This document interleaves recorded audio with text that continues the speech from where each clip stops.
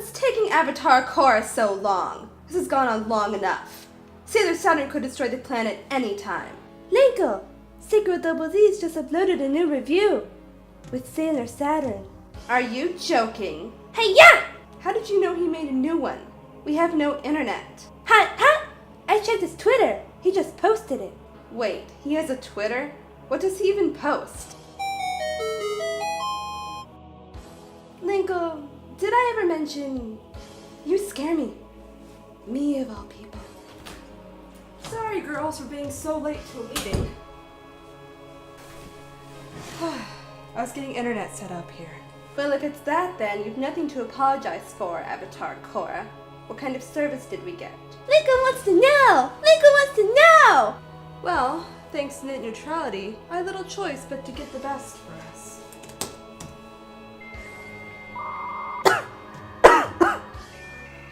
Linkle? Am I glitching? Avatar Korra, did you pay for dial-up? Not just any dial-up, but the best.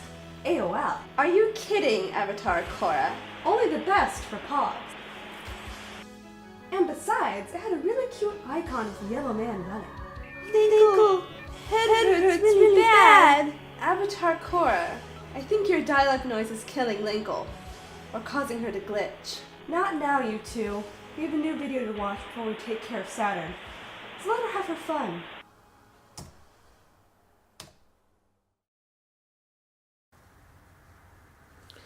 Don't you think this is a bit much?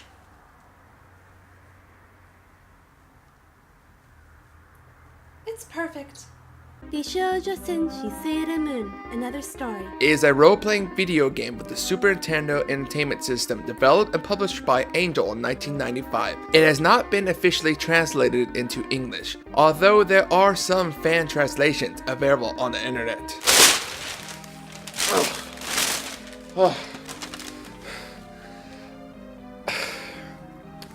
Aren't you sure, I can't play like an English translation version? There is one available by fans. Sure, if you want me to turn your insides out, boy.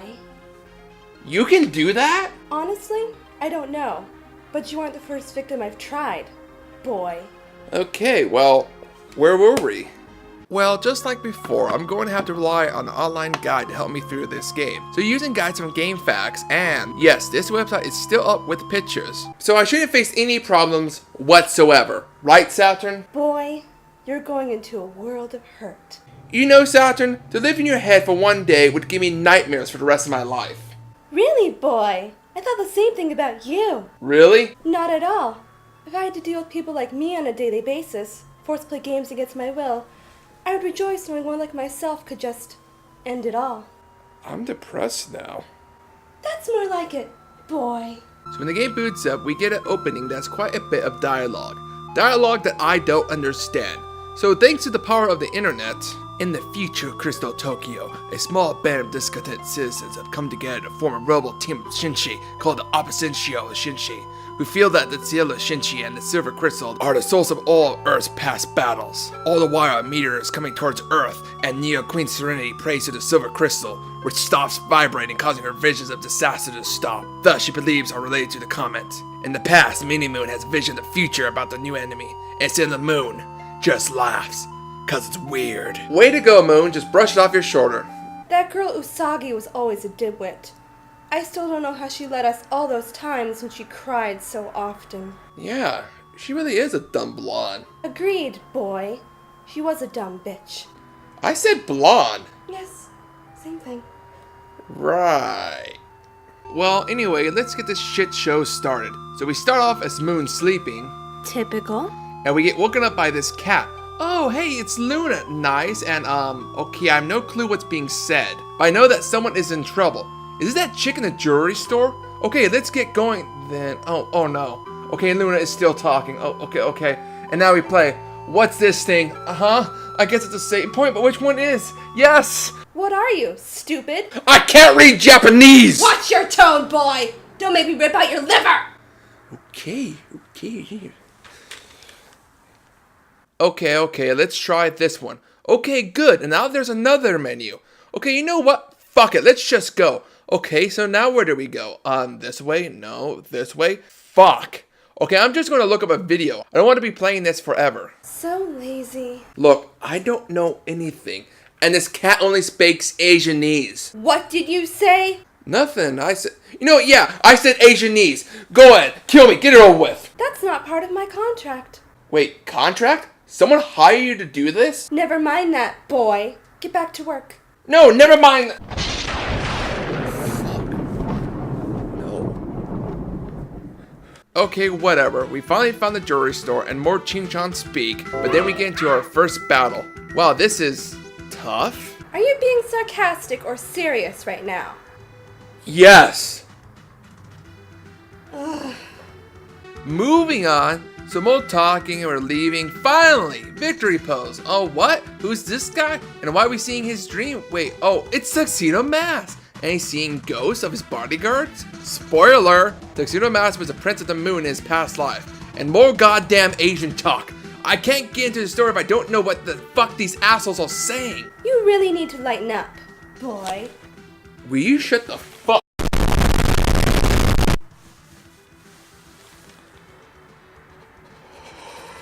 Okay, so we're going to visit Mars, Jupiter, and Mercury. Are we teaming up already? Kick ass! And oh yeah, sleep over with my girlfriends. There's something seriously wrong with you, boy. Oh, fuck off, Saturn. I'm having fun now. Damn, there's a lot of push in that room. But there's only one cat. That's not what I mean. I need to really stop doing that. But anyway, here's my girl Venus, and look at those hearts. Aw, she's so cute and precious. Can we please move on? Fine. So now we're moving on to the ultimate sneaking mission, stalking Mercury. What the fuck? Yeah, so what are you doing with me? I'm, watching you. Exactly. So sit there and let me play. I won't warn you again. Watch your tone, boy. I will say though, before we continue, I'm actually starting to enjoy the music. It is quite pleasant. Yeah, it could fit in pretty well for a Final Fantasy game. But anyway, let's move on. Oh my god, I just ate the other sailors, and the bus just ate me! But anyway, we follow her to the subway, and we get to transform again, because apparently there's a monster on the train. Whatever, time to kick some ass. Okay, so now we rescued this, boy? Is this Mercury's brother or something? Whatever. Cut over to Mars and the fire-reading monk skills. We all know what's going to happen here. Boom. Yep. Called it. She was never very good with that. Well, at least she saw a face in the fire and got answers? At least? I'm assuming she did. Let's move on. So now we get a phone call from Uranus to tell us that Saturn is now grown up into a teenager and is at the local hospital. Oh, shit. It's about time I made my grand appearance. Right. Well, I guess we need to go to the hospital to visit you, Saturn, and make sure you're not, Fully awakened into my glorious, powerful self, capable of wiping out all of reality? Yep, that's it. But hey, good news. Looks like you're just a normal teenage girl. If there's anything I'm not, it's normal. Boy, is that true. So after a lot more talk and a quick fight, we are given a cutscene where we are shown the evil sailors. See, this evil moon, evil Mercury, evil Venus, and all the others. Why am I not there? I think you're pretty evil enough as is. I suppose. But seriously, there's way too many evil versions of everything in damn near every franchise. Goku Black, Shadow Dark Link, Evil Mario, Hollow Ichigo, Nega Scott Pilgrim. I wouldn't be surprised if I end up having an evil Sacred Double D's. You know it's gonna happen eventually. Oh, I know. I'm anticipating it. In fact, I should make a list of all the cliche shit that's happened to me. That would be quite a list. Right? But to be fair, at least this game gives them unique names and looks, not the whole I'm Dark Shadow Nega evil counterpart with the palette swap look. In fact, their names are Sin, opposed to Sailor Moon, Naboo, opposed to Sailor Mercury, Nergal, opposed to Sailor Mars, Mardark, opposed to Sailor Jupiter, Ishtar, opposed to Sailor Venus. Wait, boy. So Moon's evil counterpart is named Sin. Like, Sailor Sin? That's kinky. But anyway, after this cutscene with the evil sailors, we're given back control over Moon, and we're given Saturn, Uranus, and Neptune because apparently the inner planets have been taken away somewhere. And I'm also going to mention, I still don't know where the fucking shop is. I know I'm getting money, but I don't know where the hell I can spend it. Shit! You know, you could use my magic attack to simply wipe out all the Cretans. Wouldn't that just, destroy the whole world? Should I just save that for the final boss? Well, that would absolutely make easy work with Apsu. Abubu? Apsu, the final boss. Can't you read? I can't read fucking ching chong ding dong, and you know that! Boy, I will rip out your ribs and tear out your lungs if you don't knock that off! Damn. But no, I had no idea. I'm just sitting here grinding for literally an hour because I know I'm going to need it to get higher levels. And if the whole party is wiped out, the whole game is sent back to your last save. And I know what you're going to say. Oh, just save often. Well, you know what? Fuck you. I like and prefer checkpoints because of shit like this. But yes, seriously grinding for a fucking hour to make sure I'm high enough level to take on this shit at the school. Speaking of which, we're here. You sure do complain a lot, boy. You have no idea. So we get to the school, learn that all of the inner soldiers have been roofied or some shit, and are now dreaming of alternate realities, or whatever. And to try and save them, we have to fight the damn Grim Reaper. Well, it's more like a weird smoke lady thing, but we have to fight this thing multiple times, and we finally make it to the roof. And who do we find but the evil sailors? I'm assuming they're threatening us or something because cliches. Chibi Usa is being held captive by Sin, the leader of the Oppositio Senshi. Sin is demanding that Sailor Moon give her the silver crystal, and Sailor Moon accepts. But Tuxedo Mask refuses, and in return the Oppositio Senshi unleash a devastating attack. Tuxedo Mask is hit by the blast and injured, and Sailor Saturn is injured by an energy beam from Sin before her group leaves. Okay, well then, thanks Saturn. Don't expect it to happen often, boy. Wow, in the name of Sin, you have been punished. That joke was bad, and you should feel bad. Oh. Bitch. Fine, so after Tuxedo Mask and Sailor Moon get blasted by Sin, we're taken back to some place, and Tuxedo's put in bed, and all the sailors gather together to discuss what just happened. Oh, and Chibi Moon is there too, I guess, and then while in the middle of their talking, they are rudely interrupted by the bodyguards again. That's just mean, guys, even if you are ghosts. They always pop in when you least want them. Wait, you can see ghosts? Only the ghosts of people I kill. So that's a lot then. Billions at least. Right. So these guys tell us that the sailors need to split up and go find some crystals that will help you fight the evil sailors and eventually fight Apsu. And thus we all risk our way to different parts of the world. We start off with Mercury, and what Guide says is Switzerland, and immediately she tries to commit suicide. Wow, Mercury has some serious issues, but at least she's alive and in some stranger's bed. God damn it, was she roofied again? What the actual fuck? Jesus fuck, Angel. They got some fucked up things going on. I mean, look at this widow. Was that really necessary, boy? I think the moment called for it. So we learn that this man is named Hans, and his mother is sick. Mercury promises to get her better and sets out. Oh, and before we go any further, I think it's time to mention this. There's a puzzle that slowly gets completed as you do random battles. Boss fights guarantee a piece. If you manage to complete it, at the very end you get several good accessories that help greatly for the final boss. But guess what? There's a catch. No matter how many fights you get in, the puzzle will always be missing 4 pieces. That's right. However, there's some hidden pieces in these solo chapters, roughly 2 hidden ones in each. Speaking of which, here's the first 2. Trust me, if you don't complete the puzzle and get the good accessories, the final boss is even harder. And yes, you can get to the point where you can't get the 4 missing pieces. How dare you take the fun out of exploring, boy? Oh, go to hell! So finally I find an item shop and do my best to stock up on healing items and finally accessories. Cause guess what? These damn accessories affect the game greatly. Here's my damage without them. And here it is with them. And guess what? Each soldier has 2 unique ones that only affect them. And yes, in each of these solo chapters has a 2 for each, and they are missable. So for now, I'll buy a few temporary ones till I get the unique ones for each character. And wow, I'm doing more damage. Oh my god, I'm one-shotting them. This is awesome. I don't mind grinding either. It's working out well. I can take on anything. I just go in this cave and kick some more ass, and I was wiped out. Foolish boy. Bit off more than you can chew. But I did all that grinding. I haven't saved for a while. Overconfidence will be your downfall, boy. Did you just quote fucking Star Wars? Boy, what is a Star Wars? In the galaxy, far, This is far. going to be a long story, boy. You can just stop right now. I don't have the patience for it. So, after spending 40 more minutes grinding and making sure to save, I finally find a doctor while traveling the cave, and guess what? It's a cliche. Dirty old man, an elderly man that dreams of screwing women between the ages of 15 to 35, or women who look like they're 15 to 35, often stare at their young flesh. They often try to score with them. Usually have to settle with porn or elderly women, unless they are very rich. Check sugar daddy. And this is proven when Mercury says she's 15 and he's even more excited. I can tell because of those heart icons and the fact she backed away and said 15. That's just wrong. Wait, I can fix it. I can make it better. Next thing you know, the doctor forces himself in Mercury.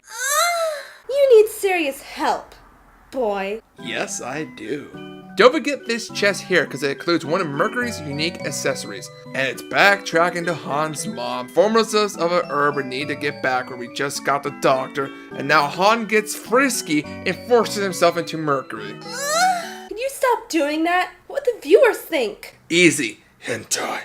Don't encourage them. Look, if it exists, there's porn of it. And Sailor Moon is no exception. The internet is fucked up! So, after going back past the doctor's lab, we find the herb. Hans, being a dumbass, goes to claim it, and a secret passage opens up, revealing the stone Mercury is searching for. But it wouldn't be this easy, because of course the stone falls through a hole in the ground made by an earthquake. Fucking shit. And now I got to return Hans back to his mother, and after that, we finally proceeded to the lower cabins and face Mercury's evil counterpart, Sailor Naboo. I'm pretty sure they aren't called Sailor, boy. So, just Naboo? Correct. Well, fuck that. If we have Sailor Starlights, Sailor Galaxia, then we're gonna have Sailor Naboo. If they're called the opposite Senshi, why not?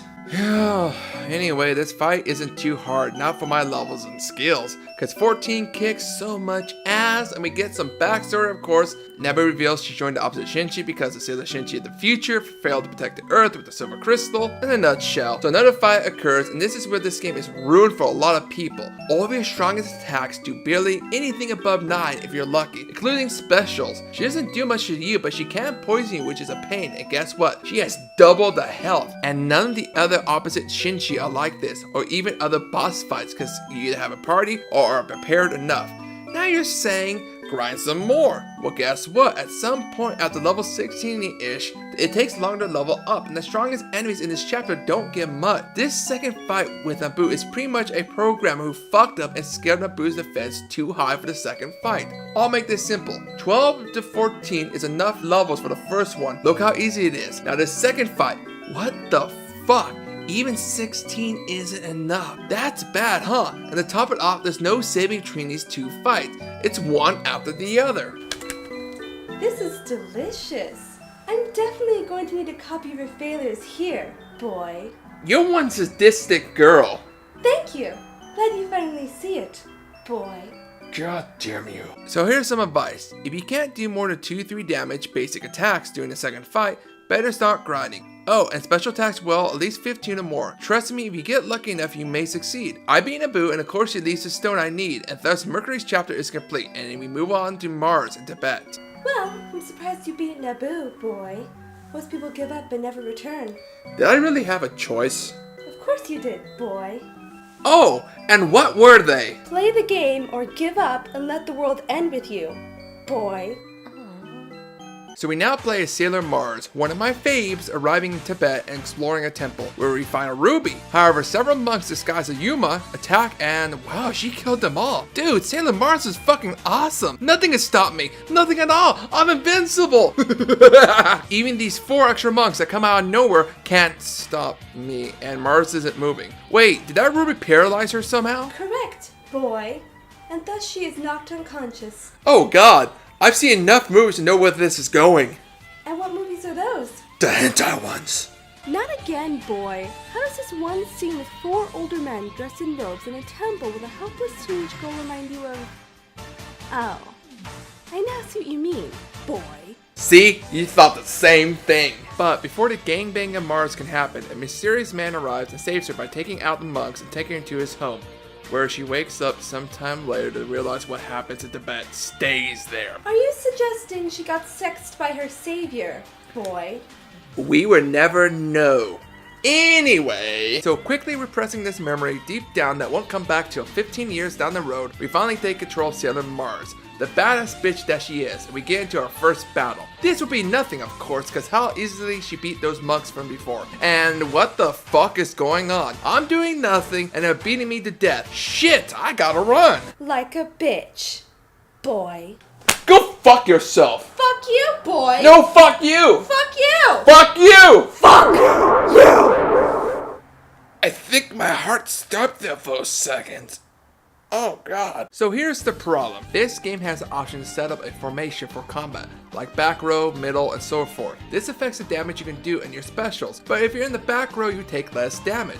So the strategy is to put the Sailor Soldier who's weakest in the back row till they level up a bit. And yes, only having one Sailor Soldier makes this a pain in the ass, because it affects the damage she does too, so the fights last longer. The worst part of these solo chapters is you have to grind each character to higher levels, because guess what?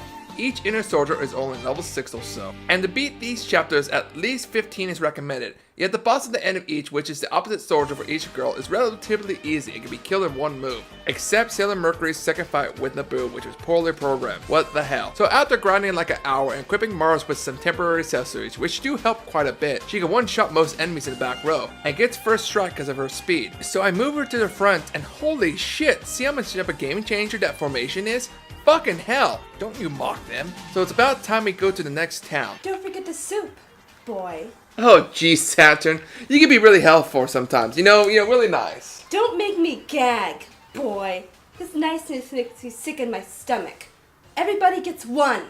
I'll take it! So like she was saying, there's a soup in this item shop that's quite expensive, but it requires like 500 health and can only be bought here. Because when you come back to this village after visiting the town over, it gets burned to the ground. Or sort of. Doesn't look that much different. Hey, that's offensive, boy. That's like saying all Asians look alike. Don't you even dare make a joke about that, boy. I will destroy everything you love. I'm not gonna say a single thing, but I will think it. So long story short, everyone was killed, and if you visit the chief's hut, you can get Mars' unique accessories, which is nice to get both at once. And oh my, look at that damage. Nice. We head to the cave to find out there's a hidden room thanks to this crow. Raven. Bird? And we find the hidden temple.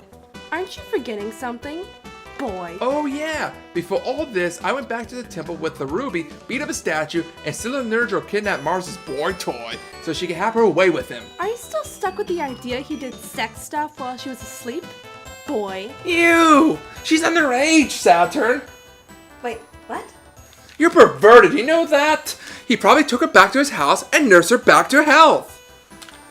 What is going on? God, you make me sick! Fuck! Jeez. What just happened? So we find a hidden temple, fight Nergal, retrieve the stone, and find out that Mars' boy toy's savior wasn't even alive, but just a spirit. Go figure. And now we're on Jupiter, my waifu, who has arrived in Canada and decides to make a... This is a serious problem I kinda have to ask. Spit it out, boy. How do 4 15 to 16-year-old girls afford to travel across the globe? Oh my god, you're right, boy. I thought so. Jupiter decides to make herself dinner when a stranger comes out of the forest because he loved what he was smelling. So he invites Jupiter back to his village, and while everyone there thinks she's his new fiancée. Wow, that guy was fast! Quick, Jupiter, we need to get the fuck out of here before the raping of Jupiter happens! Will you quit already? Does everything have to be porn with you? Rule 34. Rule 34! Don't look that up! Do it, Kit! Fucking do it! Oh! Fuck! Oh, God! And of course, the monsters kick my fucking ass like usual. So another 40 minutes of grinding later, I arrive in the next village and get shoved by this asshole. And according to this guide, a pendant should be on the left of him after being shoved. It's not here. Where the fuck is it? Some say this is a glitch or famous bug that makes getting past this part impossible, but guess what? Talk to this guy who loves your cooking, then his mom, and agree to help him fix his marriage, and get shoved again just to get the pendant to spawn, and thus Sailor Jupiter commences a breaking and entering. and the property damage. That too, she's ruthless. Thus she kidnaps Mary and somehow ends up in ruins below the villages and somehow mends their relationship. Yada yada, then she is finally able to enter the great Deku tree to retrieve the stone she's looking for. But not before her counterpart takes it and falls to her demise. Or knocks herself out just for you to pick up the stone and beat her in one hit. Easy, right? Now, Venus. Oh, and before we continue, I'm not sure if I mentioned this yet, but the music in this game isn't too bad. Mostly the battle theme. It's grown on me and has been kind of catchy. I kind of find myself humming to it. We aren't going to hum it now, are we? Oh, hell no, fuck that. Let's just move on. So Venus travels in this fightless cave to stumble upon the stone, but a hole opens up of course and she wakes to find herself in an underground village in Turkey, where the entire population is male and completely obsessed about Sailor Venus' arrival, showering her with marriage proposals and gifts. Really? No porn name this time, boy? I'm drawing a blank. Oh, come on, this one is easy. A bunch of men, why not just call it the spread of Venus? Oh, you're so mature, Saturn. Will you grow up, would ya? Seriously, what is going on? Well, we can't leave the village unless we talk to everyone. And I mean everyone. If you miss one, then you got to find them and talk to them. And once it's done, you go to a little party to witness Sailor Ishtar knock over a statue which turns everybody into stone. This one reminds me of that one village in Phantasy Star 4 that's turned to stone. So finally we can leave and start our favorite part, the grinding of Venus. Got to get her to 15 or more. We arrive at the next village, which is populated only by women, and learn of Venus' history and her ship, the Ark. Too bad I don't understand Asianese, but I digress. We enter a castle, kill a bitch, unstone everybody at the village of man so we can finally enter a cave that was blocked by two of them, just so we can arrive on the Ark and beat Sailor Ishtar and Venus chapter ends. Thank God! You just skimmed through that one, boy. There really wasn't much to say, but if it makes you feel any better, how about we have a death montage of all the times I died? That's better, boy. Whatever. Thus, we finally get to play as Chibi Moon has arrived at the academy, believing the rose crystal is there. But seems Sailor Sin used a spell to trick her. Sort of like that forced connection that Snoke did with Kylo Ren and Rey in The Last Jedi. What have you done? Something I shouldn't have said, but I regret nothing! So Chibi Moon has a small fight, not too bad if you go super form. However, her friend gets poisoned and Sailor Sin comes for Chibi Moon. But Sin's brother has his minor race, thinks he needs to protect Chibi and teleports her to a forest where he thinks the rose crystal is, before passing out. You know, this part wasn't too bad. I didn't have to do any grinding at all. Nice change, I guess. Too bad it's fucking ruined when you get control of Sailor Moon again. It goes to look for Chibi, but not before facing Sailor Saturn, who somehow becomes Mistress 9 again. And this fight just drags on, even with Sailor Moon's super form. Yes, I could grind, but it's so boring to keep doing that. Not to mention, Moon can't kill enemies fast enough, and the lack of experience they give. Whatever, Saturn rejoins, we get her unique accessories, 2 boss fights later, we reunite with Neptune and Uranus and teleport to the forest. Thus, the grinding returns. One thing I need to mention is the game is pretty linear, like you really don't do any exploration or anything. It's almost as bad as Final Fantasy XIII. One thing both games got in common. Well, there's another, and that's to fucking grind. Oh my god, these guys hurt. Got to figure out the fucking formation. It seems you're growing tired, boy. Perhaps we shall call it a night. That's not a bad idea. I know what's best for my pets, boy. Right, I'll save and continue in the morning. Don't be silly, boy. I'm staying right here tonight. Uh... Oh, you foolish boy. You think I'm going to leave you alone? You're stuck with me for eternity. Well, I guess you can, sleep on the couch. Oh, I don't sleep. I don't need it.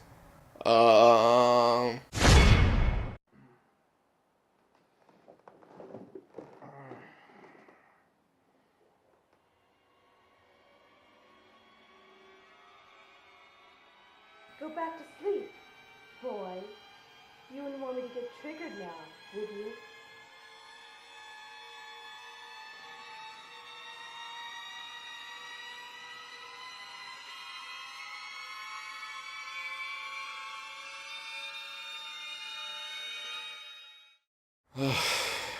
I'm back, and I didn't sleep an ounce. I know, boy.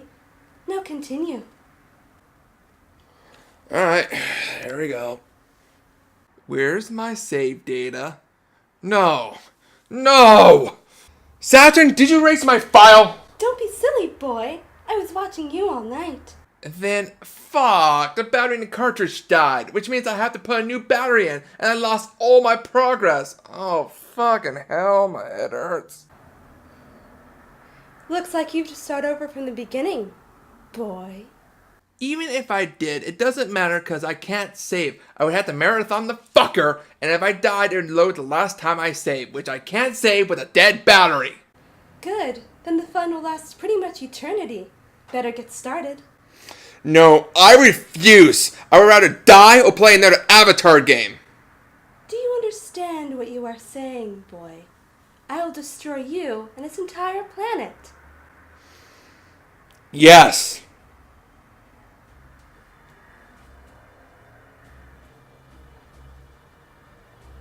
Guess it can't be helped. I must swing down the silence blade.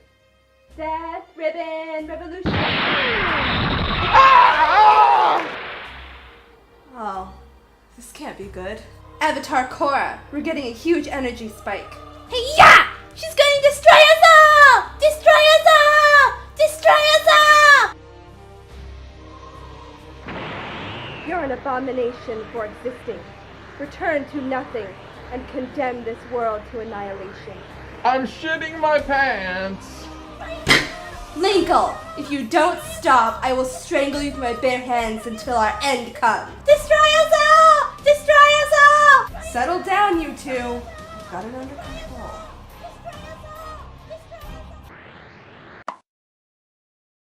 Wait, I'm alive?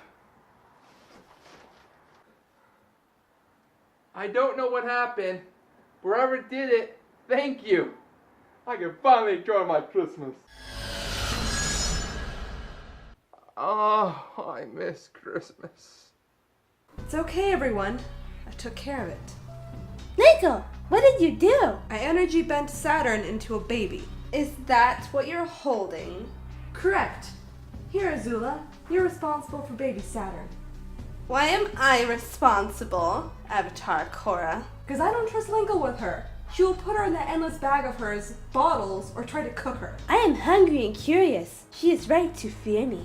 Now that we know his location and Saturn is taken care of, we can finally have our fated meeting with Sacred Double D's.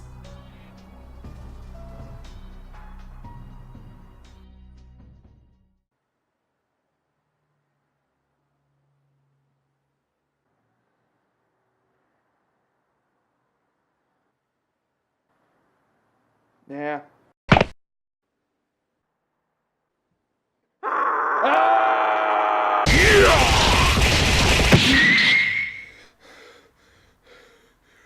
What just happened? Perfect! Street Fighter V Arcade Edition is the first major updated version of Street Fighter V. Its cost is $39.99 for the standard edition, and is a free update for those who already own the original version. So Capcom is sticking to the original statement that you only need one version of this game. I told you, Fatkin, Capcom wouldn't be considering the third chance. I swear to God, if you start that fat kin shit again, I will bite my own tongue off. Bollocks, fine. I will refrain for now. Gee, thank you. Well, finally after a mere 2 years since the game's release, Capcom finally included arcade mode. Thank God. Not only that, but Capcom also updated the visuals and added a second feature to all characters. Speaking of characters, Bloody hell, we're starting that again? wait, just hear me out. New V-triggers, thus all characters can have two, arcade mode which we also get, challenge mode to earn fight money, and of course new music and visual. However, this does not include Season 1 and 2 of DLC characters. Wait, it doesn't? Nope, it does not. If you own Street Fighter V, you can pay to unlock the 12 characters or earn fight money. It's not too bad. Thanks to the new challenge mode, you are given weekly missions to earn extra fight money. It's not much, but doing this in online plus the other modes like fucking survival, god, you can still technically unlock the characters for free. But online still gives a meager experience amount, so just be prepared to grind a lot of online still. Well, that's good news. So you can come back once a week and earn the weekly fight money. Or you could just go out and buy a copy of Street Fighter V Arcade Edition. Why the bloody hell would you buy another copy when the update is free? 'Cause of this! Haha! That's right, if you buy Street Fighter V Arcade Edition, you get Season 1 and 2 of DLC characters included. That's right, all 12. Bollocks, you bought another copy? That cost like $60. Nope, 40. So if you don't own a copy of Street Fighter V or you just bought it recently for a low price of $10, take that back and get this Arcade Edition. It includes all 12 DLC characters for just $40, and the game feels more complete. Wow, I can't believe you just bought another copy of the game. Well, I didn't buy any of the fucking DLC, and to be honest, I only earned enough fight money to unlock a few stages and 2 characters. So this is better in the long run. Just a little sad, Dark Avatar. What did you just say? Bloody hell, I said Fat Ken. Okay. To be honest, I've been wanting to come back to review this game since the story mode came out 4 months after the original game's release. You know, because I felt this review was, incomplete. Oh, that's nice, little wanker. No regrets, right? You keep that up, I will stop here. Do you really have a choice? It's not like the first time I've been tied up. That's kinky. Yep. Well, what I don't understand, the story mode is still a separate download from the disc. So if and when the sad day comes when the PS4 servers go down, and we know they will, we won't be able to play the story for Street Fighter V. But I digress. Actually, fuck no! The stupid story mode is 8.9 gigabytes. Son of a bitch! Well, I downloaded it and it's time to finish this game once and for all. And for those who don't want to see the story mode review and just want to get to the new stuff, I'm sure... Where did that come from? You'll float too. I hope so. You okay, Cammy? Yes. Just keep going. Alright, if you say so. The story mode called The Shadow Falls begins with Nash having a dream with a talking goat. Devour. Wow. Well, before Nash can say what the fuck, the goat starts to melt. Looks like those 8 tabs of acid he took before his death are kicking in, because the melting sheep becomes an Aztec warrior named Nikali. But lucky enough, a soul butterfly comes and wakes Nash from his bad trip. Nash finds himself in a tomb being tended to by a woman called Helen, who is relieved to see him alive when he sees Phantom Bison and rushes out to attack. Wow, do you Street Fighter suffer from schizophrenia? Can you stop being a twat? Schizophrenia is a serious condition. Wow, geez, okay. Well, do you see a Phantom Bison? Well... Do you? No, not a bison at least. The bison image disappears after Nash shoots it with a double sonic boom, after which Helen instructs Nash to retrieve a piece that will help him destroy Bison from a man in a photograph. His old friend Guile, of fucking course! We then jump to Ryu and Inya asking for Dhalsim's help. A quick fight later, Dhalsim advises Ryu to face the Sasur no Hado instead of suppressing it. As he has, Lisa overwhelms and controls him. Nikali suddenly appears, with some of his clay melting as he stalks at Dhalsim and Ryu, then goes Super Saiyan, aiming to consume their souls, and of course Ryu starts to let the Sasur no Hado consume him. But Dhalsim, being the bro he is, takes a punch from Ryu and tries to calm him down. But before the fight can go any further, a black moon blocks out the sun, and Nikali runs away like a bitch, with Dhalsim saying some shit about when warriors are needed, the yada yada soul eater. I'll take it from here, fat art. What is even wrong with you? That one isn't even a word! Up yours, you piece of rubbish. Back at Shadaloo Base, Rashid of the Turbulent Winds. Do you really have to say his whole title? Fine, you'll get your knickers in a pinch. What does that even mean? We kick some Shadaloo ass. When Rashid reassures the girl that everything's fine, Li Fen declines his rescue. Though confused, Rashid shows her a picture of a friend he's looking for, and she points him in the friend's direction. Cut to Fong stalking his most recent prey, a scientist with red hair, to a corner. And he traded to end Bison as his enemy, and with that he disintegrates her with his poison hands. Fong picks up some of the purple dust and finds a smell of the remains even better. Is that what purple stuff is? Human? Purple stuff? Yeah, I think I have some in the fridge. We've got soda, OJ, purple stuff. Hey, look, Sunny D! Yes! No, we are here for this.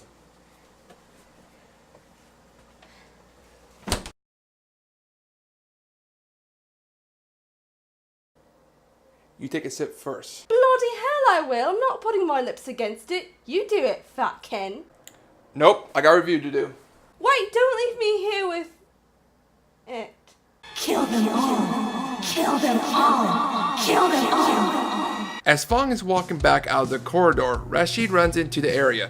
Rashid states that he's looking for someone, while Fong laughs that he's just a tiny bit late before taking notice of the sun-shaped chess piece style item in his hand. Rashid tries to negotiate trade, the piece for his friend. Fong instead threatens to destroy him for the piece. Of course, another fight, and Rashid collapses to the floor and Fong collects that piece, mildly upset that he only has one, before happily retreating indoors flanked by 2 hooded guards.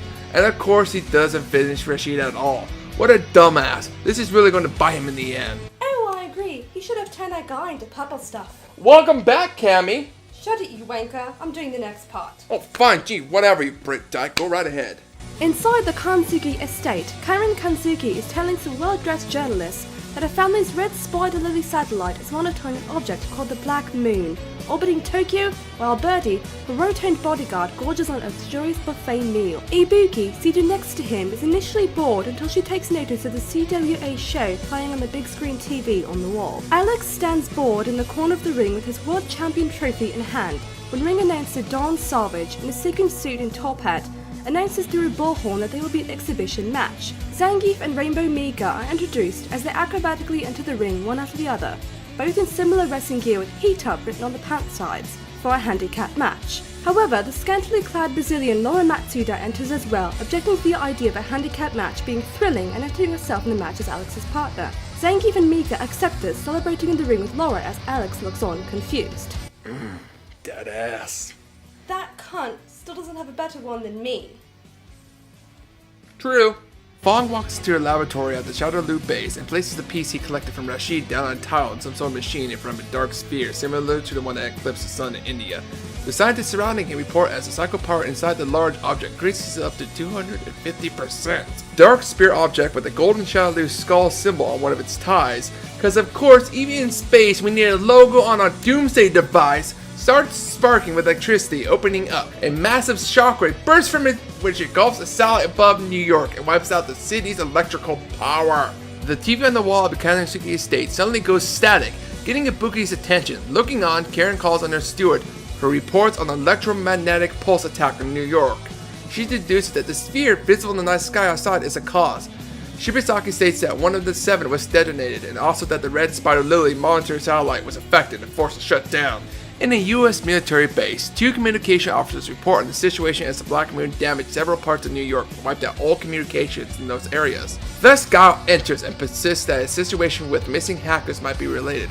Remarking the soldier's perfect timing, Taylor turns to Guile and decides to go to New York and determine if the incidents are connected. Chun-Li steps out and offers to come with Guile, which he accepts. The next day, Shadowloo officers are patrolling a ruined New York City as 3 of Shadowloo's 4 kings, Fang, Balrog, and Vega, stand inside the torn open First New York Bank. Fang declares the success of the AS demonstration of Operation Chains, but Balrog points out that only one moon has gone off. Fang reminds him that the other control keys were stolen by a programmer, at which point the 3 start figuring about who's to blame. The leader of the 4 kings, M. Bison, appears through Vortex and revels in his general strife, stating, This is delicious! Seeing that Bison's psycho power has gotten stronger, Fong reveals in the success of the demonstration. Bison asks for news on the other device, at which point Fong brings 2 of the Shadowloo soldiers, stating they were made stronger by the psycho power as well. As Balrog and Vega are skeptical of the puppets, Fong offers they test them out in battle. And finally, after 15 minutes, we get another fight. First as Vega and then Balrog. Chun-Li and Guy arrive at the scene before finally seeing Bison. Chun-Li rushes over to confront him, and Bison steps forward and engages her himself, stating that she was foolish to come here. Bison dominates this fight due to his power-up. With a burst of psycho power, Bison throws Chun-Li to the floor. Guile rushes to her aid but is intercepted by Vega. Quick fight playing as Guile. Okay, this has been bugging me. The first 6 DLC characters, Guile, Alex, Juri, Yurin, and Ibuki, and Balrog, are all in story mode, and you get to play as each one at least one fight. Some get 2. Why not have them part of the original launch roster? It makes no sense. Because the bloody game was rushed. That's one hell of a cock tease. Fuck! I got the next part. Be my guest. Just as Bison steps in between the fight to finish off a barely conscious Chun-Li, Cammy White, Delta Red agent and former Shadowloo right-hand doll, dashes in and rescues the Interpol detective. God, Cam, you make yourself look so heroic. It's not like we don't know who you are. Some may not know. It's still not needed. Shove it, Doc. Hmm? Nothing. Okay. Cammy and Gaia retreat with Chun-Li, and Fong tries to go after them, only for Bison to stand him back. That night, the three heroes reconvene in another devastated part of the city while briefly chastising Chun-Li, who's still injured, for completely losing her head in the earlier fight. Cammy states she was following Shadaloo since the Black Moons appeared, and according to her information, the control keys on Black Moons are stolen from Shadaloo, so they can't activate all of them. Cammy then pulls out a package another Interpol agent had tried to send to Chun-Li. Said agent had been attacked by Shadaloo. Taking the package, Chun-Li opens it and Guy recognizes it as being the same as one that he has in his pocket. Just then, they notice the mutilated and stitched together form of Charlie Nash walking ominously towards them. Rashid and his butler cheerfully emerge from the other side, but are ignored. Still not convinced that his foe is really Charlie, Guile stands up and launches a sonic hurricane. Nash puts a hand up to block it, only to find he's actually absorbing the blast. While Nash wonders what's happening with his body, Rashid of the turbulent Sorry, I'll stop saying it. You Street Fighters and your damn titles. Hey, we take great pride in them. I can see that. steps forward and introduces himself, engaging Chun-Li with intent to take the piece. Rebuffing a request to tell her what the pieces are, Rashid uses his wind powers to overwhelm Chun-Li. Rashid grabs Chun-Li's piece, then tries to go after Giles, only to find out that Nash has already acquired it and started taking his leave. And this is where I finally will admit my real peeve with this story. Out with it already! Clipping. Clipping Clipping is when in a game or CGI movie, but mostly games, the object goes through a solid. Example is a wall. Now I know not all games are perfect and some clippings can be found in others, but Street Fighter V story mode has a lot. Mostly clothes like skirts and hair going through shoulders and legs, especially Cammy's hair. Look how her hair is sticking to her shoulder.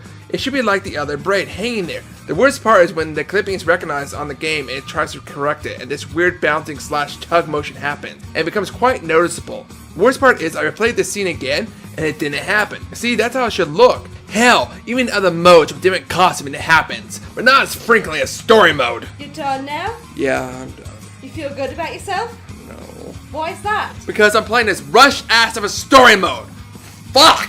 Charlie then reunites with Helen and also convinces Rashid and Jury to form an alliance with them to retrieve the pieces owner stop Operation Chains after revealing that they contained the keys to control the Black Moons and were sent to certain individuals in order to prevent them from being used, while Shadaloo's objective is to use the moons to spread fear and despair around the world's populace, which is the source of Bison's psycho power, and they tend to siphon this energy in order to render him and his forces invincible. In possession of the same information, Karen summons warriors from around the globe to help gather the pieces for Shadaloo as well. As she fends off an attack from Shadaloo's dolls, all of the warriors answer to Karen's call. You can at least say the dolls each got a unique look now. Whatever. Cunt. The lone exception being Ryu. Per Ken's suggestion, Ryu stays behind for a while to train further in order to keep his Setsuno Hado at bay, while Ken goes on ahead to cover for him with the warrior, and in return Ryu will show Ken the results of his training once it's complete. As the warriors travel the world in search for the pieces, they are time and again attacked by Nikali as well as by Shadaloo's minions and dolls. In one of those fights, Cammy manages to defeat and capture her sister Capri, but knowing that she was just being brainwashed by Shadaloo, she refuses to surrender her to the police and flees with her with Joey's help instead. Bitches before hoes, am I right, Cammy? I will purify you. Wait, what? I said break you. Never again! Oh, fuck! Britt Dyke. Once gathering all remaining pieces and more allies along the way, the warriors storm Shadaloo's base and successfully manage to get past enough of Shadaloo's forces to deactivate the Black Moons. However, Fong promises one last trick up his sleeve. Can I mention I fucking love Fong? He makes me smile and giggle. Fly like a bird. Fong threatens a young girl among the programmers that were kidnapped and forced to create the Black Moons to alter their course to have them fall on Earth instead, striking 6 main cities around the globe in 24 hours, in order to cause enough havoc to gather the psycho power. Shortly afterward, Nash encounters M. Bison in battle, but fails to defeat him due to the clear superiority of Bison's augmented psycho power, only being able to retreat when Nikali appears to try and devour Bison's soul, and is also thrown back. The heroes all retreat with Nash getting a bro/America moment. What did I say last time? I regret nothing. As the world is in chaos with the imminent fall of the Black Moons, Ryu returns from his training, defeats Nikali in combat, forcing the ancient god to retreat definitely. He then joins his companions in a second attack on the Shadaloo base, before he has overcome Setsuno Hado and has become pure. About fucking time, right, Cammy? You know what? You can fuck right off, you cocksucker motherfucker!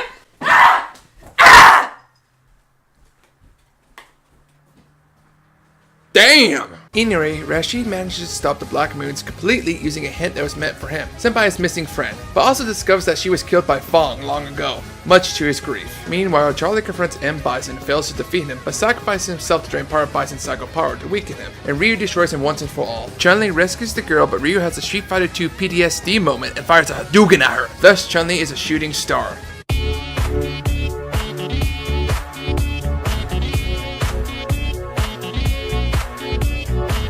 The warriors evacuate the Shadow Loop base as it collapses and the brainwashed dolls recover their senses, while Rashid receives a pre-recorded message from his now deceased friend, thanking him for helping to save the world and telling him to move on with his life. During the credits, Helen, whose true name is revealed as Colleen, confides with the Master Gil, claims that despite Bison was not destroyed the way they wanted, the time has come for their group to lead the world in order to restore its balance. In the post-credits, after having a sparring match, Ken and Ryu pondered that the road to self-improvement would never have an end. And that's Street Fighter V Cinema Story Mode. And the story mode wasn't too bad, but we all know that the game was prepared or rushed specifically for the Pro Tour. Right, Cammy? No. No, I won't do it. So good. I'm out of ammo.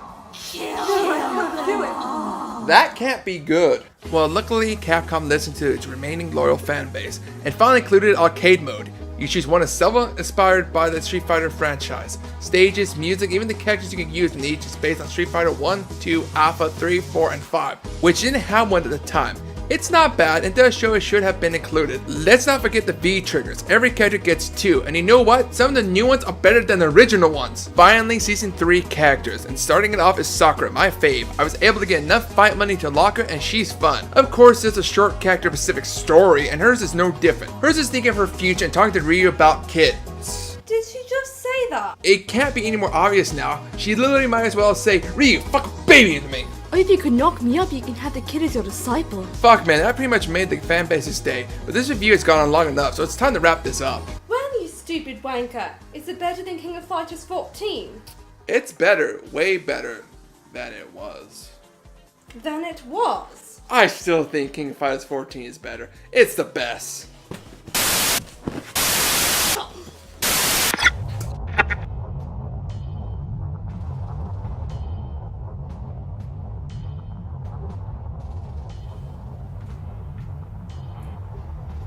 I think that's enough, Avatar Korra. She needs to be perfect. Besides, if she didn't refuse in the first place, I wouldn't be mind-bending her anyway. Linko is scared. What? My method? Or the fact that you just got done watching the movie It? Hut, hut! You'll float too. Yeah. Zula, what about Mai? Still escaping our grasp. She's one pesky little ninja. Well, at least we got one. But we should get going now. We have a fated meeting with Sacred Double Ds. Linko, what about Cammy? She's not ready yet. She still needs more time. We will leave her here with the machine at full power. Oh, baby Saturn likes that idea. Besides, we already got backup. Isn't that right? So, Saturn is gone. I haven't seen Naruto, Sakura, Mai, Cammy, Korra, Lincoln, Mikasa, all those other bitches. Not once. But I have another game for us. I'm going to regret this, and I'm pretty sure I know who's going to show up. And before we start, I just want to say I'm very, very sorry. So, no snow, no lightning, no Sarah. Is it finally over? Is my curse finally gone? Hey, I'm not complaining, fuck that shit, right? But anyway, let's get started. Oh shit. Surprise, Dark Avatar. Linko found his death! Hooray! I'm here too. Toph, sweetie, you're staring at the wall. Turn around. Oops, sorry. Time to punish the evil one! Oh god! Hey, what's up, man? Adam, what the hell are you doing here? I thought you were dead! Well, I mean, if you want to think that, then sure. Wait, what? Whatever! Where the hell did you come from? Well, from the spirit world. Well, more specifically, the portal. What portal? The one beneath your bed, dude? Where do you think all these assholes keep coming from? Silence, Kerr. Yeah, that was kind of mean. Where all of you just shut up! There's a portal underneath my bed, Adam. What took you so long to get here? Oh, I got super lost down there. It's really confusing. You ever seen an MC Escher painting? It's kind of like that, but way worse. You lying sack of shit. Don't think I didn't see you hiding behind every boulder. Yeah, that sounds like him. Dude! I thought we were friends! Well, now that we're all here... Wait, what happened to baby Saturn? Oh, she's back at the base. She's fine. By herself? Don't worry, I left some toys for her. She'll be fine. Well, alright. Toph, what the hell are you doing? Oh, he's soft and squishy. Well, yes. Yes, he is. Hey, it's not very nice. But that's his couch, not him.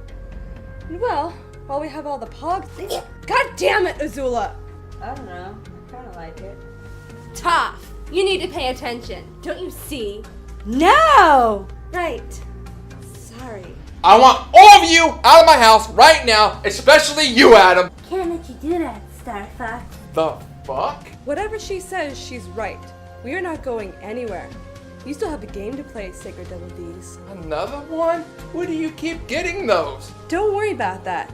It's time we settle this once and for all, Dark Avatar. And besides, this is the last one anyway. Huh? What about those hands? Silence, Linkle! Oh god, you're here too! Hi, Adam. Can we focus here, Pogs? God damn it, Azula! Where everybody just shut up. Look, I know you want me to play this last game. I get it. But why is everyone here? We are the Pissed Off Games Society, a group of individuals that have come under my leadership to torment and punish you. Wait, I thought he volunteered for this. Toph, dear, trust me. I don't. Or Twinkle Toes, or Fairy Girls. She got me worried. Well, just please go along with it. Right, back on topic. Go grab the Wii remote. In fact, grab two. Wait, two play... That's right, Dark Avatar. It's 2 players. Avatar The Last Airbender Into the Inferno was released on October 13, 2008 in North America. It's a video game based on Nickelodeon anime TV series Avatar The Last Airbender. Like the previous 2 games, which were set in the first and second seasons, this game setting is based upon the show's 3rd and final season. And we all know how the other games went, so buckle up kids, time for another shit show! Now, Dark Avatar. You don't know that for sure. But to be fair, given the history of our games... Exactly, we won't know how bad the others were, and this is still an Avatar game. And this is 2-player game, so who wants to go first? Here's your second player. Oh, you gotta be shitting me! Oh, come on, it'll be just like old times. Shut the fuck up, Adam. But I thought we were bestest buddies. In what word are we friends? Do you not remember you calling me? We don't crying talk like about a that. Bitch about Ju-on. Shut up and play the fucking game. Jesus, fine! Yay. So the game starts off with a cutscene. Wow, this art is really nice actually. And the voices actually seem to match up with the lip movements this time. You're awake! We've been so worried about you. I've been worried about you. You were hurt pretty bad, but I'm glad you're okay. Actually, it sounds like they took the voices right from the show. Well, the game did come out around the time the show was ending, so they very well could have. And because of that, it follows along with the story a lot better. I mean, look at this. It's really nice compared to every other Avatar game. So let's go. First level, well, training video first, then first level. Okay, Adam, press A. Don't tell me what to do! Sacred Double D's! Ah, I'm Katara! I'm so pretty. Wee. Okay then, the game starts us off just like the show on the Fire Nation ship with Aang having a hole in his back and hair. Also, bending is actually a thing in this game that requires some motion control, which is a lot nicer since you can do it whenever you damn well please, unlike other games. I am a master waterbender. Yeah, whatever. So let's get out of this room and make our way off this wreck. Okay, and see, I knew it. Shit's falling apart. Do you mean the fire or Samurai Momo? Yes! Rude. Actually, this is good news. Momo is an unplayable character, so you can't use him to fuck the game up this time. I can't move, and Momo just keeps spinning. I fucking hate you for doing that shit. Don't you do it again. Wait, can I? No, don't. Yeah, do it! Break it all! Well, too bad, because that shit's not happening again. Never say never. I didn't say never. Never say Never. So Moa tells us that we can use water to put out fire, like my elementary schooling didn't teach me that 20 years ago. Thanks a fucking lot, you piece of shit monkey! Now, Dark Avatar. We know your track record with common sense. You know you need Momo's help. So we make it past the fire and come to some hot, steamy. Ooh, steamy. Do you want to get steamy, Sacred Double D's? Fuck away from me, Adam! But now there's a door that we can't seem to open. Well, maybe if we checked this room right over here and oh, hey, look, a lever! God, I fucking hate you. Well, that can't be true because otherwise we wouldn't be playing this game together. That's not my fucking decision. It was those pogs. God damn it, Azula! Just know I didn't want any part of this. Now let's finish this fucking game. So we finally made it into the deck and we get to fight finally. Yep, a bunch of Fire Nation dickwads. Hey! Oh, shut up! These assholes are trying to kidnap, torture, rape, and kill me because I'm the Avatar.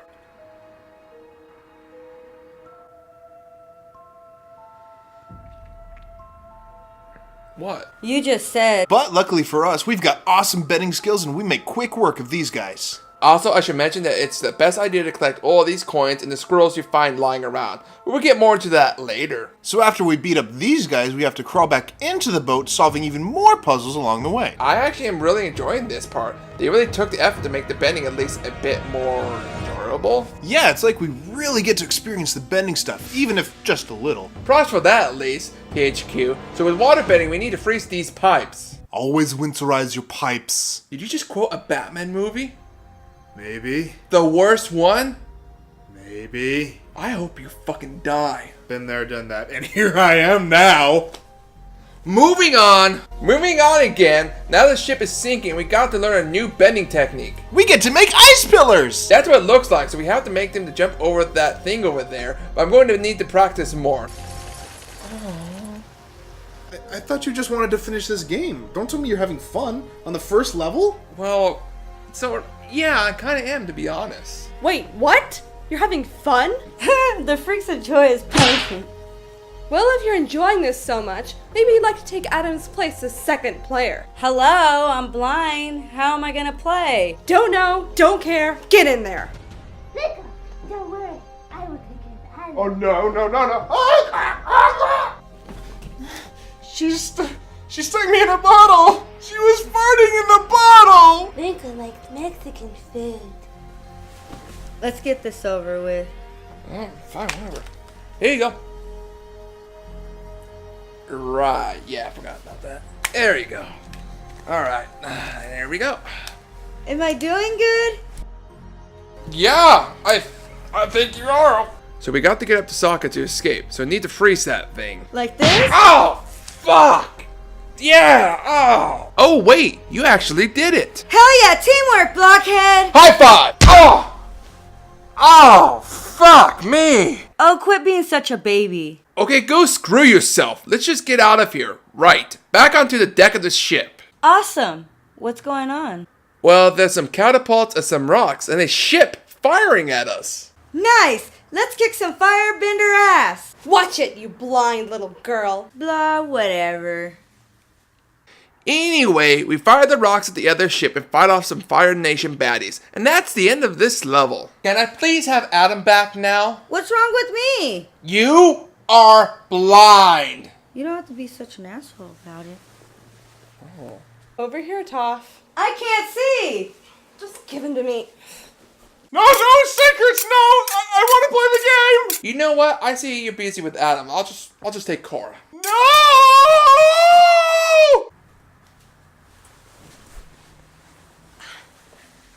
I hope you're ready, Dark Avatar. So am I. Oh, look! It's a mini-map thing where you can fly around on Appa. Neat! Naga is still the best animal companion. I believe that's just a matter of Naga is the best animal companion. Okay. So we move on to the next level, which looks like the village from the Painted Lady episode. So we need to take out the factory, right? That's what Katara told me she did. I'm guessing, but first look! It's Shu and his brother Doc! That's the same person. No. They're wearing different hats. It's obviously a different person. Duh, Korra. That's like when Adam said that you, Azula, Linkle, Cammy we're really all my wife, Sarah. I have realized my mistakes. Oh, Linkle, no! That doesn't go there. Moving on, after talking with Doc and Shu, yes, we do have to go take out the Fire Nation weapons factory. So let's get going. Whatever. After going through the village and stealing all of the money, we move on and once again find Momo. Who tells us that we can use water bending to cut down bamboo shoots. And here he tells us, well, me, that I can use earth bending to make a pillar that we can climb on. Oh, look, monkeys! Kill them all. Well, I mean, we have to move on, and look, Momo again, now telling us to use waterbending to make stairs that we can climb up this waterfall with. Just leave it to me, you are just a waterbender here. I am the Avatar. What the hell, you can do that? So we get to the top, and of course there's fire dudes here. You thought there wouldn't be guards? No, I expected there would be, but it's still tedious. But after we beat them, we get zapped right into the factory and are greeted with another puzzle. This time we have to fill buckets with water to close off these vents, causing a backup in the pipes. I hate it when that happens. Ow! Thank you, Linkle. So we blow this pipe and they hop onto the empty bucket. You're not gonna mention the fight? Why bother? Everyone can guess when they're gonna pop up. So onto the bucket and I fell. What a loser. Luckily, there's infinite lives. Now we have to solve the second bucket puzzle and one of them is broken. The fuck? How are we supposed to fix it? Maybe use that other one? No, I can't pick it up. Oh, I see. You can just air blast the vent cover and fall. Cool beans. Did you just say cool beans? Damn right I did! And after another fight why did you jump off with me? Felt like the right thing to do. Well, I hope we don't start off too far back. Okay, good. Easy stuff. Then the fight. Okay, here we go. Right in the bucket. Cora, you jumped too early. Shut up! Cora, you jumped off again. I said shut up! But that's okay because I got us through this other puzzle so we can grab the last pipe exploder. How do you know it's the last one? Rule 3, Cora. Video game logic. But yeah, we finished off this level. Hooray! That's the end. Is it really though? Of course not, Cora. That'd be stupid. That's a stupid question, Cora. Of course not. Do you not see the guy looking ominously over the village? I bet we have to. Yup. Boss fight. So how are we supposed to beat him? He won't run into my ice pillars and keeps hitting this rope. Well, let's see. Oh, you have to hit them with the pillar right under them. Stupid. You just need to get good, Cora. Oh, why? Fuck me. Well, after a couple times, they drop onto the dock with us and we kick their asses a lot. And then the boss decides to hop on and we kick his ass a lot. Damn. Are all the bosses going to be this easy? If so, this is going to be a very short review. I mean, we're already 18% done. Don't count on it. Oh, whatever. So let's see. Oh, look, it's Amber Island. Remember all that money we got from those poor villagers and all the soldiers we killed? This is where you go to spend it. So it looks like we buy some upgrades and also have the option to buy artwork. That's what those scrolls are for. But I don't care about artwork. So the upgrades are all I'm going to deal with. And oh my god, it's a glider. I can ride a glider. I'm going to go ride this glider. Oh lord. Okay, there's 3 levels. Free flight, boost racing, and target shooting. I'm just going to do free flight. Oh, sweet, I get to collect coins? Free money! The controls are really super awkward though. They're not inverted, kind of stiff, but again, free money. Well, it's a pain in the ass to collect. Like the hitbox for them is very precise. If you mess up, well... Oh, this is priceless. Can I get a copy of this for entertainment purposes? You do know that's my past life, right? Of course, Avatar Cora. But your past life cost me my throne. Right, well, finally we are moving on to the Day of the Black Sun. Do you think it's funny how none of the Southern tribe is carrying weapons before charging into battle? Don't give me that look. You're brave, but not very smart when it comes to war. Whatever. So in this level, we take control of Sokka and Toph. Whoa, wait a damn minute. I'm in this game? Of course. It's based on the 3rd season. Give it to me, give it to me, give it to me, give it to me, give it to me. I'm Sokka, she's Toph. Oh, I'm sorry. Give it to me, give it to me, give it to me, give it to me. Toph, must you really play? You can't even see. It's me you're talking about. I should play it poorly. Fine, here, take it. Ow! Well, like I said earlier, we play as Sokka and Toph. Look how kick-ass I am. I'm whipping so much ass. Toph, I thought you couldn't see. How are you beating them so fast? Simple. Instinct. Like Ultra Instinct? Dude, that totally sounds cool. Behold my power. I'm the greatest earthbender ever. Damn, well playing Sokka isn't too bad. You even get to use his trusty boomerang, which fucking sucks. I like bending when you get to be like, whoop, whoop, whoop, whoop, and fling it back and forth. You have to actually aim it. Not only that, but you have to wait for it to return back to you. So you can't go all. Whoop, whoop, whoop. In fact, if you miss it, it actually bounces off the ground into the air before it comes back. He really loved his boomerang. Too bad he sucked with it. Just like you. Go fuck a rock. At least it'll be rock hard. Wow. Yup.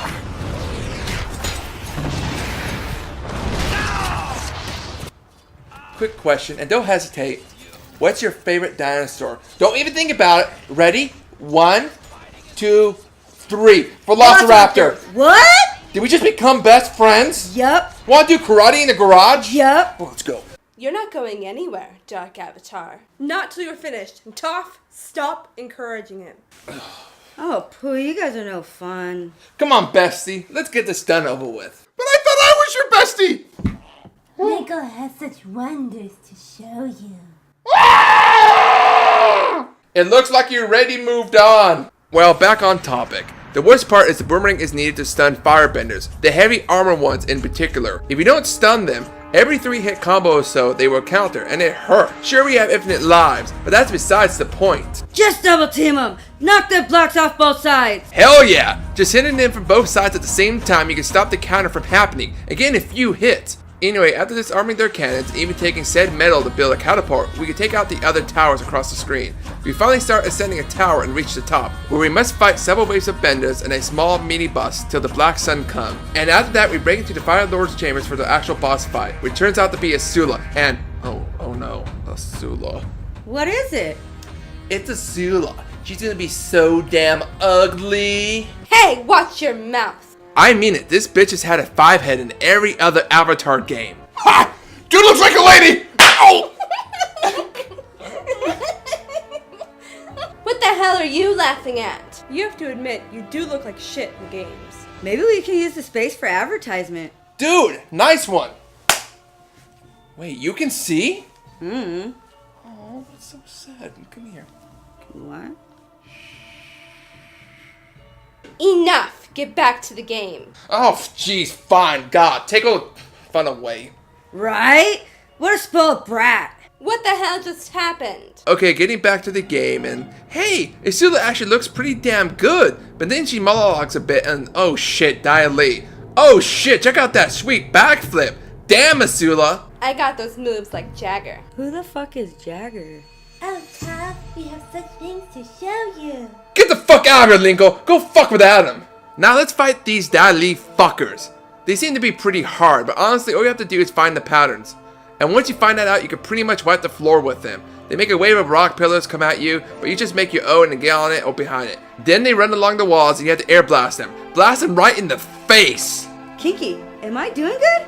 Actually, yes, you're doing quite well. Fuck yeah! And yeah, whenever you see them kneeling, just beat the ever-loving shit out of them. And you win! Woohoo! And now plot device. Plot device? Wait, I hear Zuko. Him again. This is where Zuko comes and backstabs his sister. Pretty literally. It's just the equivalent of, I'm good now. So we obviously take him in. I mean, why wouldn't we? Honor. Damn it, Adam, we're not doing that. How do you know it was me? Who else was doing it besides you and me? And it's obvious I'm not doing it. Spoil sport! And now we move on to the Boiling Rock prison. Wait, Linko, Adam, did you know you're pregnant? ¿Por qué? Chinga madre. Dios mío. Queso! Nani? Pero que chingados. Last time on Sacred Double D's Reviews, the enemies of our hero, Sacred Double D's, have appeared. Calling themselves Pogs, they've sworn the destruction of our brave viewer, no matter what. Their method? Torture through terrible video games. With their leader, the Avatar Korra, Fire Princess Azula, Heroess of Time Linkle, and the Master Earthbender Toph joining the team, these daring ladies have shown up for the newest installment of the series. And making a surprise entrance is Sacred Double D's oldest friend, Adam, who says he was traveling through the spirit world and has either appeared to help or hinder our hero. Which one is it? Who knows? And to top off all this nonsense, Adam is pregnant? Wait, is this real? Is this where we're going? You're kidding me, right? You know what? No, I'm done. I can't do this anymore. Goodbye, Crew World.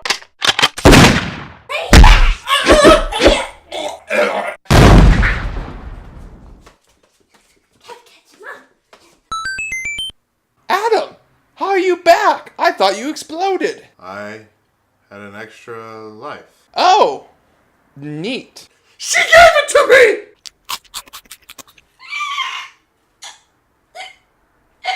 Oh, that's how that works? You gotta keep me away from her, man! We'll see, Adam. I thought we were partners in this. Oh, you've been kind of off lately. But I have tough now. It looks like you don't have a choice anymore. You're pushing your luck, Adam. Don't make me give you back to Lincoln when she's better. I'll be good. Moving on, the next level is the Boiling Rock, where we play as Sokka and Zuko. Please let me play Zuko. I swear to God, if I have to play as motherfucking Sokka again, I'm gonna shit myself. Oh, motherfucker! Please don't. Too late! You're not going anywhere, Adam. So here we are on the Fire Nation's greatest prison for the most hardcore criminals. And right off the bat, you can tell it's a prison because of the cliche searchlights you have to avoid. And the only way to do that is with fire! Fire!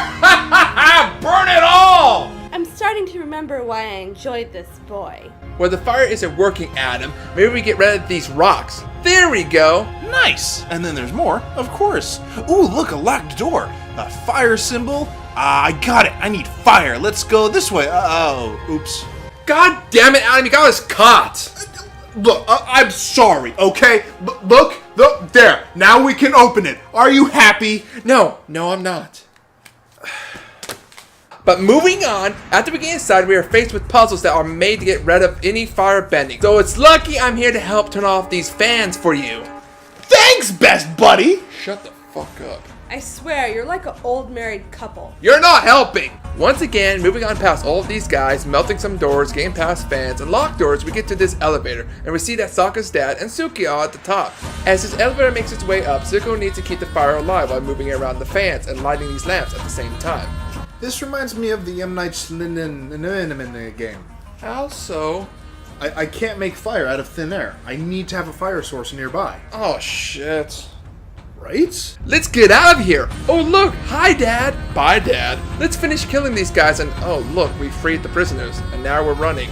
Killing dudes! This is the life. Well, it looks like we got out of here pretty easy. But Sacred Double D's. Don't you remember what happens in the show? Wait. Don't tell me. Oh, yes. Motherfucking ball smashing, bitching ass clown face whore! Wow, that's a new one. And not only do we have to fight Azula, but Ty Lee as well. But she's easy. Just dodge her until she gets all hurty and then beat her ass. And Azula jumps in every now and again to shoot lightning at us. After a few rounds of this, we are finally given the cutscene of Maya letting us go free and the two Terra sisters run off like the bitches they are. Watch it, you scum! Whatever. Also, I'd like to point out two things. One, Maya doesn't speak at all this entire game. Not one line. And B, this is Zuko's only redemption adventure. We don't get to see him and Aang go find the dragons, and we don't get to see him and Katara find her parents' killers. And that's another thing. Katara's supposed to learn bloodbending before the Day of the Black Sun, but did that happen? No! What the actual shit? You do know that this is a kid's game. I don't care. I want to use some bloodbending on some bitches. Hey look, 54%. Nice. You know what? You can fuck off, Adam. Give me that controller. No, that's not cool, man. I wanted to play some more. Adam, I swear to God, you better give me that controller. No, it's mine. It's all mine. Linkle! Huh? Ah, you traitor! How could you? No, God! Hey, yeah! Welcome back, Adam. Now, where was I? Oh no, not the blender! Just keep it down. Toph, all yours. I don't want Adam. No, the controller, best buddy. Hell yeah, we're back! About time, right? I think I may throw up. Azula, where are you? So the next level we play Sokka and Toph again. And damn it, I'm Sokka! Really? Like again? Why? Whatever. This isn't really a level but a boss fight against Combustion Man. And well, it's easy. Way too easy. Unlike the Dai Li or the Tai Li fight, this one's just like the show. Right when Combustion Man starts to suck in air for his attack, throw the boomerang. The one time where only Sokka can be useful. That is like totally true. The one time his boomerang was useful. Don't you find this funny? This happens after the boiling rock? Oh god, you're right! Zuko hired this guy to kill them before turning on his father and trying to warn them about him.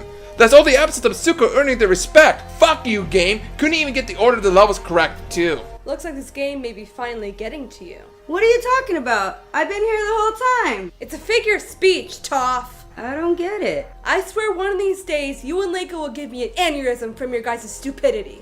Hey, Lincoln isn't stupid, just a little challenged. No shit, Winkle. That's 2 more for the blender, Adam. Hey, Toph, are you just fucking with Cora? Of course. Dude, nice one!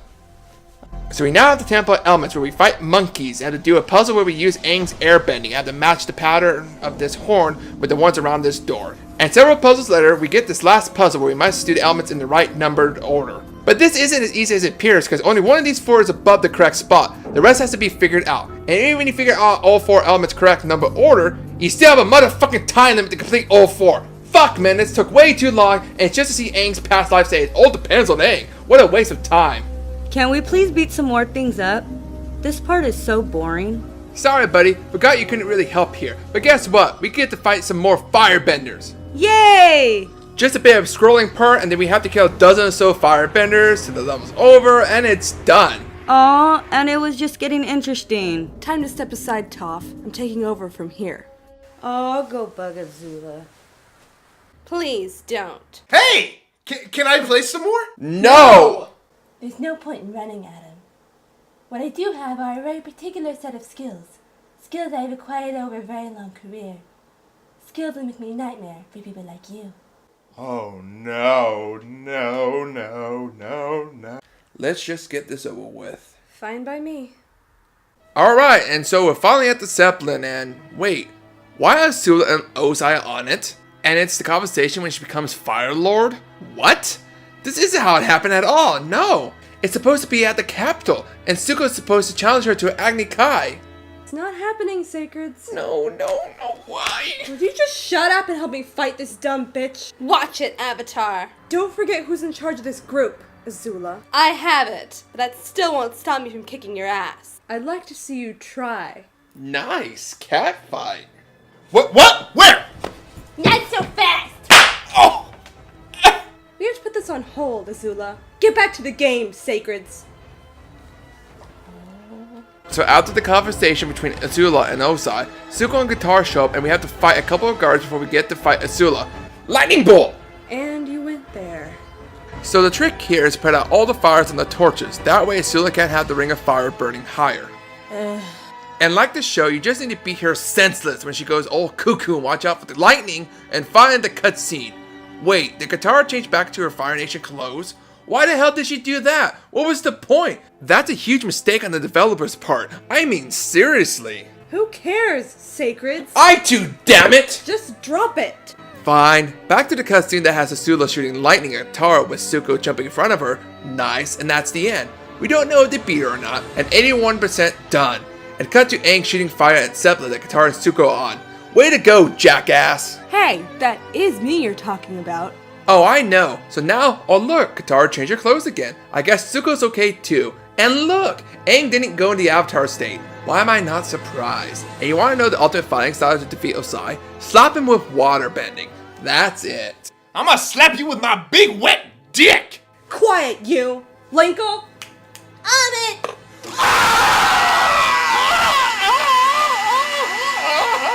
But yeah, that's a way to beat him. Literally just keep slapping him with the water noodle and you win. He can't take getting his hair wet apparently. Okay then, now for the final cutscene. A few lame jokes, my still not talking, and scene. That's it. Well. Looks like you finished them all, Dark Avatar. Yes, looks like I did. Now get the hell away from me and leave me alone. I don't think it'll be that easy, Dark Avatar. Right, and to finish you once and for all. And now that time has come. Avatar Korra! Where the hell did you get that from? I got it from Linkle's endless bag. Ha! My new zapper. This isn't what we agreed on. I agree with Toph, Avatar Korra. Don't you think this is getting a little out of hand? This is what I was building up to. This is why we came together. This man must die. You know it to be true, Azula. Well, they were bad memories I don't want to remember. Alright, Avatar Korra. I'm in. Do it. Pull the trigger. So, I can go, right? No?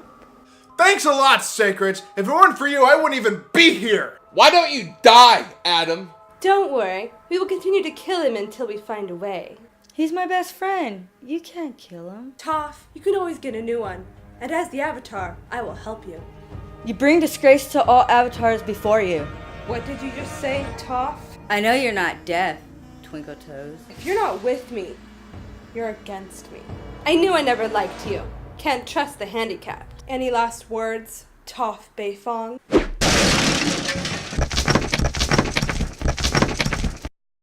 Damn, they got away, Avatar Korra. Where'd they go to? There is only one place the Dark Avatar would be okay with Toph taking him to. The park he walks in. Perfect! That's ironically not too far from here. Liko, let's hurry up. Right, No. Wait, what is it, Avatar Korra? No, I sense another. Couldn't be. Why would she be here? Who is it? Liko wants to know. Liko wants to know. Someone else has come to torment Sacreds. Oh, really? Well, I'm sure they'd be more than happy to join us. No, not this one. She is a savior. We retreat back and regroup. Trust me, we want none of this shit from this one. If we retreat now, we look weak. Not to mention, we have no more games. He's done them all. No, not all of them. What do you mean? Da-da-da-da. Is that what I think it is? The handhelds. Hey, Adam, what I saw out there? How the fuck should I know? Adam, we need to go out there and check, man. No way, man. They can scare the piss out of me. Toph and I agreed. Your bond's gonna go out there and check, man. You know what, man? Why don't you suck my dick? You don't get the fuck out there and go. Don't go. Oh my god, I'm alive. I shit myself. Ew. Welcome to the club. What happened to Toph? Oh, she went back through the portal. She doesn't like you. And by the way, it wasn't a bad idea to hide in the closet. They never checked there. See, Secrets, I told you it was fine. Nothing really happened. And you wanted to go to the park like a dumbass. You know what happens when we go there. Hey, don't judge me. I like my walks at the park. You wonder why we run into everybody there. Dick. Whatever. Toph is gone, man. Just, let's go play a game, okay? I got... What is it? What?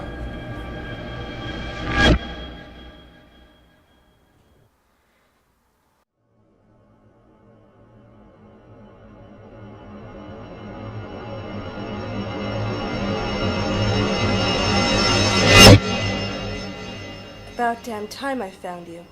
Thought I had the wrong place. Sorry, I'm not used to all these open areas. It's much simpler when it's a straight hallway. Secrets. What? That's lightning. Yeah, no shit, man. What do you think she's here? Do you think she's gonna... No, don't jump to conclusions. She maybe just wants to hang out and... Have you lot got time to hear from Final Fantasy XIII and accept me as your savior in life? Oh, fuck you, you fucking wannabe hero motherfucking looking pink-haired piece of shit. You fucking quit the soldiers because you're a weak-ass piece of shit. You couldn't even protect your own fucking sister, and now you're walking around with fucking Hope? Fucking Hope? And fucking Saz? I can't believe it. You would hang around with them. What the fuck is even wrong with you? You just need to go fucking get into a hole and just fucking die is what you deserve to do, you pink-haired piece of shit. There's no point in running from your new faith.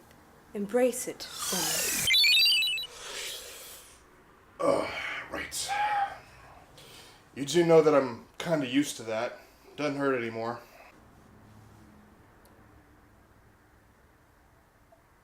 I'm gonna die. Push left stick to move the character. I know how to play, Lightning. Push right stick to move the camera. I said I know how to play.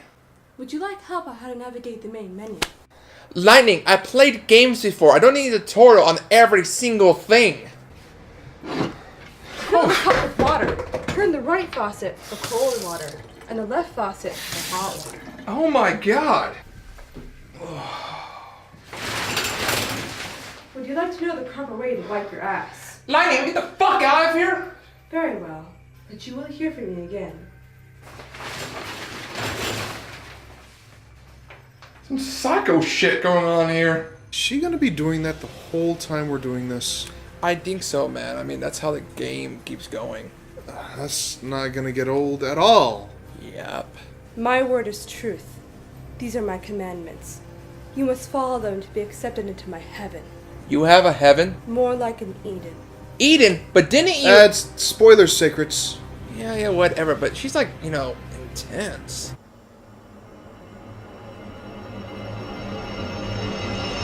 I guess that's one word for it, but why are we playing this again? The message must be delivered across the world. My word is law. My voice is just. All must accept lightning as their new god. Well, if anything, it'd be like Senator Kagura or They're Alive. Those are my gods. I said my gods. False prophets and gods must be burned and smitten. Smitten? Is that even a word? I thought it was smoked. It is whatever I say it is. Is it bad I'm not impressed with her? I mean, not really. We've had to face down other all-powerful beings and demon things. You had to fight Saturn. How do you know about that? What? They have Wi-Fi in the spirit world. Yeah, password is Soul Society, but all the O's are zeros. All one word, no caps. Pretty easy. Huh. Yeah. You two will be silent, lest I cast my lightning upon you again. Honestly, yours wasn't that bad. Maybe as powerful as Azula's. Dude, careful, man. I don't give a fuck. This Azula does not impress me. I have looked down upon her and have found her petty and wanting. Plus, she has a pretty big forehead. I feel sad for some reason. Tears go in a tear cup, Azula. Oh, seriously, though. There's no open world aspect. It's just a straight line. This path is the path to enlightenment. You really need to stop with that shit. I will not stop until all have heard and obey my commandments. So if you're like God or whatever... No like. I am the savior of this world. I am the Alpha and Omega. Oh, fucking hell. I'm fucking done with this shit. You will not be done until your conversion is complete. Oh, god damn it. I will damn you. So I'm gonna leave for a bit. You will remain seated until the conversion is complete. Jesus Christ. It's okay. You can just call me Lightning. Yeah, I thought you would say something like that. Secrets. What? I'm not saying that I'm scared of her, but we might be having a bad time. You think? You might as well get started, mortal. Unless you want your suffering to be prolonged. Oh, fine, let's just get this over with.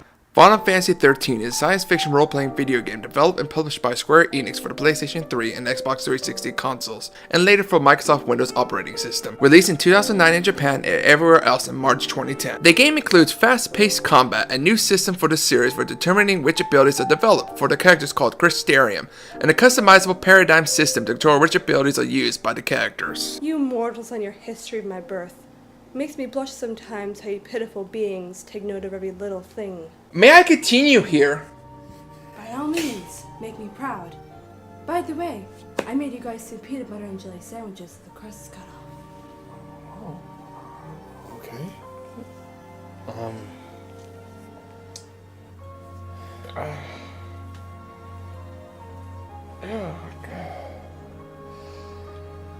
a little worried.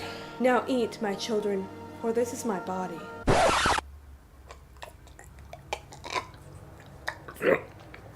Oh, I just swallowed. So that's what that taste is. Now eat my body. Development began in 2004 and the game was first announced at E3 2006. Final Fantasy XIII is the flagship title of the Fabula Nova Crystallis collection of Final Fantasy games, and it's the first game to use Square Enix Crystal Tools engine. So yeah, a bunch of spin-off games set either in the same world or use the same similar system. Good job, assholes! Well, Adam, shall we get started? Only if you make her stop. What is she doing now? Can't have my disciples going thirsty, can I? Now, children, drink my blood. So the game begins with a very nice intro scene of lightning on a train. Boy, I sure hope the game graphics are as good as this cutscene, because I'm honestly gonna say this is beautiful. Well, I hate to burst your bubble. No, wait, I love bursting your bubble. Too bad, Adam, you only see these graphics in cutscenes. Well, to be fair, the gameplay itself is still, pretty good. Well, I guess it's something. So Lightning is on a train fighting these guys. Everything seems to be going well until explosions! And we're quickly introduced into our first fight against that thing. And everything quickly begins going downhill from there as we're introduced to the tutorial. The first of many. How many? We're not going to have a counter for it, Adam. We just say the first 10 chapters are filled with tutorials. How many chapters does the game have? 13. Son of a whore! Lightning! Why the fuck does your game have so many tutorials in it? The word of lightning must be spread.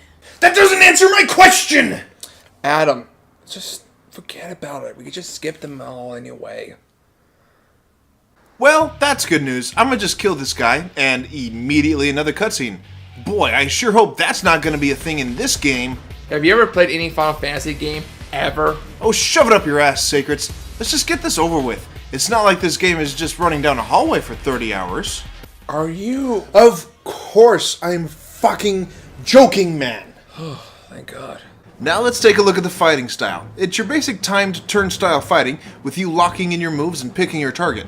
Or you can just mash A and let everything be done for you, since the game always picks the most effective abilities. Well, that seems easy enough. Yeah, but it's boring as hell. Literally just keep pushing A because you can't control the camera or a character at all.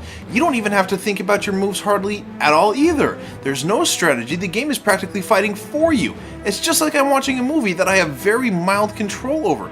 It's fucking boring. You dare speak ill of my gospel. I will teach you the price of such blasphemy.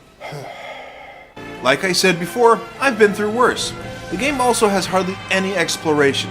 You're just running down the proverbial hallway until only one chapter that's still a long ways off. So, no imagination, no strategy, no exploration, barely any control. You're right for once, Adam. It's boring.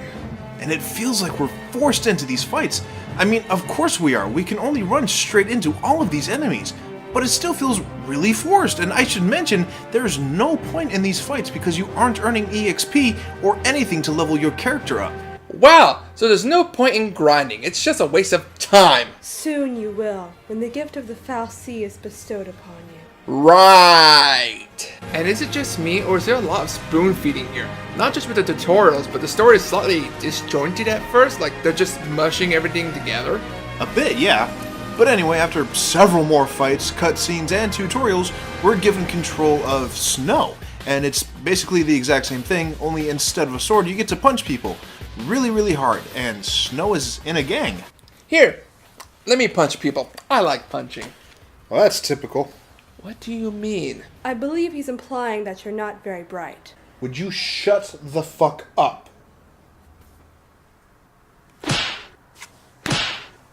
Sacrets. Twice? Really?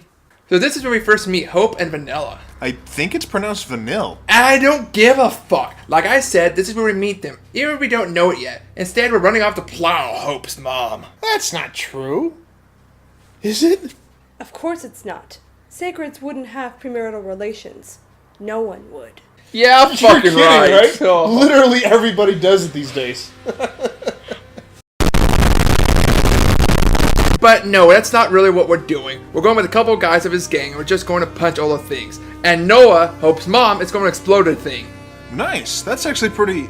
Uh-oh. That's not good. No, that's not. But it's okay. Snow's caught her in time. Oh. Oh, shit! Sacrifices must be made for the greater good. The greater good. Greater good. I'm very worried right now. Moving on, the MILF dies and Hope sees it. That's not going to come back and bite us in the ass, I'm sure. And then Snow loses his grip and also falls to his death. Maybe. In any case, we're now back to Lightning and the... I swear to God, Adam, you better not say anything fucking bad right here. Whatever. Saz. That's a stupid name, Saz.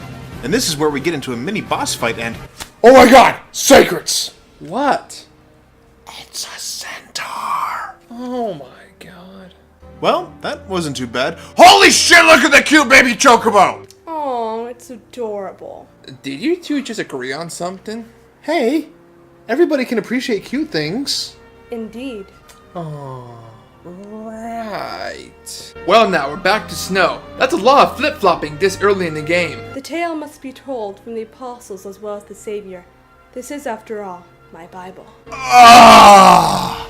Anyway, we kill a few more guys, some cat-looking motherfuckers, some jetpack motherfuckers, and I still fly a motorcycle. Not bad. Then we have to return to the rest of the gang and... Uh-oh. What? What? It's Hope, and he's showing revenge on Snow. Oh, is that all? I thought we were fighting the boss already. I knew he was going to do this, little asshole, and oh, now I play as Hope. I will have my revenge, Snow. You killed my mother. Prepare to die. He sure shifted gears there, didn't he? He does do that quite often. Will you both just shut up? I'm trying to fly this thing. But you aren't. I could dream, damn it! So, Hope and Vanille fly up to that thing looking for Snow, while Snow looks for Sarah, and Vanille just happens to find her weapon just lying around, and Hope doesn't find that the least bit suspicious. He's a horny teen who's looking for ass and revenge. Why would he question that? I don't... fucking whatever. Now, as Vanille, we'll have to go through this floating tower thing to find Snow. Revenge! Here we go. Okay. So, now we're inside this temple thing, which turns out is a fal'Cie. A fal'Cie? What's that, Adam? Well, a fal'Cie is... the easiest explanation is that it's a god. They watch over the people and take care of them. What do you mean, take care? Oh, you know what I mean. In any case, we're running around its guts right now. Gross. But whatever, I guess we are making our way through this guy, killing all the monsters we come across, and Vanille gives us a brief explanation about Pulse, fal'Cie, and some other garbage. I really wasn't paying attention. The fal'Cie are false gods. You are wise to ignore them. Yeah, whatever. And now we're in charge of Snow once again. Wow, you don't get a whole lot of time to play as only one character in the beginning. I guess they just want to make sure that you get the whole story from different angles? Maybe, but it's still a bit confusing. How can I focus on one character story when they keep flip-flopping? True, they should focus a bit more on Snow, right? He's looking for his long-lost love, and surely they'd... Nope, never mind. Hi, Lightning. Hello. No, not you, Lightning. That Lightning. There is no other lightning. I am the one. Oh no, we're not going there. But yes, now we're playing as Lightning, who is also in the fal'Cie. And we get a little bit of backstory, like how she can apparently talk to doors so they're open for her. Weird. What the fuck? What does that mean? How does that work? Do we get an explanation? Old people. That's your answer. Wait. What? Don't worry about it. As soon as we get through the door, yeah, another tutorial. Yeah, whatever. It's not like I'm ever going to use those. Just put me in the fucking fight. I don't know, Sacrets. Apparently with one of them you can sneak by enemies, avoiding them altogether or using the stealth to get a preemptive strike, and upping that stagger gauge. Which is really useful, but since we can't use it in the best efficiency right now, we just leave it alone for now. So, after that, we start going further in, killing things, grabbing treasure, and hey look, Sacrets, it's a centaur! What the fuck? Look, 4 legs, humanoid torso, that's a centaur. A fucking centaur. Don't be bringing your D&D shit into this! It's not D&D, it's mythology. The centaur can be found in several different cultures all around the world. D&D is too old school. It will no longer be relevant in my new world. It must be purged. Adam, I don't want to hear any more about your D&D shit. It's not Adam. D&D. You can Yes, find it it is in D&D. Greek and Roman. No. Adam, are you okay? Oh. Well, wait, what were we talking about? We're talking about how awesome I am and how good I am at kicking these guys' asses. Oh, okay. Look, it's a centaur. Oh, god damn it! It is by definition a centaur. He is correct. Fuck me, whatever. Now then, after a few more battles, we get another cutscene with Lightning and Sash, and we get to play as Snow again. Son of a... Here, let me take over. Right, so now it's Snow again, and we are stomping on towards wherever we're going, killing things, touching glowing things, and riding on an elevator. Okay, where's this tank? Nope, okay, back to Vanille. Alrighty then. Well, whatever. Snow's doing is changing the place for everyone else too, letting them advance. I guess they have to somehow. Well, this is just more of the same, killing things and getting cash monies and items. So now we're at the end, so I wonder what's... Holy shit, what are those? Seath. Humans turned monsters. No, they're creepy as hell, that's what they are, and we're surrounded. Oh, are we? Snow's here! Yes, we're still surrounded. Having Snow here doesn't change that fact, but he does make it a bit easier to kill all of these things, so yay, I guess. But now, more cutscenes. Wow, this is a long one, going from one group to another back to back. Wow, guys. It's not a huge deal, but it does make this game even more boring. What was that? But it's boring. The cutscenes are boring. Adam, Final Fantasy XV had the same amount of cutscenes. Yeah, but that was a good game. Say that again? What are you gonna do? Kill me? Ooh, so scared. You are wanting death. You think me killing you will give you an escape. I will not kill you. Yet.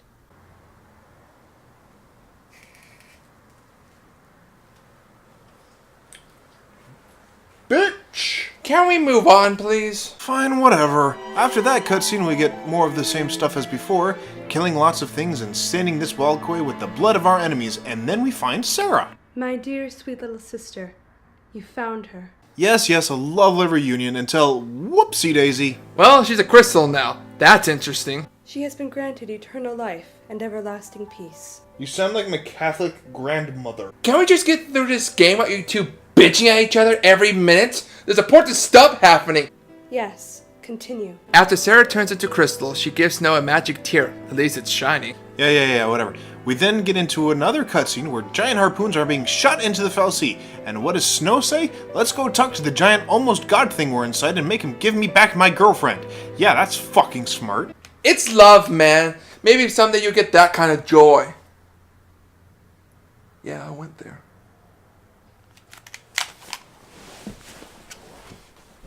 Don't you think that was a bit harsh? Meh. Hey, Adam. Jerking off is not going to solve your problems. Shut up! Is he crying? Hey, Adam. Tears aren't good lube. Fuck you, Secrets! So we make it to the foul sea. Snow starts talking with it, but Lightning decides there's a better way to get things done. Stop hitting things.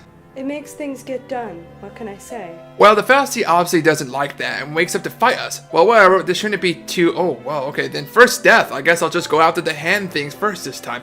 Yep, that did the trick. However, this made it really mad. It stands as an alternate dimension or something, and then it... Are those tentacles? You deserve everything that's about to happen to you if they are. Welcome back, Adam. Are you done pouting? Oh, shut up. You should be more focused on what's happening to you. Well, it's obvious we're being turned into the sea, puppets of the foul sea. I repeat, you deserve this. Well, at least I'm getting something out of it, Adam.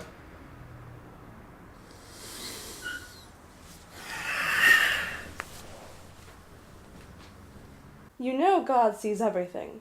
And I do see everything. Now, Adam. Jerking off won't solve your problems. It only makes you go blind. Fuck you, man! No wonder he wears glasses. Nice one. Wait, I wear glasses.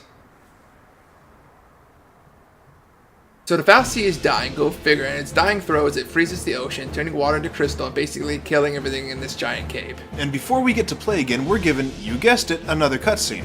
This one is apparently a flashback because here we see Sarah is still alive and Snow is being all lovey-dovey. After this, we're transported to the crystal water and we all get to see how shiny new the sea tattoo is and another tutorial, this time explaining paradigms. Now's the time where we go back to the stagger thing. Paradigms are rolls that each character gets in order to help defeat enemies. Ravagers build up the stagger, commandos make sure it doesn't fall too quickly, sentinels take hits, medics heal, and then there's two different synergies for buffs and Saboteur for debuffing enemies. So after this fight, we're given another short cutscene. We should also mention at this point the Crystarium. Using crystal points you get from defeating enemies, you can level up your character's stats and gain new powers. Snow and Lightning fight, only to be interrupted by some soldier guys, whom we then proceed to kill. Not before another tutorial! Fucking hell, you can't take 5 steps without another goddamn tutorial. I only wish to pass on my commandments. By these tutorials, you shall learn to walk the righteous path. Yeah, whatever. After this, it's still more of the same thing. Climb, kill, grind, level, repeat. So now we get a cutscene about why kids are getting dragged into this, and Snow says he will take care of and watch them. I'm starting to worry about Snow, Secrets. I see nothing wrong about older man who's engaged to a young female girl who forms a band called Noah with young folks who fight the army and likes to be around kids. I see nothing wrong about that at all. He did like them young. Asshole. So here's a tip from me. From this point on, try to take on any monsters along the way, including side path ones. The idea is to gain enough CP to learn all of the stats and powers available in each chapter for an easier time. But don't fret, my children, for you don't walk this path alone. I am here to walk beside you. Remind me to walk on cliffs and crevices so I can push you in. Yeah, that's real funny. Let me enlighten you. Poison. What? Oh, what the fuck, Lightning? Why? Every obstacle I provide is a test, and the path of lightning is not an easy one. Hey Adam, you okay, man? Oh God! Sorry, It's so warm and sticky. By the way, in this game you don't earn gil for killing enemies. In fact, to get gil you need to sell items, so try to use your potions of Phoenix down sparingly. Oops. Fuck off, Adam. If you ask for forgiveness, I may grant it. Does that mean you'll take the poison off? Perhaps. I'm sorry. I don't feel like it now. Oh, you... Dude, you got it on my cat. So after several battles and I'll walk down a straight path, we get a cutscene finding Sarah's crystallized body. Aw, what a touching reunion. Fucking harlot is what she is. Whoa, lightning, where did that come from? If it weren't for that whore, I wouldn't be in this mess, now would I? She has a point. Asuna, thank you, Adam, for agreeing with me. Oh, fuck. So Snow and everybody starts to dig her out of the snow, all while Lightning says her goodbyes. They don't last long either. Oh my god. Yes? Spoilers. Snow tells her he won't leave her and he will be a hero and some other shit. Lightning, fed up like we all are with Snow, punches him so hard. Excellent, now do the same to Hope. Sadly, she does it and we have to fight that thing from the beginning again. God, is this thing going to be our rival or something? Can I mention how the game is so much easier with a full party of 3 instead of the standard 2 it gives us? Cause guess what? We don't get to use it. We will be stuck with a 2-person party for half the chapters in the game. Fuck me. Well, after that short boss, everyone leaves Snow with Sarah. Even Hope is there still planning to get his revenge, saying Snow can count on a reunion. Play that clip of me punching him again. One more time. Yes, one more time. Yeah!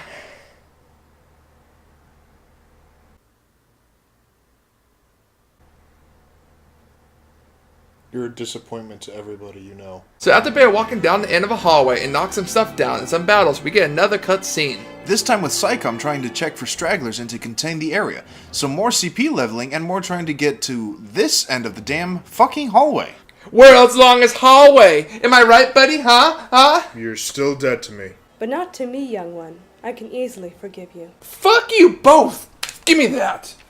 Asshole. So we stumble along this old decaying temple and we look like the hallway's still going and we run into a Centaur! Sweet! whatever, come on, let's keep going. So, after many fights in long hallways at every corner we turn, damn Lightning, the maker of your world was either drunk or just didn't give a fuck. At least it's not like that maker, Kon Ami.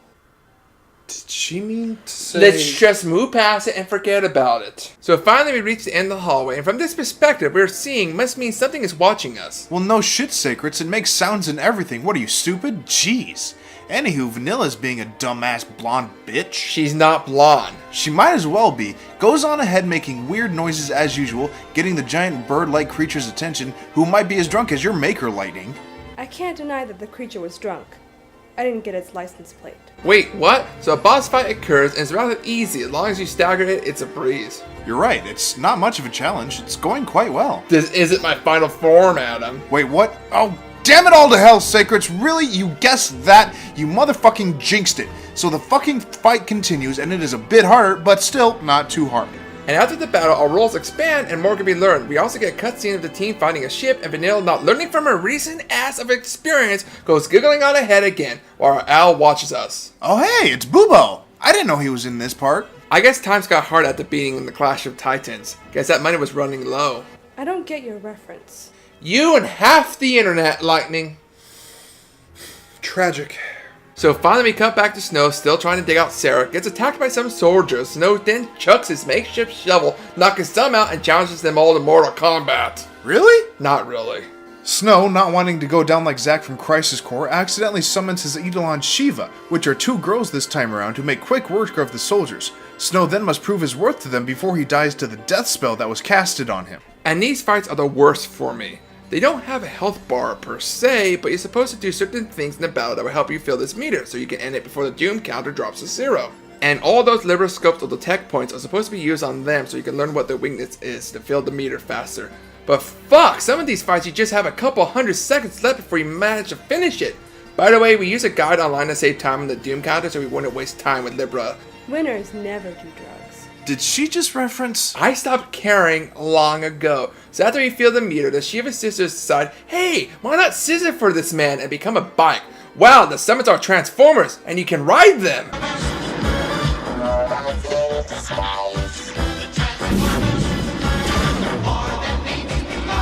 That's pretty cool. So we get to ride them. I'm afraid not, Adam. Thanks to this game's linear-like hallway nature, you never use the summons outside of battle or cutscenes. In fact, it feels like the whole vehicle transformation would be cool to use outside them, but it never really expanded upon. Honestly, there's no point for them to transform. It's a waste of money. My hopes and dreams crushed again. Final Fantasy XIII, you're a goddamn monster. I will let that insult slide this time. Next time you'll be punished for your insolence. So we finally get introduced to the final party member, Fang, who tells us to shut up and come quietly. That's hot. She then does a classic hit in the side of the neck and knocks someone out. Snow would then wake up sometime later to see Sarah being dragged away, and of course he's trying to get shot to save her, but it looks like Fang is also a lessee, tells him worried about himself. Cut to Lightning Team taking off into a firefight, and watch some TV learning the government says the purge was successful, basically a cover-up.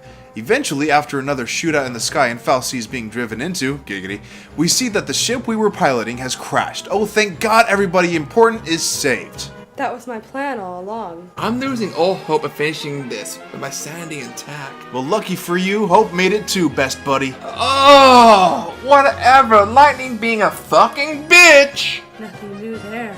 Decides to move on by herself because everyone is slowing her down. Sash tells her everyone is tired and not trained to go on forever. Lightning doesn't care. Hope goes along with her while Sash and Vanille team up because he's looking for that white sugar.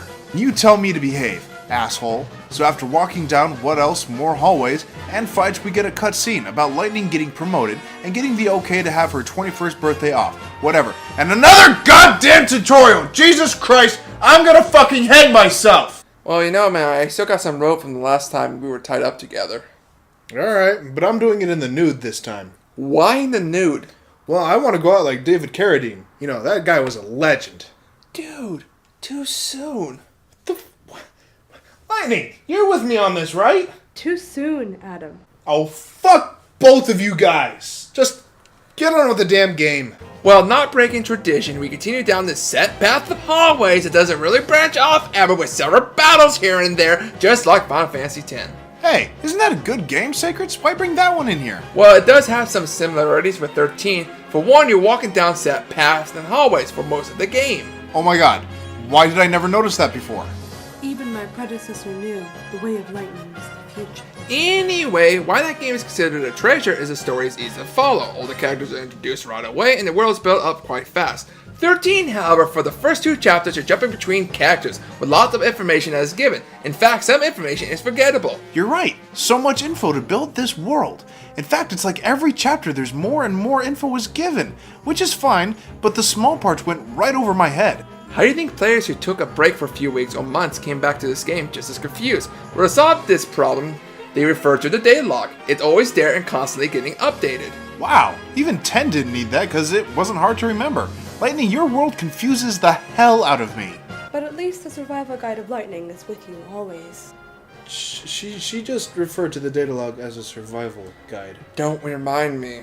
When Ragnarok comes, you'll be entirely thankful to have it. Oh, I'm sure I will. So we reach what looks like a dead end and Hope just complains and questions Lightning if she's been here, yada yada. Flashback!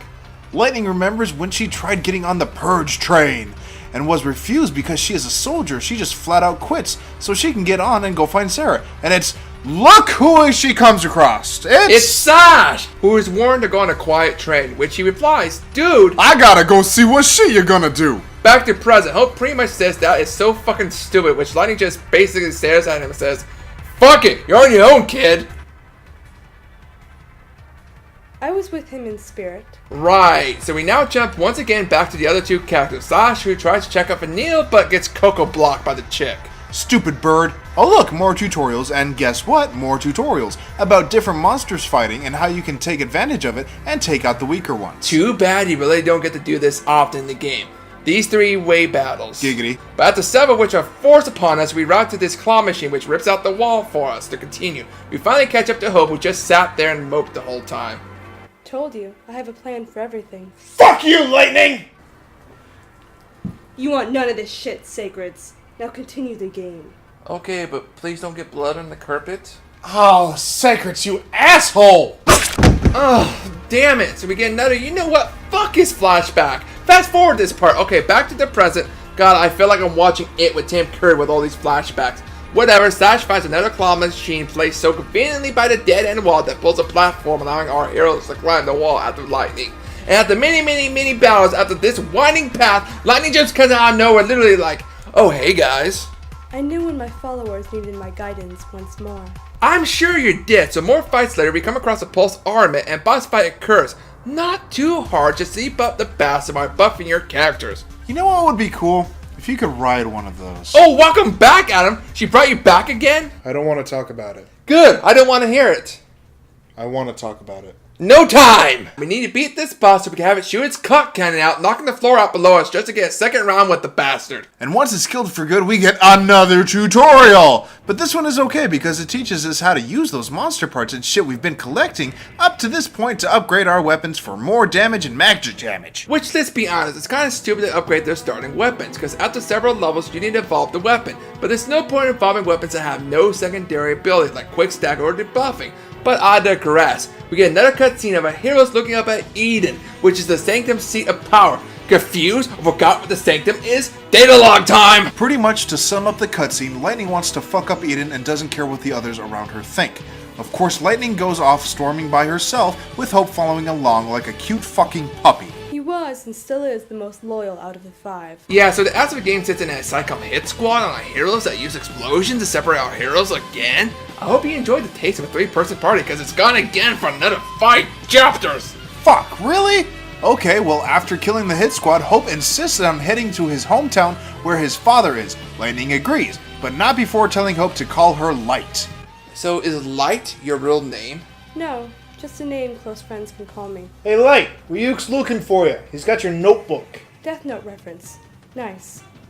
Make fun of my name again, and I will do horrible things you can hardly imagine. Oh, I have a very wild and livid imagination. I dare you. I like you. You may be just what I'm looking for as a messenger. Adam, what the fuck are you doing? Shut up, Sacreds. I'm about to make a deal with Jesus. Why would you even consider that? For power and telos. So we get to play as Lightning and Hope for a little bit, and stumble upon some soldiers looking at Pulse Armament. We quickly take them out for Hope to fuck around with the machine and... Oh my god, he's writing it. Somebody better pick up that phone because I fucking called it. In fact, give me that controller. Fine, here, take it. Look at them fly. I don't see it that funny. Come on, that's not funny? That is not funny. It's funny in Smash Brothers. In fact... You dick. You fucking ruined it for me. You're welcome. Ass. To be honest, this part is just a waste of time. There's only one other point you ride one of these and you don't even control it. But there's no really point in this whole gameplay mechanic. Sadly, you can only attack 3 times per part till you hit an electric wall. That resets the attack counter. It all ends with Hope falling off a cliff. And fighting some more soldiers, we get another cutscene. This one of Lightning getting tired of Hope being weak and slowing her down. In fact, she even says he's a liability. Damn, Lightning, I thought he was your right-hand man, your messenger. The path of lightning is only for the strong and no place for the weak. He has served his purpose. Besides, Adam here has much to be desired. Damn right. Dude, you're a sellout. Rude. So, of course, Lightning starts to have a heart attack. I wish it was, but it's in fact her Brown acting up. Thus, Odin is summoned and her Ilion test begins. Now, with her, she's supposed to chain moves till the meter is filled and he transforms to a horse. However, we failed this one just because we can't move our characters manually and they constantly automatically move in the way of the summons combo attacks. Whatever. We try again and this time we do it successfully. Next cutscene. I'm sorry about before. What savior would I be if I didn't forgive my disciples from time to time? She's right, Sacreds. Dude, what's going on with you? I don't know, man. Something's weird. Is she doing this? Is Lightning doing this? With no point at all, we travel just 10 seconds for another cutscene of us being ambushed just for a battle where we learn how to summon. It takes 3 tech points, and to be honest, the summons are freaking awesome looking, but I have one gripe with them. Your other party member is replaced, or both are, and you fight alongside your summon. But you can transform your summon to its field goal form to do combo moves, whatnot, which is more worthwhile than fight side by side. Finally, Lightning says Hope can rest and she will keep an eye out. Mom?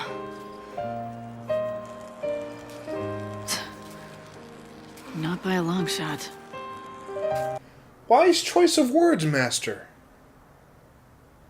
Thank you. I knew it was the right ones to say. Adam, what the hell's going on with you? Did you just call her master? Well, why would I call Lightning my master? That's creepy. My God. She's my savior. What? What the fuck? You are ready, my apprentice. Are you fucking serious? God, well, we get to play as Sasha Vanille this time. We must apply power to this tower, which opens a fence for us to fight some more monsters, and proceed down one last hallway to a cutscene where Vanille decides to get some bed bugs and take a nap. But of course, not before drawing a line telling Sash that's his side. Oh man, brother never gonna get some. Watch it, Adam. But of course, Sash wakes hours later to see Vanille back to back with him for warmth. Aww. Well, at least he got to spoon some. Am I right? Dude, come on! We now jump to the living room where Snow is still a prisoner meets the Sid of this game. He basically explains that what we already know, that the people of Cocoon are sick of the constant fear of the world below known as Pulse, and they confirm if someone complete their focus become a crystal. Hint, why he has Sarah even if it causes Snow to go berserk for a minute. Lucky Fane there to calm her boy down. The Snow has his own take a drink now. Now that's like, what, 5-6 shots now, man? This drinking game will kill somebody! Oh, God, man, get it over with. It basically explains how Sarah tried to break up with Snow because she is branded by Pulse as a scene now. She runs away only for Snow to find her and say, "Yo, bitch, I'll be with you to the end. Do you trust me?" And she's like, "Mm-hmm." And thus we bring disc 1 to a close. Oh, God, and we're finally done with disc 1. It wasn't that bad, right? I mean, Adam? Hang on. There. Is that it? Okay, so you get 10% of my soul and a free coupon for a chocobo ride after the rapture. Cool beans. Adam, what the fuck did you just do? I just signed a contract so I can be her right-hand man. Why would you even do that? She's very persuasive. The purging has started. Oh my God! What did you do to him? He is being assimilated and rewritten upon the Ark. Don't worry, Sacreds. You'll find your way soon to it. For now, put the next disc in. Oh my God. For the greater good. The greater good. It has begun. Just let me purge. Oh man, this isn't good, man. I feel like I'm losing my mind with this fucking... Oh God. Come now, Sacreds. You still have much to do for your savior. No! You don't know who I am! I'm hiding! Sacreds, come out. Don't make me break this door down and drag you out by your pinkies. Oh, thank Christ she can't remember she could talk to doors. Oh, right. I can do that. Open up, please. No! Shit! Did I say that out loud? Fucking don't! Just let me purge. And you're now quoting the Purge movie. The Purge movie? I've not heard of such a thing. Sounds exciting. Just the thought of it is making me moist. Ew. Oh, ew. Now come out of there, Sacreds. It must begin for the greater good. The greater... No! Fuck! I'm gonna finish this game without falling for that shit! Get out of my way, you bitch! Okay, I'm gonna do this, and I'm not gonna fall for your bullshit. I'm stronger than Adam. I've heard that one before. We'll see how good you really are. This time we start off with you playing as Hope, with Lightning tagging along, I guess to make sure he doesn't die or some shit. After a couple of fights, we have the first cutscene. We see Lightning giving Hope a knife because he's a whiny little bitch and he wants to get stronger. His desire for power is admirable. All things are possible through me, of course. And here we fucking go again! Anyways, we go through quite a lot of fights before we get the next cutscene. Here, Hope and Lightning hide behind a giant metal leaf while our patrol flies by, making Hope ask why they weren't even looking for us. Lightning says, Since they've already lost us, sending out troops to find us would only increase the knowledge that SciComm had failed. They're not bothering because they don't think we're a threat right now and they'll eventually capture us. Yeah, good luck with that, but as we make our way through this metal forest, riding elevators, leveling up, fighting behemoths, metal cats, and weird flying things, we get the next bit of information about Hope asking about Snow and the Nora group. Having knowledge about your enemies is an admirable trait. There's something seriously wrong with her, you know? Is that right, Adam? Where's Adam? He's busy. Okay, but busy with what? He's inside me. What do you mean? And soon you'll be inside me too, Sacreds. Whoa! Don't worry. There's enough room in me for all. Whoa! Moving on. Okay, we come across this large open area which can only mean a boss fight, obviously, so let's get it over with. Okay, small guy's dead. More small guys. Dead. Even more. Dead. Huh. Okay then, no boss fight yet. Well, that's mildly surprising. Oh well. Life will often have strange circumstances that are unforeseen. Yeah.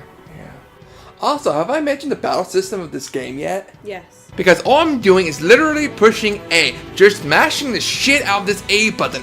A. Continue the game, Sacreds. The purge must proceed. Yeah, okay, I'll just... Whatever, I'm just gonna skip all the rest of this petty fighting bullshit, just give the plot points. Hope it's whining again about Snow and his revenge, and then we get to switch to Lightning. At least it's a better character. You're damn right. So let's just keep on keeping on. More fighting before another flashback where Sarah's telling Lightning that she's at the sea and that she's marrying Snow. Oh, get over yourself!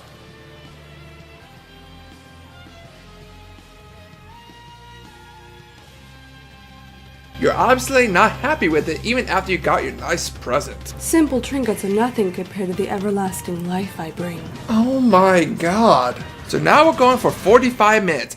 I'm not kidding. 45 fucking minutes of non-stop fighting before we get to the boss fight. Holy fucking shit, and it's a flower. Okay, well it's not too difficult. Just make sure you build up that stagger and launch it and it's cake. Like always. By my grace, you have survived this ordeal. And after that, we move on to the scene back on the Limbrun with Fang and Snow. Very short, and then another flashback to when Sarah is being hunted down by Psychop, and Snow is trying his damnedest to save her, but it really doesn't work too well. Snow, get your head out of your ass and save your fucking fiance. Shit. Like I said, they're a horrible match. Enough about that. We need to see how the bimbo and the brother are doing. That sounds like the title of a new sitcom. Coming this fall, the Bimbo and the Brother, two wacky characters who get into all sorts of shenanigans. So after Vanille trips on some shrooms and looks at the ground like she saw something strange, we now play as her and Sash make our way through these woods. I knew it. It's time to take a bite out of crime. Oh my god. I gotta ask, and I know I'm gonna regret this. Do you even know what you're quoting anymore? What? I'm not quoting anything. That just came to me like all mere words of wisdom do. Soon you too will be ready for my lessons. Don't you even swear at me, Sacreds. One word and I will hurt you. Hurt you like you can't even fathom. Let's just say I disagree. I'll leave it at that. Fair. So after several bouts of pushing A and traversing these woods, we get a cutscene where we learn Zos as a child and was once married, and right on fucking cue, another flashback!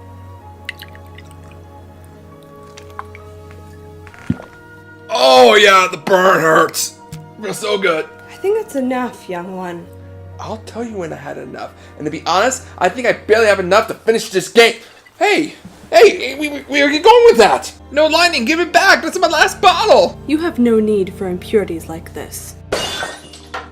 God damn it! Oh! Don't you dare say my name in vain. My last bottle. So after the flashback of Sasha and his son Dodge, Vanille says she will watch out for him, and we travel down a hallway like usual. But not for long, because another cutscene is here with Vanille saying Sasha looks tired, and blaming herself for being cute and keeping him awake. Vanille will wake up to see Sasha's missing, and after a minute of jogging, we find him just to learn his son was picked and is a little sea. No one is safe from the foul sea. Not even the children.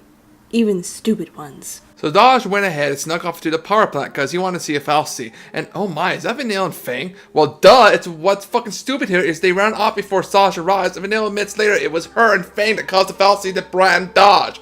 Now that twist will be something interesting because we clearly see Vanille head and face and what looks like Fang standing next to her. The suspense is ruined. God damn it, Lightning, even your game can't get this stuff right. It's simple. My maker didn't think the players would be ready for such a dramatic reveal. Anyway, Saj seems like he's ready to kill himself, but guess the bird is stopping him from doing it. Wow, this got dark quickly, and another damn tutorial about a glowing orb that changes weather and affects the enemies in the area happens. Not a bad idea, but I have a good feeling this won't play a part again in this game, at least for the main story. So this is kind of useless feature to include if it's not really used. Having options is nice. Not really if you don't use it at any other point in the game, Lightning. So we travel some more and fight some more and change the weather to our liking and finally come across the bosses. As Sonic recommends we sneak past them, of course. This doesn't fucking work and we have to fight both. So after boosting our stats and debuffing the enemy, we need to kill the one named NK first because they will kill the other one. And once we do that, we kill the other. And the fight is done. We did hop through a hole in the fence and catch a ship to the City of Dreams. And of course, Vanilla starts to question Sanji. We hates Pulse because it's not obvious by her body reaction that it was her fault what happened to fucking Dodge. Fuck, just release them! An army of centaurs! It's magnificent. Really, Lightning? Really? It is what they are, Sacreds. And look! A lot of centaurs! Oh my god, fuck! So Hope and Lightning arrive to Hope City that is currently being quarantined, and they discuss boarding the train to Eden. Hope then tells Lightning he knows a way in through the tunnels he used to plane when he was younger. And he rants about Operation Nora again and saying Snow must die in the sanctum. God, kid, grow the fuck up! Seriously, just go and die. Go and get your age, you little bitch. And thus Operation Snake Eater, Metal Gear Solid, Operation Nora begins. Boss! Boss! Boss! Okay, now I know you're doing that shit on purpose, so after making our way across the city and through more pipes, killing a shit ton of soldiers along the way, we make it to the main sewer station. Wow, this place is huge, holy crap, and no wonder. During cutscene we see that this place is holding a fucking fal'Cie. This fal'Cie deals in distributing clean water to all of Cocoon. Well, isn't that nice of them? Well, as we make our way further in along these moving platforms, we learn more about these good fal'Cie. To put it nicely, we're basically pets to them. They take care of us and they feed off of our praise. So, kind of like how you're a savior. Not even close. For my people don't need to know I need to take care of them for them to love me. They do that regardless. Alright. So then this cutscene about your name pops up and why you chose it. That's actually pretty deep, Lightning, and Hope just decides to whine and bitch like usual. My fucking god.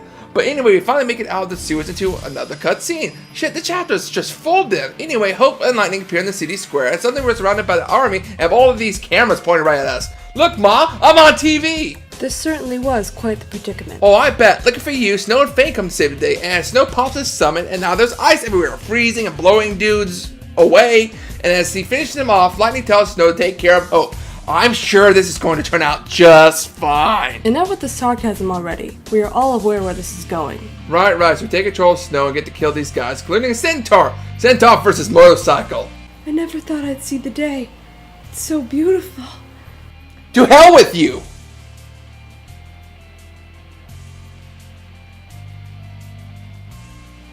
And after this fight, we get to spend a whole lot of points on leveling Snow up. I actually like this part of the game. All the points are shared between the characters, even if you don't have them in your party. It makes things a bit easier. And we all know how much you love easy things. That sounds like something Adam would say. But I guess, so after level ups, we get to kill more soldiers. That's always fun. And we start making our way through the city. Making my way downtown. Don't you even start. Spoil sport. So Snow and Hope come to rest in a dark alley and get called on the Tampon brand cell phone. You're disgusting, but are correct. Talk about this part instead. Oh, you mean the part about this general guy giving orders just to kill anyone at any time? Yes. Yeah, it's a bit fucked up, I think, but who cares in the long run? Because now we finally get to play as one of my favorite characters, Fang. And why aren't I one of your favorites? I am your savior, after all. Because she has an awesome stick. And I love launching people with her. It's just so satisfying. And after a few fights, we get cutscenes explaining how Fang was born on Cocoon. Spoiler alert, she's a time traveler. We don't get into that until the next game, Sacreds. Oh fuck, don't remind me. Anyway, it's Snow again and a cutscene where the army starts firing on the innocent civilians. And of course, Snow and Hope play heroes and take them head on. And as we continue on, Snow decides to really step up his hero game by scaring the civilians away so they won't get hurt in the crossfire. He's a big old teddy bear deep down. Very deep down. But anyway, we finally managed to make it through most of that bullshit into the next area with these two bros, which of course a cutscene about where they are heading with Hope moping and suddenly a bike shoots out a floating sign. For some reason. God knows why. But I do know why, Sacreds. Oh, do tell, Master! Why fight it? Soon you'll be one of us. One of my disciples. Just let me purge. No, never. I refuse. Your faith in yourself is your downfall. Continue the game. God. So after punching a few bikes with my fists, we get another cutscene. Hope asks Snow that he wants a family, and if they were taking yada yada, take them back. And what if he couldn't? I still can't believe how dim-witted Snow is and doesn't realize that the one he couldn't hang on to is Hope's mother. Or some relative in general. I mean, they got the same hair and shit. Fuck you, Hope. And of course, a dragon-like bird thing shows up before Hope can say anymore. The fight happens because Hope charges it like a little bitch with the boomerang and thinks he can take it. And yes, I used one of the items before the battle to give me all these buffs because I wanted an easier fight. You are pathetic, but I will forgive you always. Whatever, I need to mention this now. I hate the paradigm shifts in this game. True, it's something different than just pressing A to win because you have to pay attention to your health and stats, and it does add a bit of strategy when you change in battle. But this is a problem. Most of the game you really have to shift in regular encounters with boss fights guaranteed. But that's not the real problem I have. The problem I have is when you shift the camera cuts to every character striking a pose as the color associated with their paradigm happens. And due to this, the fights not only last longer, but the enemies will attack you doing them. Yeah, that's right, the fight is still happening as your characters change paradigm and strike a pose, which causes unnecessary deaths that could have been avoided if the enemies didn't attack during these. Worst part is, it's not like the enemy's paradigm shift ever, so what the fuck? I guess you could say like those animes you watch where the characters just stand around and let people transform was an inspiration. An inspiration from a maker to not let it happen in-game. I guess I could give you that. I mean, at least the enemies are being realistic and like, no, frag his ass before he transforms. Whatever, after the dragon-like bird thing retreats, we get to see him Snow buying a soda. And of course, Hope has to make Snow depressed and say words are useless if the person that is gone is dead because of them. Hope has a meltdown, a magic explosion happens. Kids and their hormones. There will be no need for them in my new world. Hope then pulls out the knife and reveals that his mother was the one that Snow couldn't hang on to. Which Snow acts like, oh shit, I couldn't tell. As Famicom ship shoots some missiles, somehow misses Hope, who is clearly a target, blasts him over the railing with Snow catching him and taking the fall for him. Ouch, that's got a hook. Thus we get another flashback, but this time about Vanilla and Fang, who once branded Lassie ages ago and completed to become crystals until one day they become human again. Fang protects Vanilla by sending her off alone while she holds off Psycom, and thus she's been looking for her ever since. I'm still confused too. Is the relationship a mother-daughter thing, or are they a sin against nature? Lightning, you're terrible! So Fang pretty much sits because Vanilla and her failed their focus, I guess, and that's why Sarah as well as Lightning's group were branded. Lightning then slaps Fang. Gotta keep my bitches in line. Well, I guess there's some more fights this time as Fang and Lightning, pretty much traveling the same path as Snow and Hope, trying to catch up to them. And more story about if Lightning wasn't branded as well as Sarah, she would be hunting Fang and the others. Fang states she can't remember her focus and she would pretty much do anything for Vanilla. Oh, I know where this is going. What are you suggesting? Something that most people my age hope to never remember again. It looked like chocolate ice cream though. I much prefer strawberry. Oh god, that's a lot worse. I'm picturing it. I still don't get it. So we fight some more. Sweet, some centaurs. Seriously, is Adam like leaking through you? A bit. It seems the purge is taking longer than I thought, with some minor side effects. Well, after like a fight and a half, we get more story about how the brand gets more arrows and a big red eye. That's how you know how close you are to becoming a Sith. Fang then wants to... Let's have a look. Don't be shy. Okay. Oh my, that's exactly what she's doing. I don't even know sacreds. Just move on. Okay, but I'm real thoroughforing it later. You do, and I will frown upon it. And what, you're gonna cry about it too? Perhaps. Well, if I were Snow right now, I would be crying too. Why? Because you fell down like 10 stories? No, because I decided to give Hope a piggyback ride. Fucking conscience! So we're doing more flip-flopping, Fang and Lightning fighting monsters and soldiers, and Snow carrying Hope. Hope is now suddenly forgives Snow because he saved him and says he's sorry. Guess revenge wasn't that important, and this is why I hate the character. It's not like it was Snow's fault. Hey, Hope, try holding onto your life with one hand and the other onto a dead weight body. It's not fucking easy. So I would give this game more props if Hope decided not to forgive Snow here and stab him right in the back here. That's dark. Even for you. So the dragon-like bird thing arrives, it knocks Snow to the side and Hope challenges it one-on-one. I guess his trusty boomerang will settle this. Or not, because after enough damage, Fang and Lightning arrive and the fight continues. And I'm trolling Fang now? Another problem with this game is I thought I was still in control of Hope, but I guess I switched to Fang now. Okay, whatever, stagger the bast, launch into the air for air combos, and after a few it's dead. Hope returns Lightning's knife and states Operation Nora fail, and gets a hug from Lightning? Stupid name for a stupid operation. I was just letting him know it's okay he's a failure, and always will be. That's cold-blooded. I found 2 new replacements anyway. No, that's not true, that's impossible! You're one of them, dumbass. Oh, thank God. Oh man, I was about worried that... What the hell am I saying? Anyway, Hope and gang head to his house. He casually says, "Mom dead, big whoop." Then they watch some TV to learn the militarily launch an all-out campaign against him. We then see a shirtless, smexy Snow chit-chat with Lightning, and they start to bond. Aww. I only did it so he can let his guard down later in the series so I can purge him. You're a goddamn monster! And spoilers, well, Snow bows down to Hope's dad for forgiveness. Typical. He should know better than to bow down to anybody, but he's one true savior. Well, the house is raided, which they question how they found them so fast, which if the whole world is filled with hallways, you have to just get to the end and then to find your guys. Duh! Follow the hallways! We'll find them soon enough! Few fights happen and more cutscenes. Snow holds out his jacket to get shot at, and of course the jacket later on looks completely new. Goes out and says this is what LaCie is. I still wonder why they don't shoot him. The soldiers start to question why a person of Cocoon who's brown a pulse LaCie wants to protect it and not destroy Cocoon. The general from earlier, like Badass, says his name is Yag Rach, and due to the reputation of LaCie's and the cover-ups, Snow must be put down, yada yada, smoke grenades! He's right though. As long as they live, they have to be purged to bring peace. Now do you understand, Sacreds? I must purge you so the world can know peace, your allegiance to me. Wake the hell up! I'm up, jeez. Did you even hear what I said? No, to be honest, I fell asleep as soon as the Yarg started talking. Well, lucky for you, he's dead. What, really? Yes, really. Looks like some of Sid's men snuck into his unit. Cool beans. Well, Hope ties up his dad to make him look like he was taken hostage. We did have a Havoc Sky Tank boss battle. God, that name sounds like something from G.I. Joe. Havoc Sky Tank. Anyway, the only reason I struggled with this fight at first was I didn't realize we had to take its guns. It turns out first before we focus on the main ship itself. So we weren't doing a lot of damage at first, but once I realized it, I took him out first, and the main body falls much quicker. And fires out with the crystalium expanded nice. Ship falls to its demise in the end of chapter, and thus we now play as Sasha and Vanilla, who made it to City of Dreams. More like City of Pain in my ass. Can you please calm your tits down? God, I'm trying to play here. I don't have any birds with me. Oh God, I'm gonna get a tumor from this. I just know it. Don't worry, I won't let my followers become too sick. Oh, that makes me feel so much better. But moving on, Sasha and Neil are watching the TV about Lightning and Co. And a couple bystanders are saying that they should have just been killed anyway because they are a plague upon the world. After that, we get a really nice flashback. It actually is. But anyway, we make our way through the city into what looks like a type of nature preserve filled with chocobos and sheep. This place is absolutely adorable and oh my gosh, look at the cute chocobos. So majestic. So majestic. So majestic. That's a really big bird.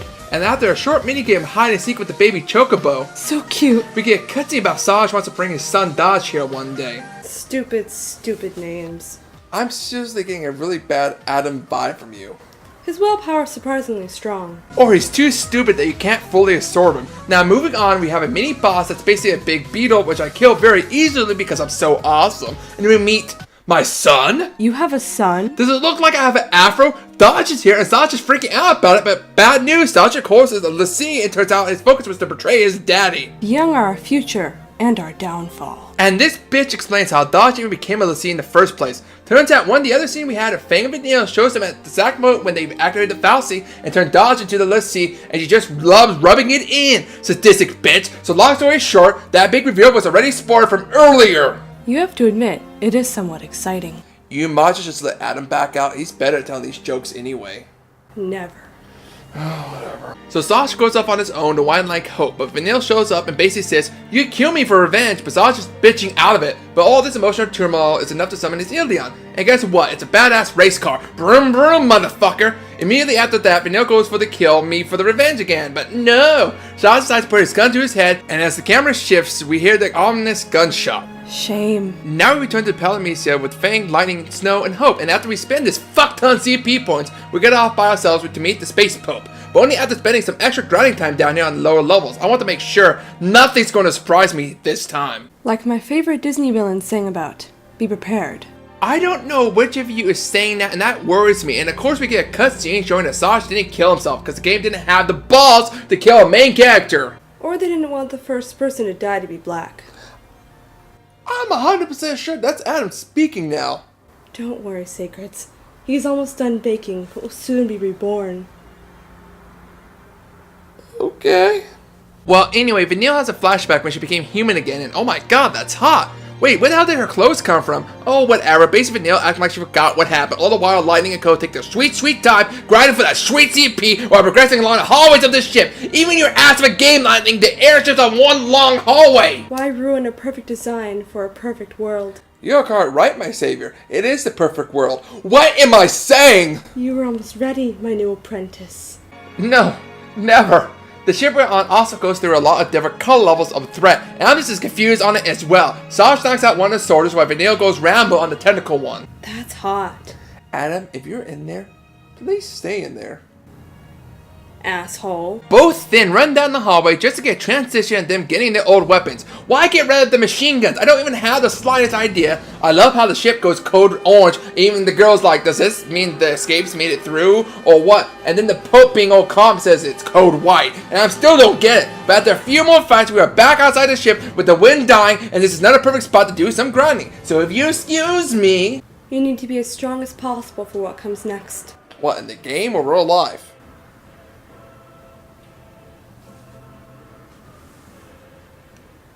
So after that grinding, we find another giant bird and kill it, only to have another one pop out and start flying around like a bitch. What up, pussy? Oh shit, explosions! Oh, never mind, just Sarge and Vanille. Vanille, of course, runs up to Fang and they're gonna, oh, please let them. Oh, god damn it. Lame! You pervert. Oh, shut up. I have to fight that bird now. After it's dead, the lovebirds have a nice hug. Just a hug. Boo! So Vanille, I guess, decides, I'm tired of walking, so I'm gonna lasso another bird to ride it. Giggity. Shut the fuck up, Adam. He will soon enough.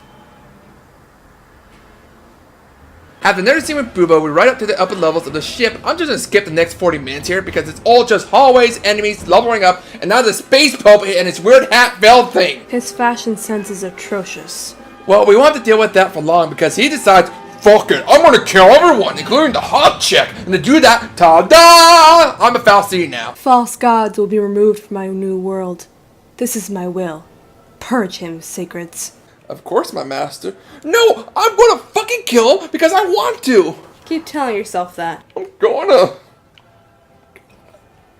And I kill him, though it takes about 12 minutes just by himself, and that's with all the buzz I give myself at the very beginning, but turns out it doesn't even matter because he just turns into Itachi, basically saying I'm not strong enough to win, and no matter how much I try, I'm still going to finish my focus, which according to him is destroy the world of Cocoon by becoming the Ragnarok. Fear not, for even if everyone dies by your hand, I shall take them unto me, and they shall know everlasting peace. Right, so...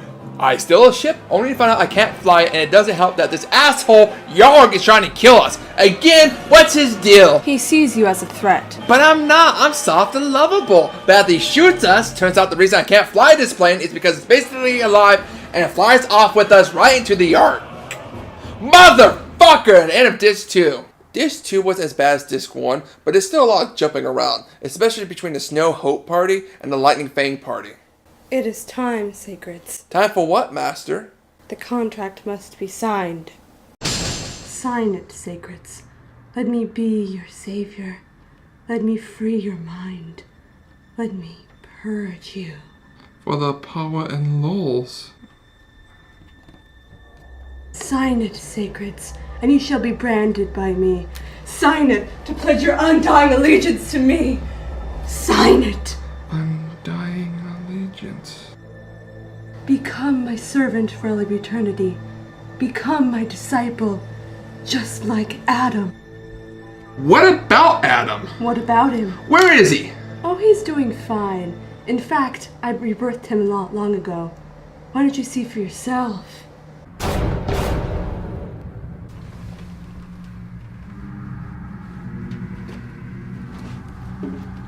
Adam, is that really you? Dude, Sacreds, what's up? Dude, watch this. Oh, I can do like fire and shit. I'm like a real firebender now. Then I got this new shiny Lassie tattoo I want to show you. It's fucking shiny, man. And it's, I'll just show you later. Yeah, that's definitely Adam. How was the purging? Was it painful? Most painful, man. It was like totally bogus. Wait! Oh, your voice! Oh my god! You've been Bill and Ted! But of course, I have to purge you down to your most basic human self to be the most successful. Look, I'm in it for the power and the lols, but I won't be Bill and Ted. Love the movies, but I can't live with myself like that. Not again. One of us, dude. Yes, one of us. Adam, hold him!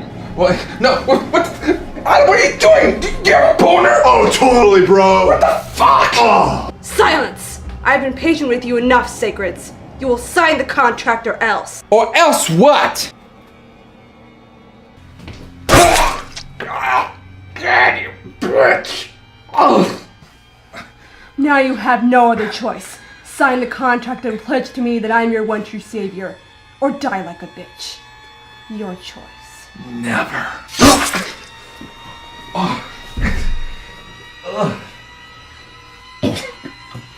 Well, Sacreds, you will be losing consciousness soon. So what will it be? What will it be? Who's saying this, man? Fuck you, Adam.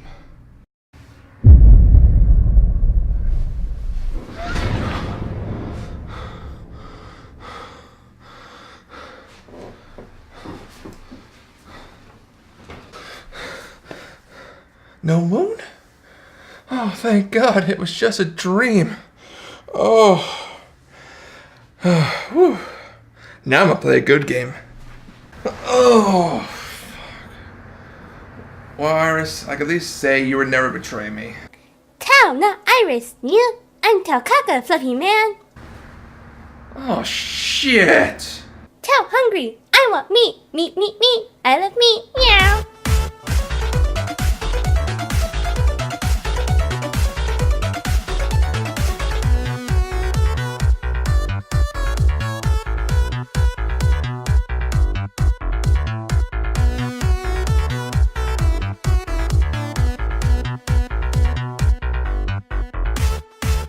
Oh, no, no, no.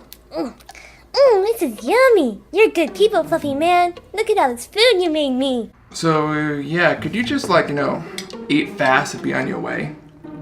Aye, good guy. You can count on Tao. Where is she putting it all? This is her third helping of everything. So, Tao Kako, why are you here? Ooh, Tao was hoping you would ask. It's a long and sad tale, which I just so happened to practice telling in your mirror. Tao got bored and saw a shiny doorway and pounced on it to find a soft bed and meet another Kaka. Oh, shit. You came through the portal and met my cat Iris. And scene. Meow. Well, why didn't you just go back? Tao like it here. Lots of sunlight and a big bed. Your Kaka said I can stay as long as Tao wants. Yeah. I highly doubt she said that. So Tao decided to become one of those review god thingies so she can earn tons and tons of meow-la, you know? Tao be your apprentice. Or was it Appletons? Stop. You mean my apprentice. Yeah, that thingy. Right now. Does that mean Tao can call you daddy?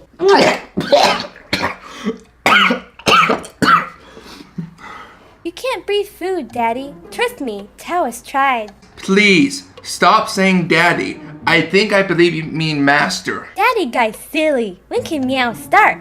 Look, Tao, I'm flattered. Why would you go flat? Your balloon losing air? Does Tao need to— Don't even finish that sentence! Look, even if I agree to do a review with you, I don't own a game with you in it. Silly daddy. Tao came prepared, meow. Oh, fuck me. You got duck? Tao love duck. Blaze Blue Cross Tag Battle is a 2D fighting game developed and published by Arc System Works. It features characters from the Blaze Blue, Persona 4 Arena, Other Night in Birth, and Ruby franchises by Arc System Works, Atlas, French Bread, and Rooster Teeth respectively. Let's not forget the controversy with this game as well. So this should be interesting nonetheless. Look, daddy, there's another Tao in this window. Bad Tao! Bad! No! No, that's a bad Tao! We don't touch the camera! We never touch the camera! Alright, so anyway, like I was saying... Tao hungry! Feed Tao, daddy! You already ate all my food. All I got left is cat food. That sounds yummy! It's right over there.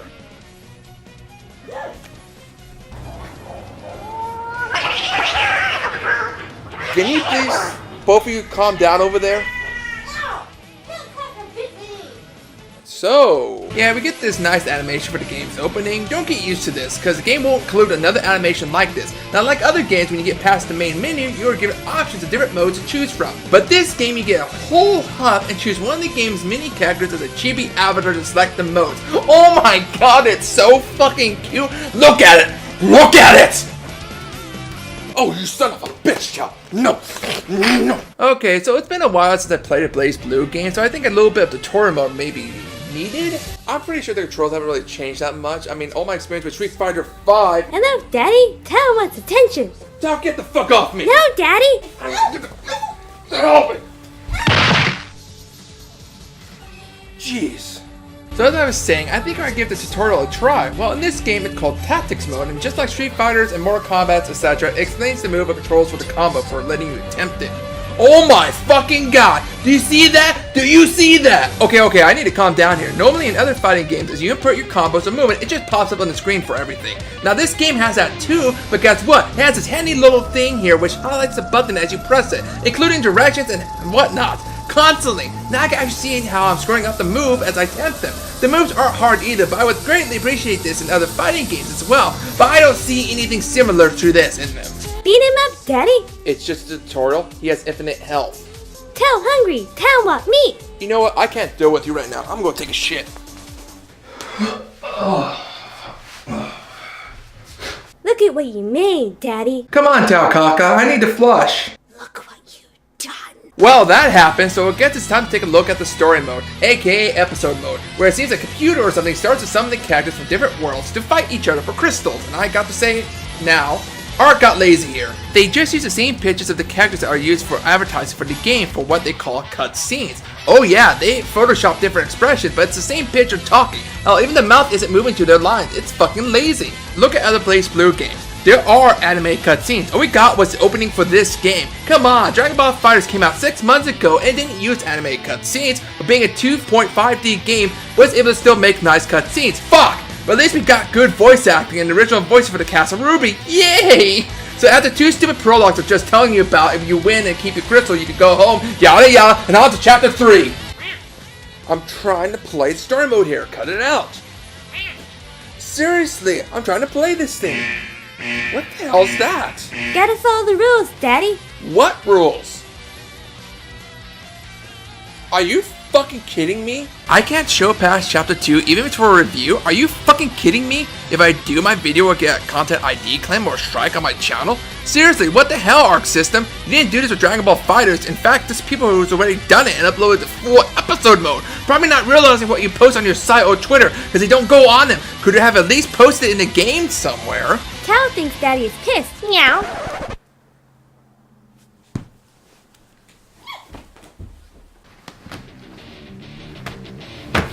You know, I might as well mention this too. The game launched with only 20 characters with 20 DLC characters. That's right, 20 DLC characters, which was revealed back in January. To what else negativity among its fans, because most of the characters besides Ruby are just sprites from other Arc games ported over to this game. Not to mention, originally Blink and Yang from Team Ruby were going to be part of this paid DLC, but due to backlash they became free DLC. However, the game is only $49.99 on launch with a $20 DLC price tag for all the other characters. Doesn't help they show up in the game, so it's just locked content on this at this point. What even more bullshit is the fucking fact that Characters Pack 1, which is 3 characters, was made for free for only 2 fucking weeks. But I give Arc's props for the Avengers Infinity War joke. Mr. Arc, I don't feel so good.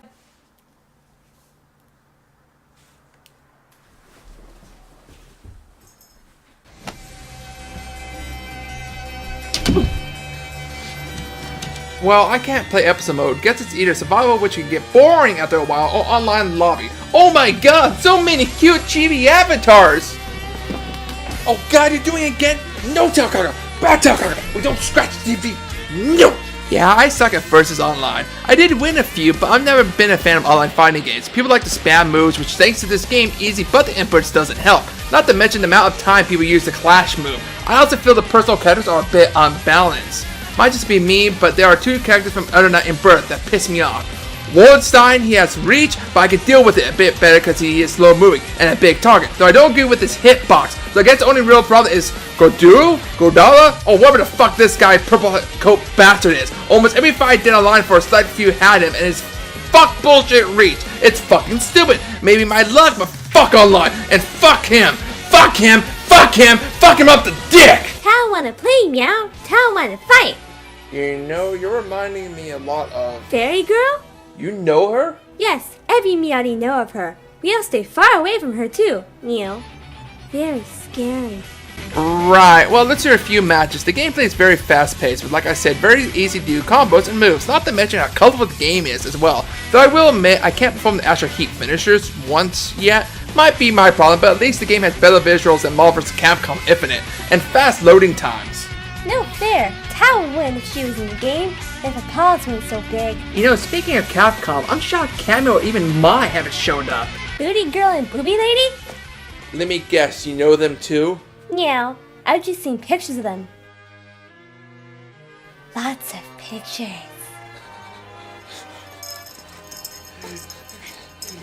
You're not that scary when you're playful. Well, other than Versus, there's Versus CPU and Survival, which is nothing new nowadays in these games. Plenty of avatars to unlock and portraits for customization. Let's not forget the music in the game. There are plenty to choose from past art games, including some from the Ruby soundtrack. So there's something for everyone, and I hate to say this, but I think this game is my new favorite fighting game. I feel like I'm going to regret that later. But like I said, I would do more for story, but I don't feel like taking the risk. But know this, no anime cutscenes and the other 20 DLC characters do make an appearance one way or another, some even in fights. So yeah, good going, Ark! Tao hungry. Tao want a treat. Give Tao a treat now. I got some temptations. Do you want... Right, so... I think it's time you get going, Tao Kaka. Tao not going anywhere, silly daddy. This is now home. I don't remember you saying you can stay here, Tao. Clear.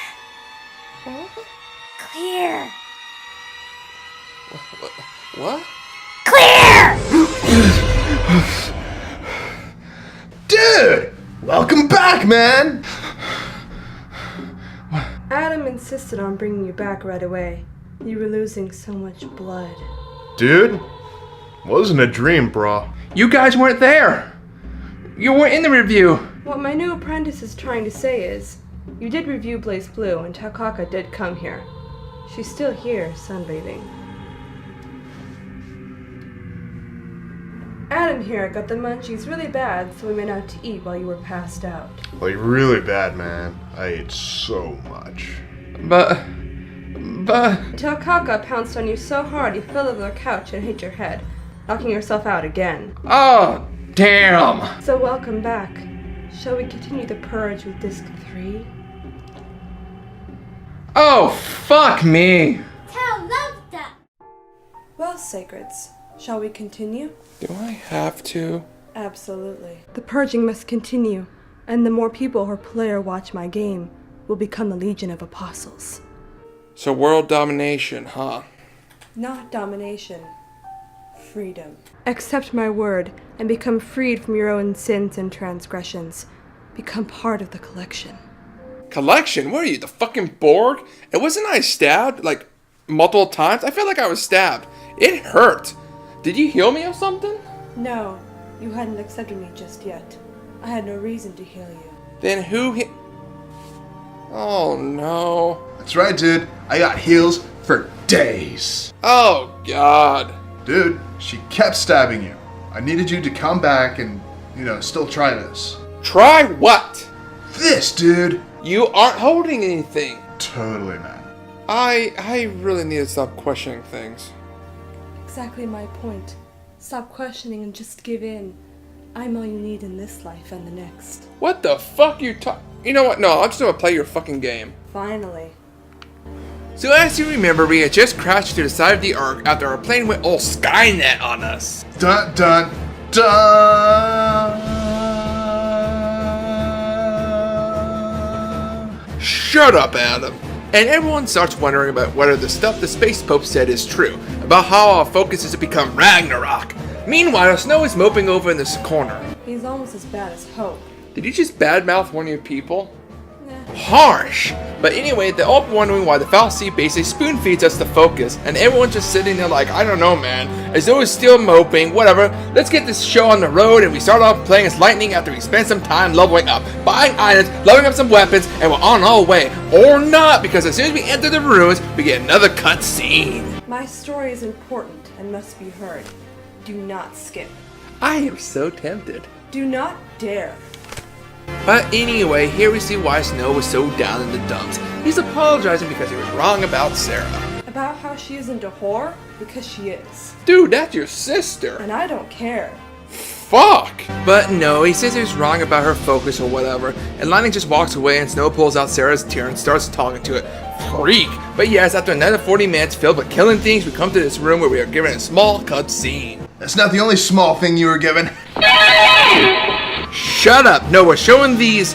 Oh, motherfucker! Whoa, that's a centaur. Whoa, that's 4 of them. Damn it, Lightning, can you do something about him? Not this time. I'm enjoying your torment. I just want to sleep. Sleep good. Yes, Takaka, sleep is good. No, you must spread my word. Continue the game. Yeah.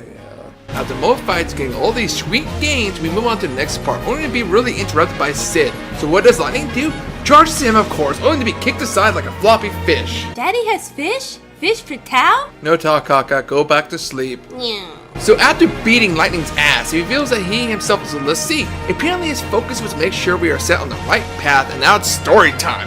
Fuck. And so he starts talking about the Maker. He's not talking about me. Daddy makes something good for Tao? Will both of you shut up, for fuck's sakes! Sid goes on some more about how weak humans are for forgetting about the Maker and how Falsi are really the good guys and how they're trying to bring back the Maker and make the world a better place. I don't care. So after his Thanos moment, we're surrounded by a wall thing and he transforms into that. Weird guy. Whoa, that's bogus. Yet another false being striving for more power. But yeah, luckily I buffed the shit out of myself for this because we all knew something like this was going to happen. And this first part of the fight is actually not that bad. And then he gets wings and somehow all my buffs are just gone and oh my fucking god! Whoa, most heinous, man. You were at full health and he did that much damage? Whoa. Your 2 cents isn't helping, Adam! Because I'm so awesome, even though it takes a while, Sid Reigns becomes my bitch. And he falls and he tells us to trust ourselves and becomes crystal and then disintegrates? What the actual hell? I'm confused. I need a drink. You don't have any more, remember? Oh yeah, that's right. You bitch! Tao has more for Daddy. Oh, thank you, Tal. I love you. It's water. And now I'm sad. So for like 30 more minutes of fighting and running down our favorite thing to do in this game, and that's hallways, we finally get a cutscene. Pretty much everyone saying they would make Sarah proud, not let their focus win, and everyone does this hands in, we are together thing cliche, with Lightning just smiling slightly. Like this? Oh god! Bro, is this better, dude? Dude, what? Seriously, everybody stop it. Well, Fang being all moody. It's her time. Please don't finish that sentence. Doesn't want none of this shit and says, fuck seats, I won't let you become one. That's where Ilion comes out and everybody wants to have a game of not so sexy beach volleyball with it. Thus the trial begins. This one wasn't so hard. I was able to beat it on my first try, probably because I have a 3-person party for once in these. And it transforms into a shit. We then proceed down a new path that was made and find a way out of the arc that leads us to Pulse, the world below. Some think it's a trap, but hey, fuck it, am I right? And besides, Snow thinks they might find a way to get rid of the sea brands down there. Even Vanille doubts it. Once branded, there's no going back. For the greater good. Greater good. Greater good. Perfect. Are you ready to sign your contract, Sacreds? Daddy, Iris is picking on Tao. Oh god, Tal, jeez, just spray with this. Oh god, damn it. We did get this beautiful cutscene of our party arriving to Grand Pulse with, well, what I believe is a foul sea trying to eat them, and the ship takes damage, her Fang summoning her Baja ship, saving everyone in the more in-game graphic cutscenes, basically saying, congrats guys, after fucking 10 goddamn hallway chapters of playing tutorials, you made it to the exploration part of the game, where you can grind and explore. Fuck off! So guess bitch boy Hope Brown is acting up, and after finding where he was, he wakes up that night bitching he doesn't want anybody to get hurt because of his meow. Oh god, his summon comes out and we fight and fail because fucking Hope's health sucks. Not to mention how once again you can't control the fucking characters in battle. They just step in the goddamn fucking way in this ass of a game. Fuck, and finally we beat it and it's done. Thank god we finally see so that we learned to give us missions in this open world for bonus experience and whatnot. And oh my god, the open world with a goddamn fucking tutorial! Tao thinks Daddy is angry. Totally, dude. Sacreds, get back over here and play my game. No! So, oh my god, what the fuck is that? I'm going to kill it! And is that Animantoys? And shit, it fucking killed me! Fuck! Well, after some grinding and doing some missions, which include unlocking the chocobo portion of this game, oh my god, it's fucking a chocobo! Finally, I get to ride one! I'm so happy! I wish I didn't waste my tears for sadness! Don't worry, Sacreds.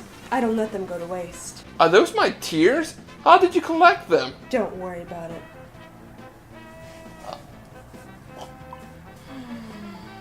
Sorrowful. Delicious. Ew! It's bogus. Most non-triumphant. I don't want to get off the chocobo because I'm so happy, but I know I have to finish it. Once sure, I grind it and finish several missions, which I don't want to waste my time recording, so deal with it. Long story short, I wasted 3 hours of grinding for that sweet CP, and I wish the whole game was more like this, exploring instead of just straight path from A to B hallways. It's very surreal, and now we must enter this cave to start the hallways again. And after another 30 minutes of hallways and shit, we get a cutscene of Vanille skipping through a field with Fang following behind. Oh, I hope what I think is gonna happen is gonna happen. Don't go against my wishes! Unfortunately, no, Adam, it doesn't happen. But they do start talking about flowers. I don't get it. Sucks to be you then. But anyway, Fang goes into a story about how she remembers she was Ragnarok last time. Vanille goes off for some reason about how she's lying, which is enough emotional turmoil to summon her thing. I don't want to waste your time, so let's just say you only get Fang and Vanille in this fight, and I fought it 5 times. This thing is the bane of my existence. Adversity creates fortitude. I don't want to hear it, Lightning, but yes, Fang gets on Vanille's case about how she was keeping the truth from her. Just a little lover's quarrel, nothing to worry about. But as we move on, fighting robots and bombs in the mines, we get to another cutscene showing us another fal'Cie. This time it's Sonic! Dude. Oh, I know. Deal with it. But as it starts rolling towards us, Hope's robot friends hop in and slow it down, and of course someone has to make a fucking life lesson out of it. Thanks a lot, Sash! And we hop out to the fal'Cie because why not? And it takes us to another section of the cave, which in turn gives us a new flashback. It's been a while since we had one of these. Yeah, right? Flashy, flashy flashback. Thank you, Tal. Tao get treat now? No, Tal. Give Tao treats! No, Tal! So this starts up with Snow and Vanille looking at the crystal tear. Then we see Sarah sitting on the beach as Vanille walks up. Vanille's talking about how she wants to make out with Fang. And Sarah says, just go for it, man. That is not what they said! Oh, calm your tits. I'm just kidding. But yeah, it's not that important. So as we move on more through the caves, another 30 minutes passes of fighting before we come across Wizard's Tower. And of course, head right into my least favorite part in this whole game. Oh, come on now. My maker couldn't have made something that worse now. Wanna bet? So in this tower, you have to complete hunts which are not optional to climb the tower. However, there are hunts you can't do till you do ones on higher floors, unlocking secondary and even third path elevators that will take you across the room on lower floors. In short, it is a lot of back and forth, and back and forth in this Satan's butt plug of an asshole tower. Dude, that is like nice. Whatever, and all we get is a few scenes of the statue slowly weakening that fal'Cie to try to eat our shit from earlier. All the while trying to climb this tower by killing more monsters, which when we finally do make it to the top, after like an hour of gameplay, we fight the damn thing. Now, as long as you debuff it and buff your characters, it isn't too bad. Till the last quarter of the goddamn fight. This thing debuffs all your characters with everything, which gotta spell it, but guess what? If you're not fast enough, the damn boss will now be able to do one shot the entire team, and it does. Wait, Fang is still alive. Fang is still alive! Why did she get back up if she wasn't? Well, guess what? Another fucking peeve I have! Please, Sacreds, just continue the game so I can purge you once and for all. You know what? I'm not gonna let it slide again, Lightning. Are you talking back to me? You know what? Yes, I am, you pink-haired dyke! Why, you insolent little maggot! How dare you speak to your savior like that? Whoa, dude. Just give the bra a second to explain. You're going to let him talk to your savior like that? No, I won't stand for it. Dude, hear him out. Yeah, lazy girl. Stop being such a bitch. Meow. Fine, I'll listen. But Adam, you may have been purged and made my disciple, but I will strike you down if you betray my faith again. Totally? Proceed, Sacreds. Just watch your tongue. Don't tell me what to do, bitch! Yeah. Continue. Please. So there are Phoenix Downs in the game, however these aren't meant to use on the party leader. You're controlling. Nope. If another party member in battle falls, you can revive them, but if the character that currently the party leader falls, then it's game over. How fucking stupid is that? In every other Final Fantasy game, even other RPGs, as long as you have one member alive in battle, you can revive the others. This game doesn't allow that. Worst part is sometimes I only lose the party leader, and the other two characters are alive. And even if I didn't have a Phoenix down, one of them learned the revive spell. Motherfucker! Are you done now? Yeah, I think so. Are you sure? Yeah, I'm actually feeling a lot better now. Good. Good. Don't ever talk back to me again! I don't care anymore.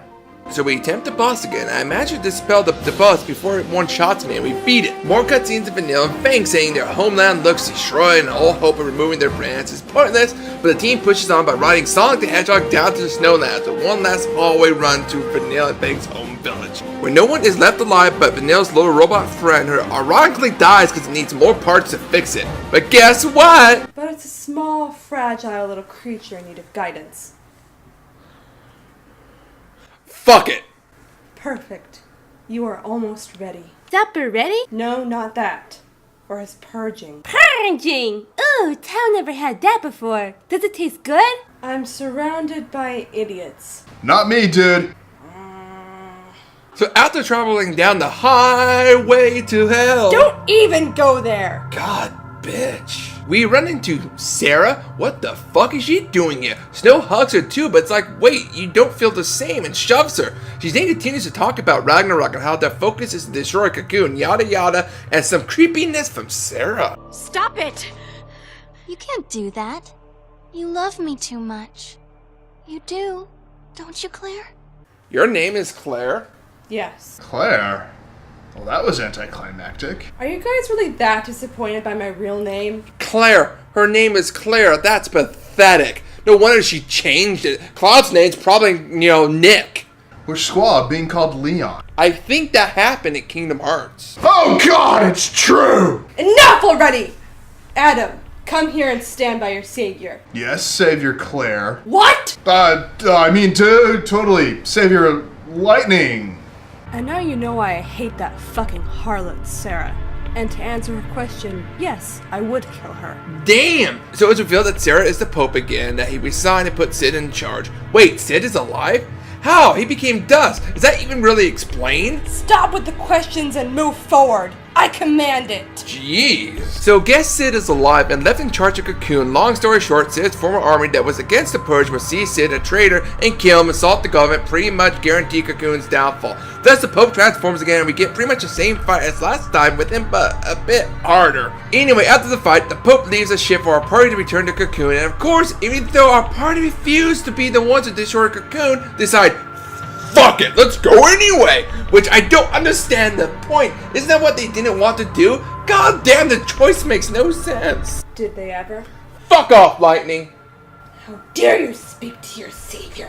Up yours! You've got balls, but you will not make it. The purge will happen, and your existence will be meaningless. So we get this beautiful scene of a race happening with our heroes crashing and summoning their Ilions for even more action-packed cutscenes. Sadly, just reminds you how cool it would be to actually travel around the world on your summons. In the end, Lightning has a small boss fight that you pretty much guarantee to kill it with the summons moves. All the while, Sid is killed by his former man. Again, what was the point of bringing him back from the dead just to kill him again? Fuck, just let God my head. So, several gates open up, letting monsters from Pulse onto Cocoon, pretty much time wasters along the hallways of this planet. If I knew where my sword was, I would stab you with it. But why? Because I felt like it. But since I don't know... Dude, it's like right up there, top of the bookshelf. Well, how about that? Thank you, Adam. Dude, some saver you are. Shut up, dude. Whatever, so we just make it all downtown, moving fast, and I'm homebound. I hate you so much. But then we get another shortcut scene where I swear the same 6 cars are going by as I'm talking over and over about a behemoth king that just appears in the middle of the street, so we go get it. And remember, the best method for these fuckers is to constantly spam your buffs and debuffs, otherwise you're not going to win. Sounds like you've dealt with this before. Think whatever you like, but after another half hour or so, we have to fight this thing called the Plot Cloud. Oh, and apparently Rosh is still alive too. What the actual fuck? How do people just not die in this world? Well, same as me, maybe? You're something I question every single moment. Nice. Shut up, Adam. So he leaves and we kick this thing's ass. You haven't seen the last of it. Oh, I'm so scared. But as we continue, we move in further, and apparently that behemoth wasn't the only monster summoned into the city. All over the place, there's creatures causing mayhem and destruction. And next one we have against is a fucking baby Adamantoise.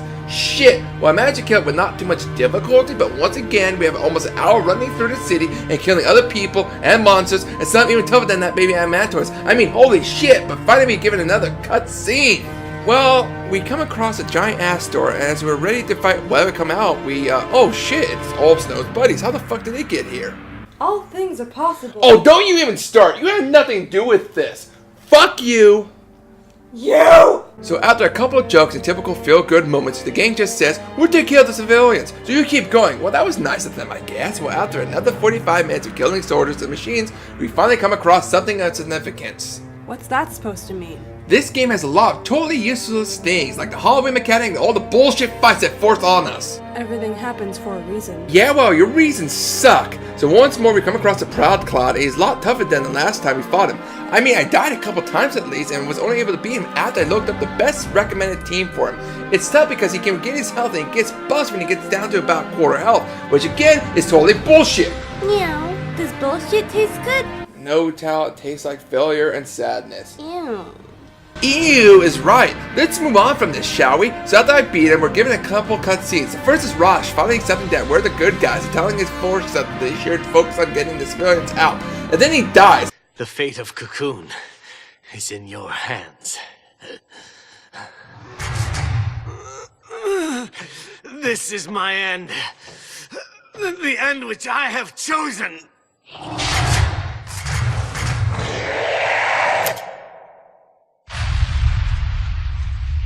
And after we keep going for a little longer, we're standing in the middle of a room with some crystal seeds. But who cares, because we're automatically transported to the orphan's cradle.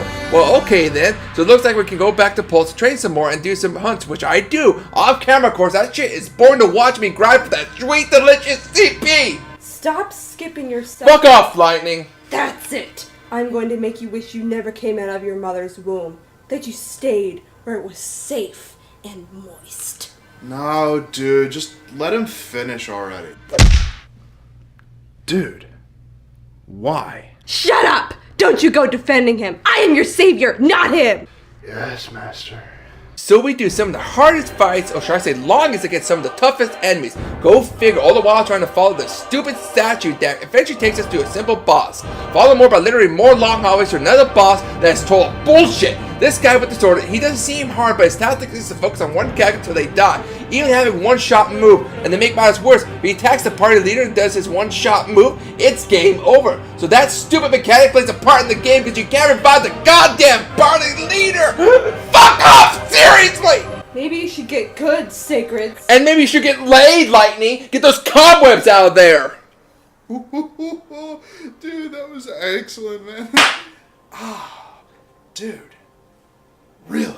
So to beat this boss, just have a Sentinel taunt and take the blow of damages, and cause of their defense, they can't really be one-shotted. But sadly, because only two can focus on this boss, it's almost impossible to stagger because it has 999.0 for its stagger break. Motherfucker! So more hallways followed by one more boss, which I really don't have much to say about this one. And finally, we literally get to the last hallway of the game, followed by a cutscene, so our heroes all march in heroically and challenge the Pope to one last fight.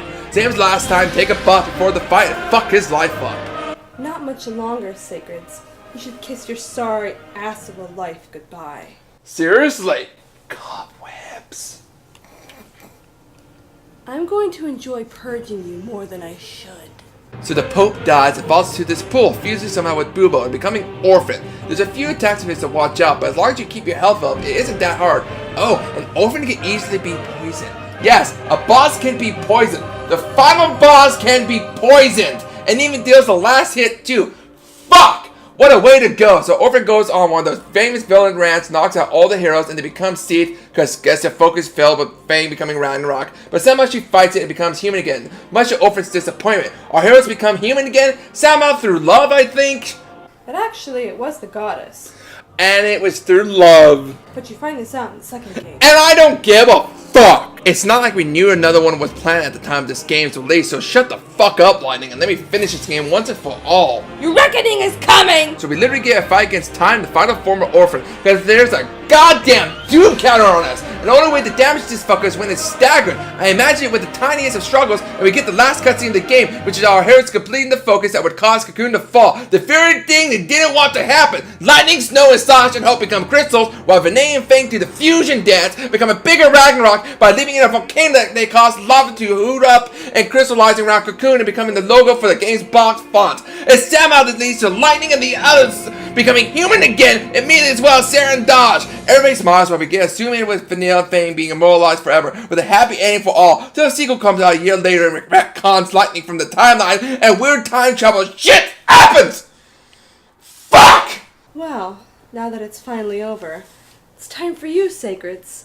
Sign the contract. Actually, I'm feeling a lot better. I don't think I'm going to sign it. You know what? Fuck you. I spent a month living in a shitty apartment, and I am not going to lose this! Hey now. The first soul I purged here was Adam. He didn't even pay for his lunch. He charged it to my goddamn credit card. $300! And half of it he just threw away. He's a useless pile of shit who can't do anything right. Hey. Oh, shut up, Adam! I should never have purged a wasted human life like you. I should have just killed you right off and stuck you in purgatory so no one would have to deal with you at all. Hey, Lightning, don't talk to Adam that way. And you are going to become purged so I can have your soul. What you say? That you only meant well, cause you did. What you say? That it's all for the best, cause it is. What you say? That it's just what we need, and you decided this. What you say? What did she say? Wow, way to go, Judas. Just be glad I didn't kiss her. Hey, your voice. Yeah, that is a thing that happens, but I just went along with it. For the lulz. The power? Oh yeah, I got some sweet perks out of it too, but I just couldn't handle her shit anymore, you know? Tao can't have his body to eat? Wait, no, Tal, that's gross. Yeah, and the body's already gone. Wait, what? Oh, shit! Fucker, give me in the fucking corner again, why don't you? Yeah, man, that's how it's due. Asshole. Adam, you okay? I gotta go, man. Dude, why? Just stuff. I can't really tell you about it. Dude, seriously, why are you leaving me, man? No, dude, look, I really... Whoa, what the hell? No time for questions! Guys, I'm Adam from 10 minutes from now. You guys need to leave now! Damn, you are handsome. I was just thinking the same. We are sexy. We are sexy bitches! Oh, and this is goddamn ridiculous. Oh, you guys are still here. Figures. Who the fuck are you? Well, I'm the Adam from 3 hours from now. I got stuck playing the game because these two got distracted by one another, but, I mean, come on, it's obvious. We're sexy as shit. Yeah. Yeah, we are. Guys, wait! Oh, motherfucker! What is it? I just came back to look at myself again.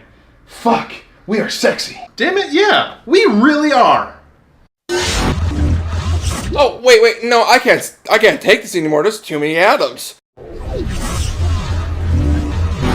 Oh, shit. Scramble!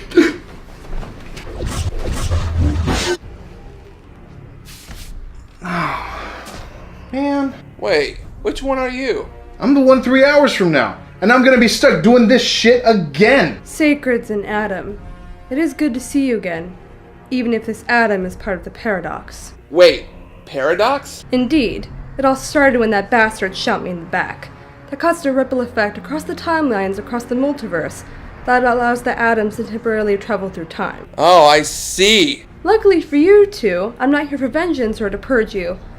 Well, I'm trying to purge the Adams, but that can wait. So why are you here, Lightning? Take a wild guess!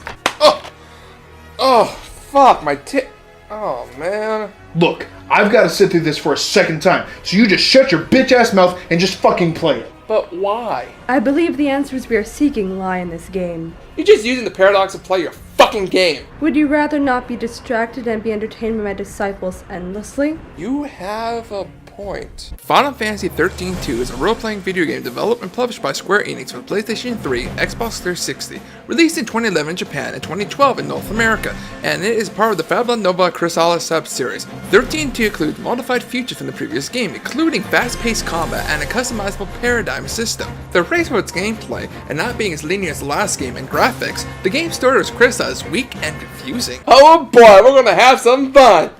Seriously, Lightning, do I have to play this? Yes. It was inevitable that one game wouldn't be enough to spread my gospel. Think of this as a New Testament. Can I just go and do something else for a couple of hours? I've already seen this part of the game. By all means, I have something very special for you. Time to earn my forgiveness. But you said I wasn't the Adam that shot you. You are still Adam, are you not? Yes? You are so fucked. So, as punishment, have you seen Casino Royale? Yeah, I love that movie. Gee, I wonder what the punishment is. Well, I have the chair ready, so strip down, Adam, and sit over there. And there it is. No, you don't mean... That's right, Adam. I'm going to hit your testes with a knotted rope for every Adam that pops up in this Forsaken review. Well, that's not very nice. Of course not! I'm really pissed off! I'll play the game again. Excellent choice. You know, if it's okay, I'll take the nudge shots if it means I don't play this game. Sorry, Sacreds. This punishment is only good for Adam. And I mean only Adam! Okay then, well fuck, let's get started. Our story begins with an empty throne with lots of feathers falling with lightning bound to said throne, saying she would protect the goddess Etriel's legacy. Someone better pick up that phone, cause I fucking called it! Never do that smile again. Seriously. Never again. We also see that Lightning got some new look too, as she's now a Knight of Etriel. As Lightning walks to the balcony of said castle, we find out she's in Valhalla. Whoa, whoa, whoa. Just wait a fucking minute. She's in Valhalla? When did that happen? When did that even... What, was that a thing? What? In the first game? Is she dead? I thought you already saw this before, Adam. Yeah, and I'm still questioning it. Lightning! That's Savior Lightning to you. And your point is...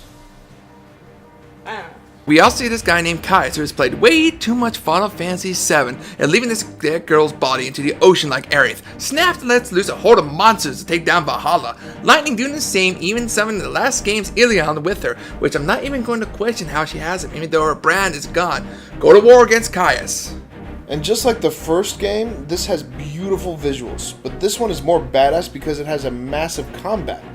Just Kaius even breaking out of an ice prison and pretty much telling the Shiva sisters to fuck off as he tosses them around. Damn, Kaius, calm the fuck down. There's no way to treat a lady. Ilion. He did drop a dead one in the ocean. Damn, dude, too soon. But yeah, Kaius just gets fed up and summons a giant comet to destroy Valhalla, with several small ones for good measure. Lightning uses her years of Mario Brothers skills. What the fuck is a Mario? Gets his sword back and shoots Kaius' Get Got 10 sure move at his summoning spell, canceling the comet. Impressive. Save it.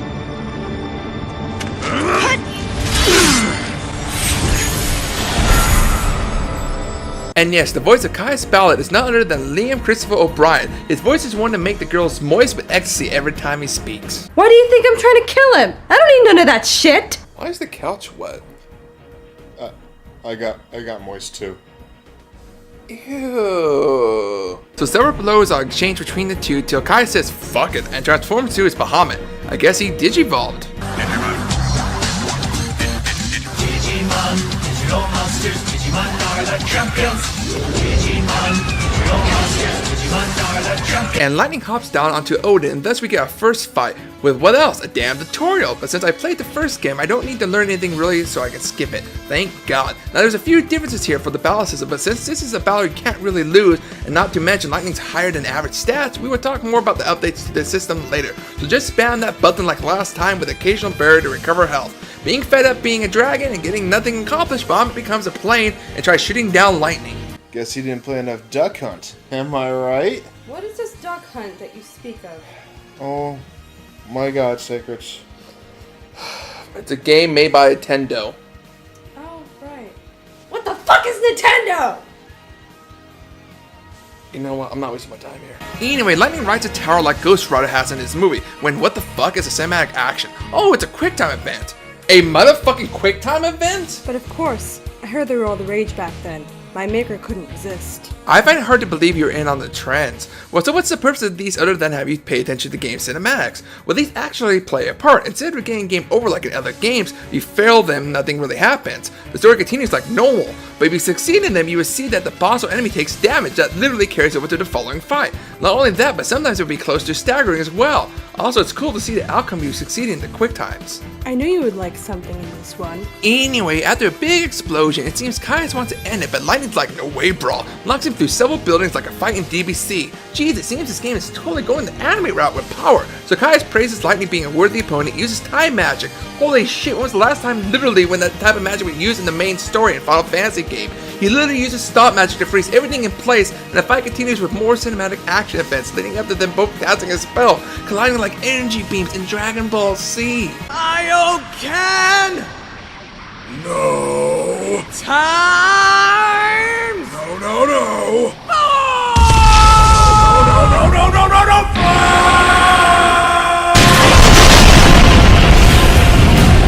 I think I just came. I knew you were going to do that, and I'm still just sitting here. What the fuck? So a new challenger falls from the heavens, and Lightning, suspecting him, knows his name. I know your name.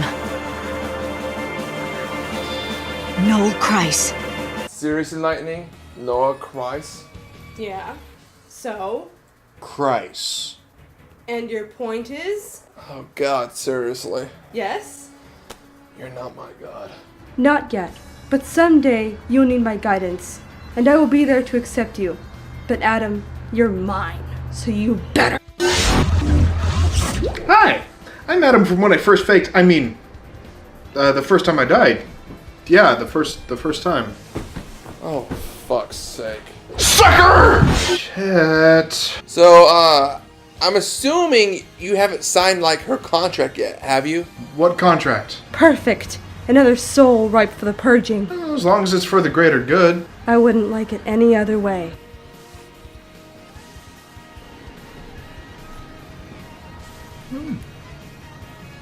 Oh my god, I'm continuing. Yeah, whatever. Go ahead. So Lightning saves Noel and tells him where he is, and he's there because of his prayers. Kaius chases Lightning, and another small air fight happens. A cutscene follows with Lightning telling Noel to take the time gate and give Mog to her sister, Sarah, which serves as a weapon. It becomes a sword and bow. Also, he needs to change the future and fix the timeline or something. Kaius doesn't like this and tries dropping a comment again. Lightning goes like a tank and holds it off while Noel jumps to the past, and we finally come across our hero, Sarah, having visions of the future where Lightning is, because I guess Valhalla is the end of time. She didn't get some new duds because of it.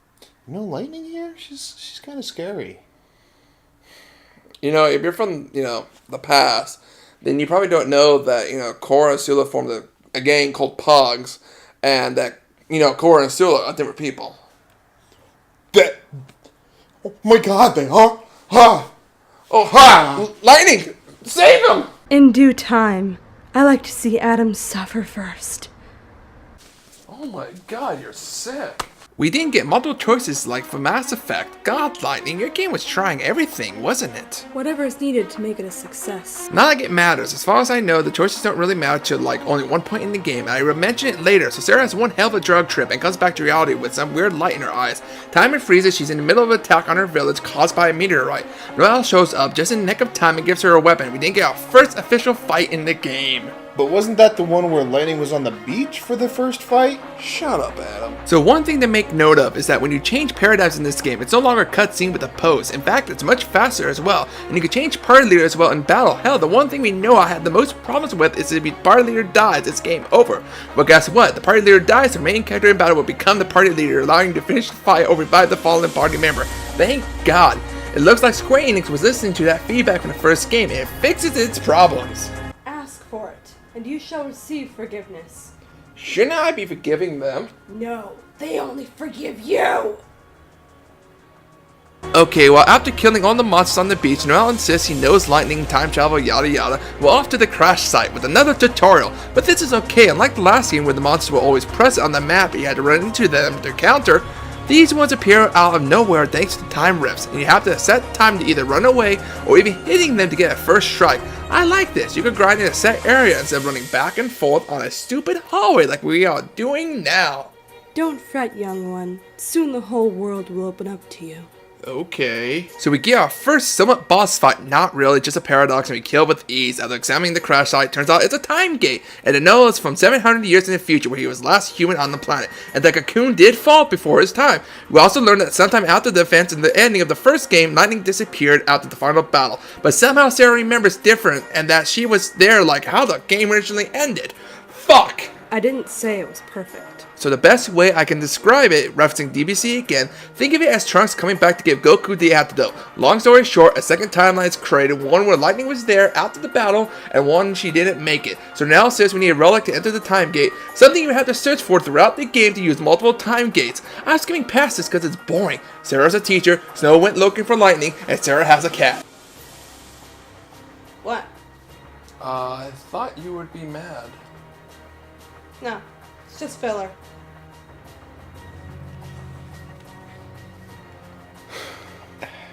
Okay, nice. We agree on skipping it for once. We also get introduced to the new paradigm system.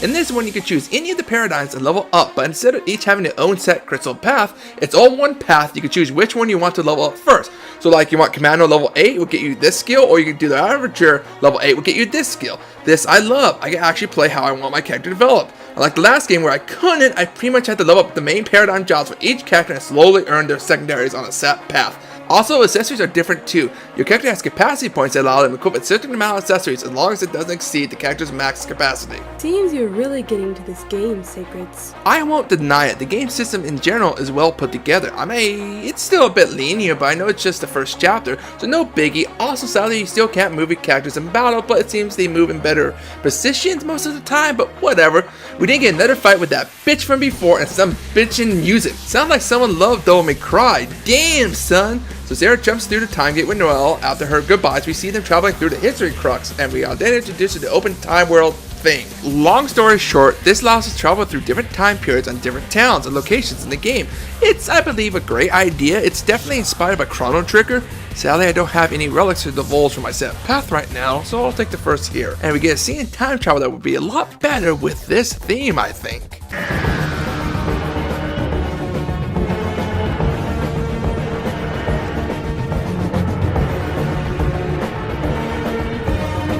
Really, Sacreds? You couldn't resist? You know what would be a really cool idea? If Keanu Reeves played the Doctor, but his Bill and Ted character instead. Sacreds, what have you done? That would be awesome! Continue the damn games. We can move forward with our investigation. Right. Yeah. So Sarah and Noel arrive in Bishoujo Ruins 5 a.m. Noel is all happy because he's never been inside Cocoon because, it's falls in the future, and thus a paradox happens we fight a giant fist. Who literally fists us. Giggity. I'm going to shove my fist so hard in you, Adam, if you don't stop. Oh, please do. Don't threaten me with a good time. Adam, from 2 years ago. I don't think you realize I wouldn't be saying that shit to her. Oh God, that's what she meant. Wait. Have fun, Adam. Anyway, during this fight, we're introduced to a new status effect called Wounded. Basically, as your character takes damage, the max HP decreases over time. It can't be recovered for the duration of the fight. This mostly happens in boss fights, so basically, the longer the fight, the harder it gets. There are items to recover it, but they can be pricey early on. But if you die and get finished down in battle or revive, your max HP is restored. Long story short, I think this is a great addition to the game. It adds more depth to it, makes you constantly keep at the edge of your seat during boss fights. Secrets. I think lightning wounded me. That's what you get for deep throating, Adam. No shit. He went past my elbow. He truly was committed, even after he said he changed his mind. Ew, you're sick, Adam. No, seriously? I think I'm bleeding internally. It can wait. Because after the battle, a quick cinematic, perfect, and our heroes get arrested and go to jail. Don't drop the soap. I think that's okay because Noah's male and Sarah's female. I was telling Noel that. Log. Yep. Also, I'm still bleeding. Okay, well that's cool. While this girl named Alyssa from the academy gets us out of prison and gives us communicators and insists we are guests here and she's only doing this because she saw us come through the time gate and asks questions and she wants help with taking care of the paradox. I guess we're being used again. Sloppy seconds. I'm not going to give you the satisfaction. Party pooper. So as we finally start our quest, we gain some monsters as our third-party members. That's right, apparently Sarah has the ability to guide the Untamed. Basically, remember how a bunch of monsters were summoned by Caius and Lightning during the opening cinematic? Well, Sarah's got it too. Every monster that Sarah attains has a paradigm-specific role, like Healer or Ravager, and can be leveled up with monster parts and earn new abilities related to their class. So, Pokemon. Yeah. Gotta catch them all. Seriously, you know what Pokemon is, yet you don't know what Nintendo is. I still don't know what Nintendo is. Tragic.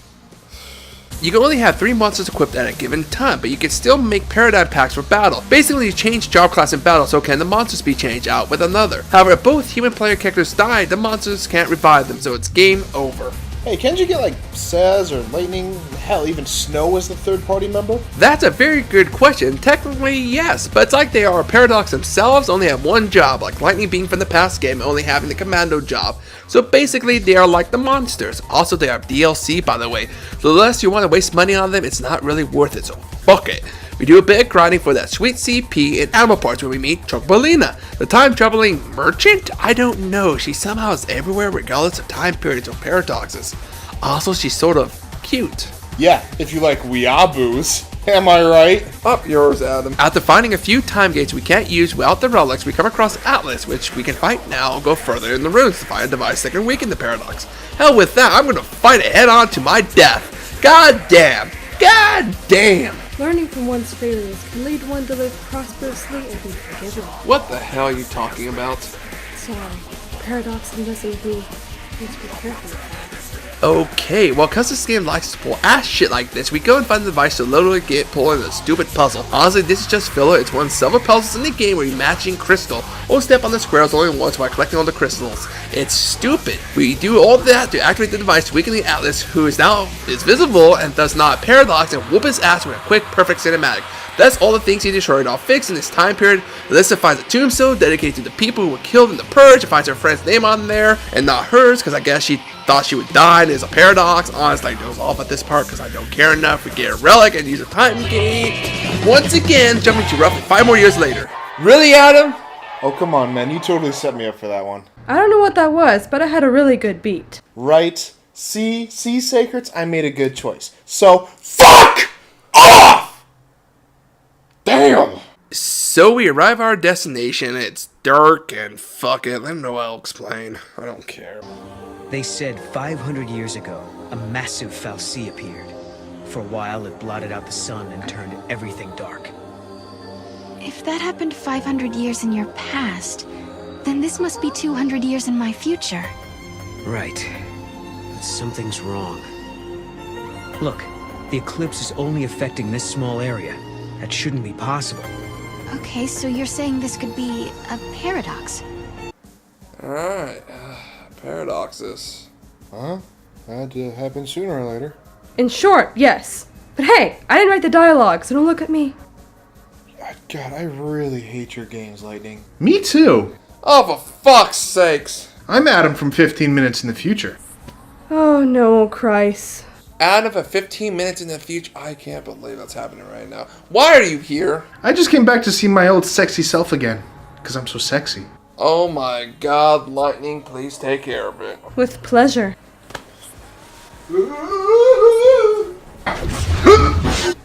Yeah, I knew that was going to happen, but I just let her do it anyway.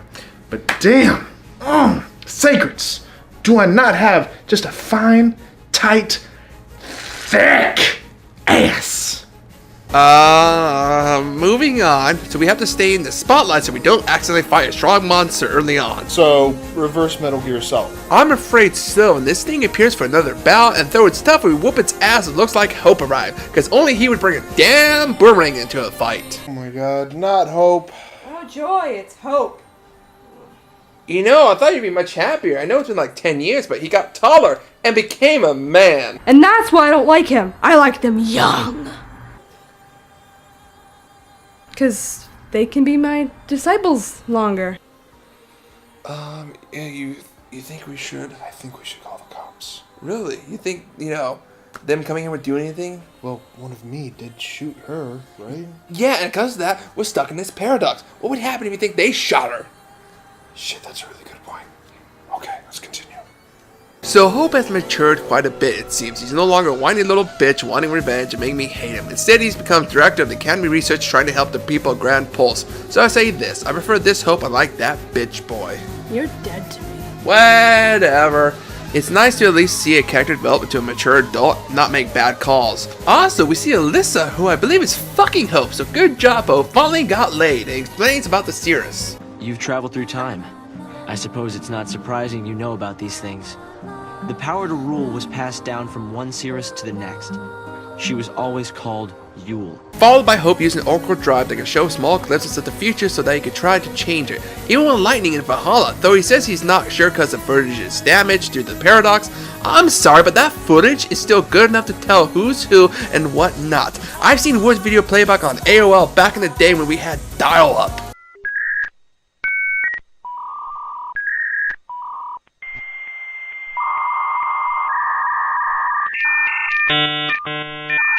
Now that's the real shit! So Hope gives us a relic to use on a time gate. We continue on our journey. Several paths open up for us to explore past so and so in different time periods. But I heard you really don't have to do the side quests or the extra things, because you can make it to the final battle in less than 15 hours. And I'm going to test that theory. So wait, less than 50? No, less than 20? What the fuck kind of RPG is this? At least it's short, so stop nitpicking, you two, and continue. Is that an airsoft gun? No, it's a magic shotgun with a nice orange tip, because I like the damn color. And what are you gonna do with it? Don't worry about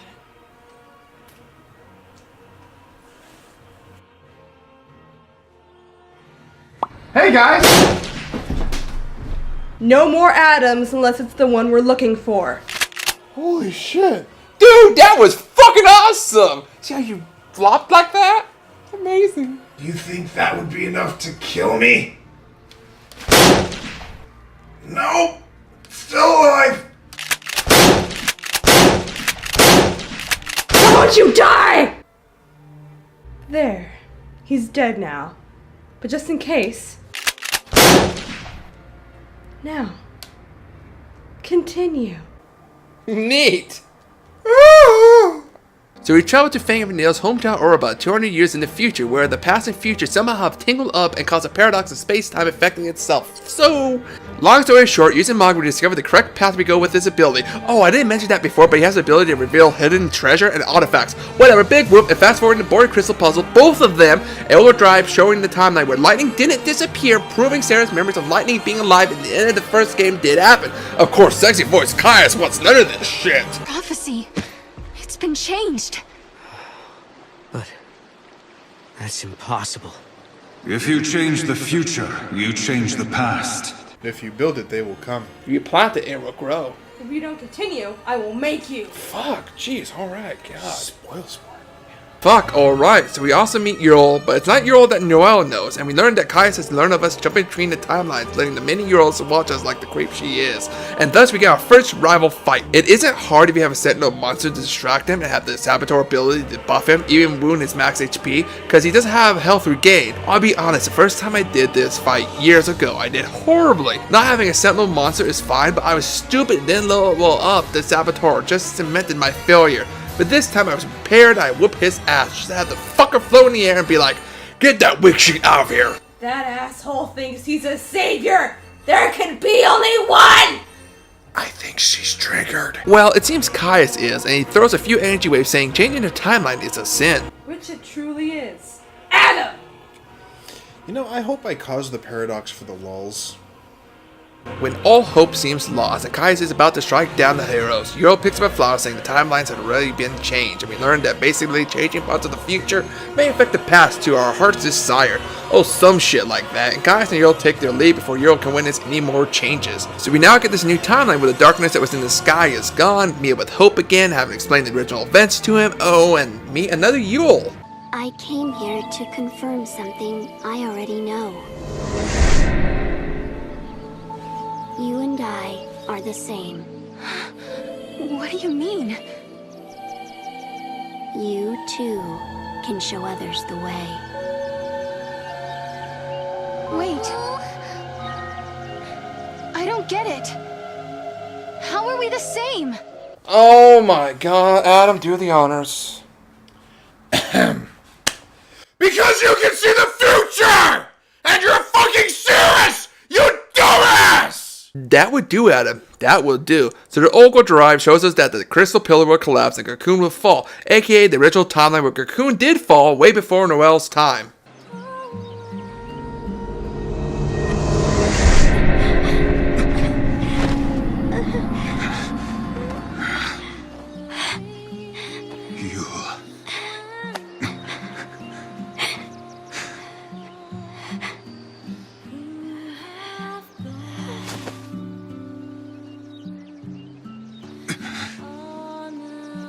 How many times must I see this? So when Yule sees the future, she dies. That's what I'm getting from this. Either that, or Kaya's pulled a Bill Cosby. Seriously, what the fuck is wrong with you? What? So we go to the crystal pillar in the year 300 to see a bunch of killer tomatoes, paradox from another time, into one, and Sarah, well, look. Sarah!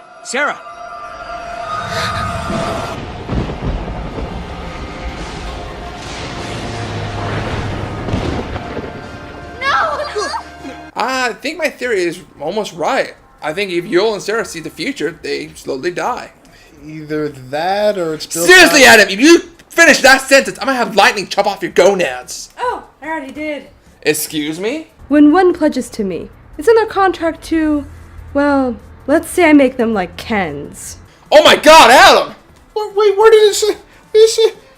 Oh my god, I'm a Kindle! Where did it say that, you whore? I don't know. All I know is that it's there. Have fun being a eunuch, Adam. Damn, that's fucked. So we find a much sexier Snow somehow was sent to the future too during his search for lightning. Not only that, but he's been fighting this giant flan who's currently eating away the crystal pillar. Thus we team up with guest party member Snow and have one of the most epic and sort of hard boss fights with all the status effects being thrown around. It gets hectic, but we manage and we beat it. Getting cinematic cutscene. So you can... But the flan keep coming, making another one form. Snow and Noel have a talk, and damn, Snow got sexy. I mean, damn sexy.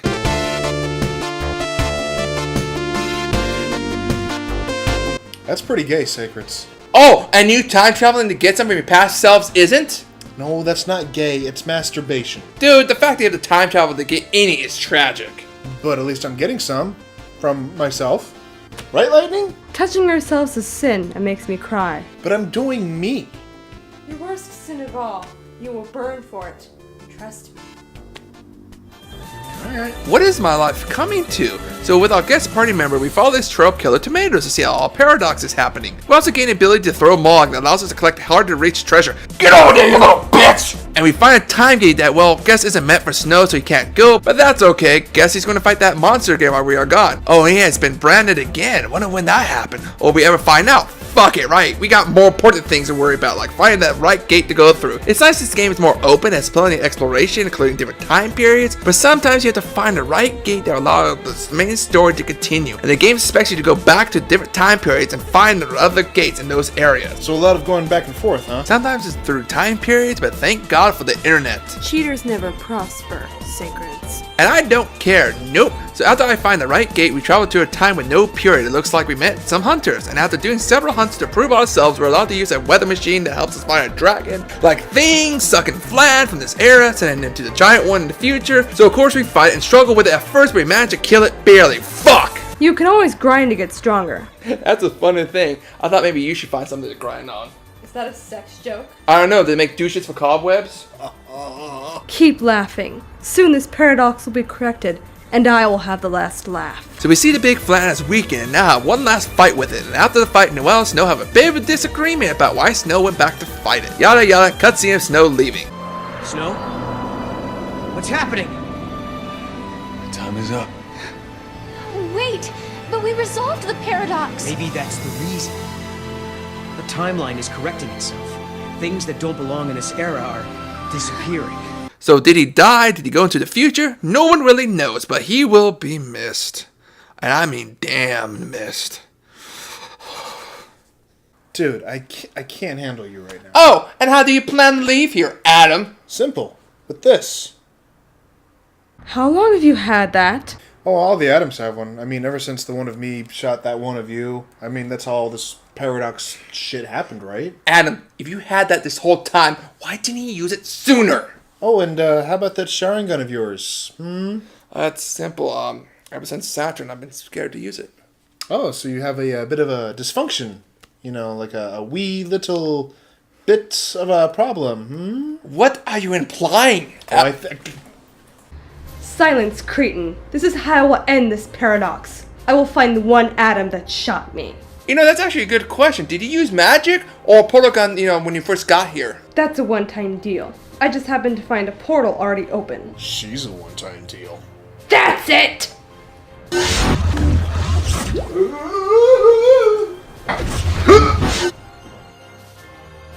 Now, Sacreds, please continue the game. We have hunting to do. Yeah, sure. Let's get broken this summer. Let's get broken. Oh god, I'm a mess. Previously on Sacred Sound Reviews. No time for questions! We are sexy. We are sexy bitches! Take a wild guess. Oh boy, we're gonna have some fun.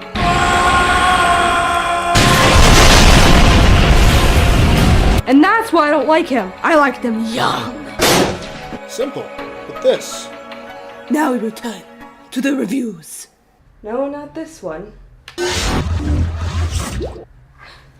Oh, no. Oh my god. What? What is it? Nothing. Just keep playing the game. What are you really looking for? I'm looking for the Adam that started this whole bullshit paradox. Damn it, not this one. You know, the chances of you finding him are... Never tell me the odds! Oh, what is that? It's so slippery and... Oh no, don't tell me. Oh. Don't worry about it, Sacreds. Just play the game. So we're now in a city called Academia 100. Here before the fall of Cocoon, we see an artificial Fal'Cies running the city.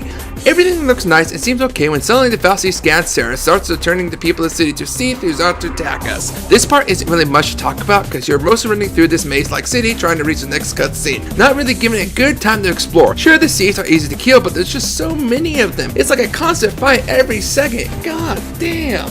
Not this one either. Damn it. I thought for sure this would be the one. Maybe you should take a break and sit down for a bit. Not yet. One more time. I'm sure this is it. Linkle, was that portal always there? Huh? It is now. Hey guys! Want to see a dead body? Oh god, it's her. Hey!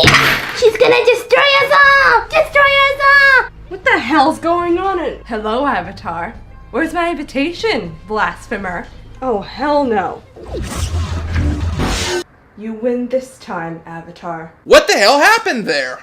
Don't worry about it. Just some unfinished business I'll take care of later. So we get this cutscene and our good buddy Caius explaining more why he has every reason to stop them. 100 years before this time and encounter Caius there. But I don't plan on letting him kill us. There is no mistake. You are one and the same. A distortion, a contradiction.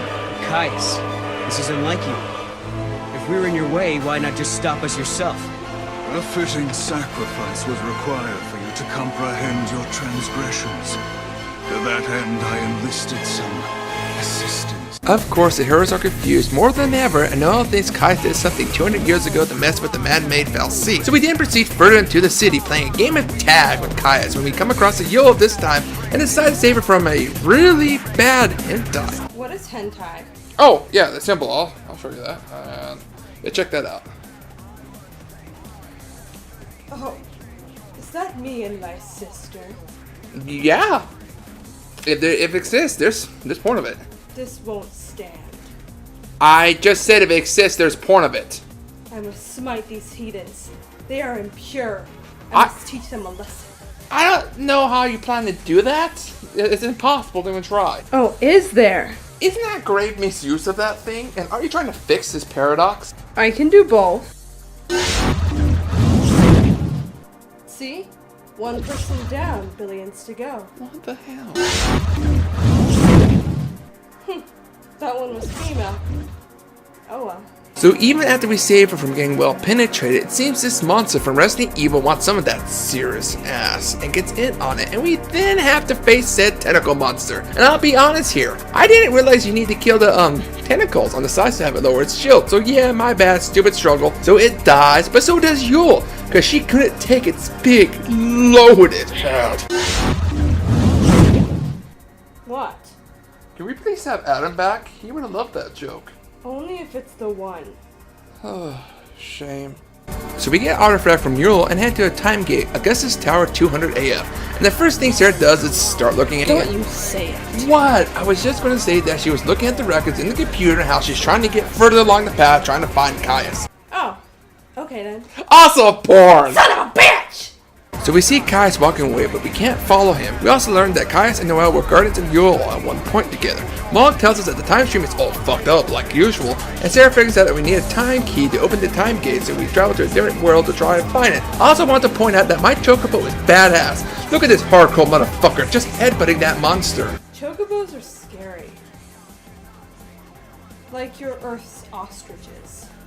That's a fair point. And as we make our way through the place, we come across a time gate leading us to the same Augustus Tower from before, but this time 100 years after the 200. And of course, it's the same tower, just wibbly wobbly timey-wimey stuff. And I swear, this place has a high counter rate. Enter the password, which was so gracefully given to us from the broken announce on the intercom and be hacked to the secret admin account. Seriously, if you weren't paying attention, we never pick up those random numbers she's saying are the password you need. I will admit, it isn't perfect. When I'm done with this game, Lightning, one way or another, I will find a way to get rid of you for good. Yeah, you said that before. Let's keep moving forward. I will. Noelle and Sarah question who would have taken over Augustus Tower from the future, but we pay attention here. We see the computers watching us like the HAL 9000 and realize it's a possible future from the timeline has been deleted. So the computer starts to make preparations for any more intrusions in other timelines, and we're back in Augustus Tower 200, where we meet a clone or hologram. Something. I am a duplicate of the Alyssa Zidell entity. My design is based on her biophysical data.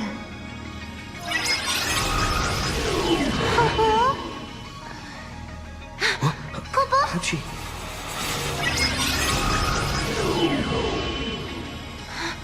She's a machine. A fabricated life form. Or a living machine. The semantics are irrelevant. But anyway, she's connected to the Fal'Cie, and apparently the real Hope and Lissa were killed by this computer and its artificial Fal'Cie master.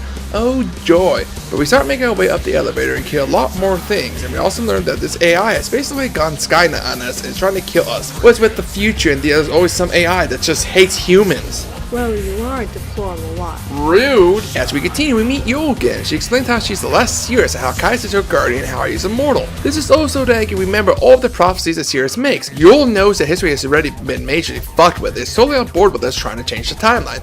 She thinks if we fix the future, it will go backwards and correct all time. So after we leave, she sees a new future and dies. Dies la vie. I didn't know you spoke French. What? You thought I was some old cultured piece of shit?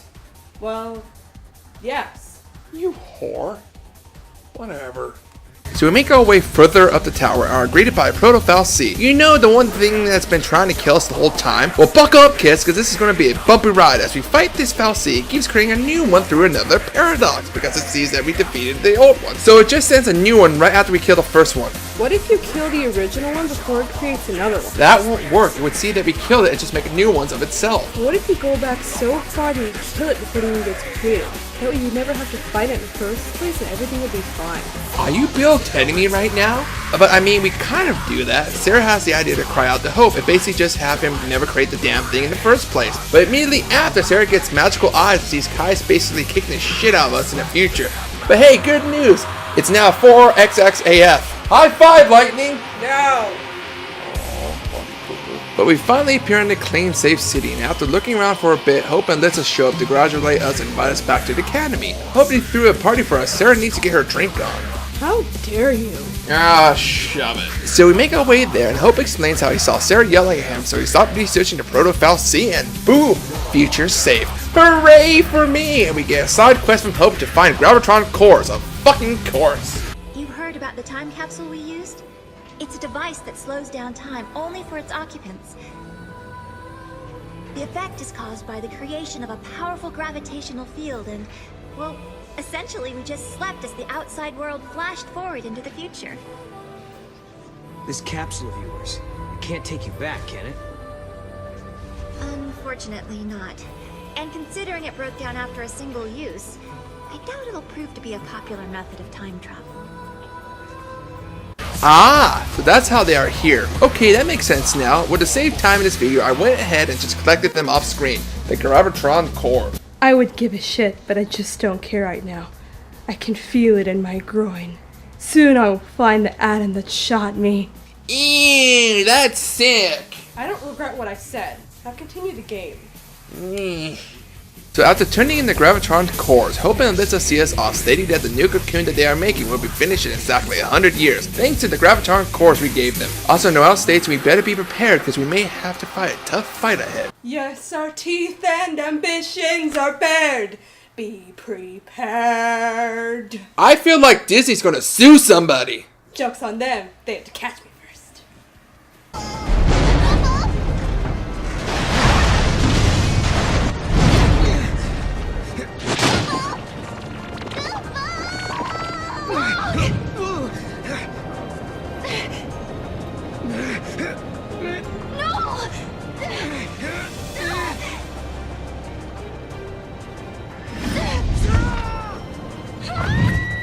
And we end up the Void Beyond, aka No Time, where we see Noelle get stabbed by Caius. Okay, nice, one down. And Sarah trying to progress through the Void, meeting the many Yules of throughout time, who pretty much explain in more detail what we pretty much know, that by this point, the goddess Atrio saved Lightning and Gay from being monsters, and that it wasn't love or friendship in the end. And because of this, time got warped and chaos got unleashed on the timeline, and pretty much Yule confirms every time she sees the timeline end, she does die, and that Sarah her too if she continues to make a new timeline. Ha! In your face, Al! Oh yeah, that's right.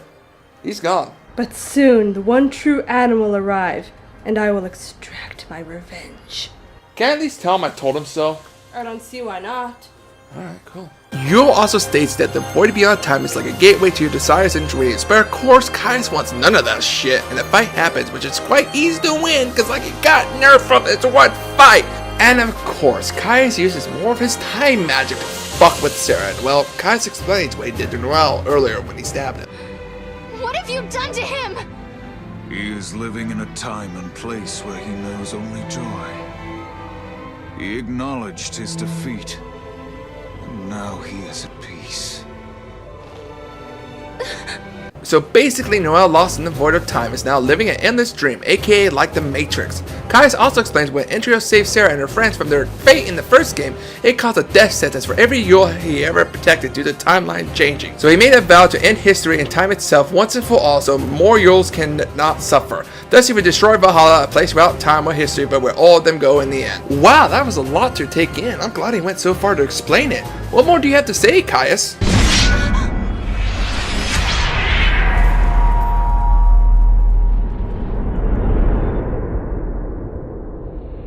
Surrender now to your heart's desire.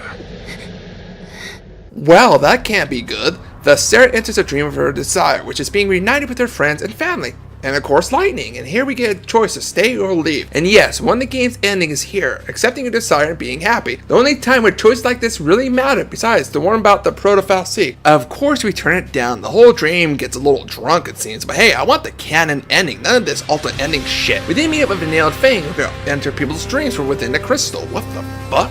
Okay, whatever. They cut Sarah a path to escape her dream like desire, to go and save Noelle from his. You are right to deny a false savior. I am the one true God. Wait, so you're God now? No, not until the third game. What the fuck? There's a third game? Shh. Spoilers. So we go to Noel's dream and learn of his past or future of him being one of the last 3 alive, Caius and Yul being the others. He fights Caius to gain the Chaos power, but refuses to kill Caius. Caius thinks that Noel is not worthy of killing him, and of course not worthy of becoming Yul's one true guardian. So Caius says, fuck it, I'm going to invade Valhalla and end this shit once and for all, aka the beginning of the game. If I had to make a guess, I think Caius wants to die, no longer wants to be immortal and witness any more Yuls dying, and around the same time Yul did too, thus making Noel the last person in the world, so he sets off across the desert, praying to find a way to Valhalla. Thus I answer his prayer and bring him to Valhalla. What would happen if I prayed to you? I would shed down your throat after I slit it. Damn, that's graphic. I know. Oh, I got chills. And of course, Sarah saves Noel from repeating that same dream over and over again. Thus we fight that Gog, whatever, one final time. This time the complete body, and after a small, real easy fight, I beat it for good. Followed by a clip of Sarah's visions will kill her. If we hurry, we just might do it in time. Then I wouldn't have to have any more visions. We also learn from Mog some more about Caius. I know all about Caius, Kubo. The Farseer Guardians were given a mission. They had to protect the Cirrus. They were l'Cie, Kubo. The Guardians were servants of the Fal'Cie. Can that really be true? Does that mean Caius is a l'Cie? Not anymore, Kubo. He was saved by the goddess. Etro freed him, and he's not a l'Cie anymore, Kubo. That's exactly what happened to me in Lightning. We were l'Cie, and the goddess intervened to free us. Kubo. But Caius became immortal too. He's lived for centuries and centuries at the side of the Cirrus. He protects her always, the undying guardian, Kubo. Gee, Mog, that info would have been useful earlier. Why do you think I gave him to Sarah? I got tired from holding out on me. Well, after a bit of grinding, we arrive to Sarah's village, which is all old and decaying, and finally have our reunion with Lightning, and she pretty much goes into detail about how a new timeline was created and whatnot.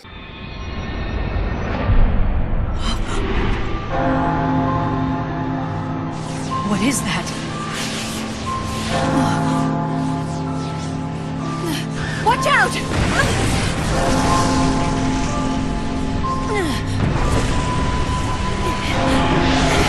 The events of that day tore open a portal to another world. Get off me! And from the depths of the rift appeared a darkness that had no place in our world. An irresistible force that dragged me away to the edge of time. The screams of the dying had unlocked a gate. A door that led directly to the throne of the goddess. Etro waited beyond the gate and sent her miracles to the human world. But a creeping darkness slipped through and threatened to devour our reality. Etro closed the gate and warped the timeline. Time's flow was altered, and existence itself was distorted. I was lost. The darkness caught me in its embrace and wrote me out of history.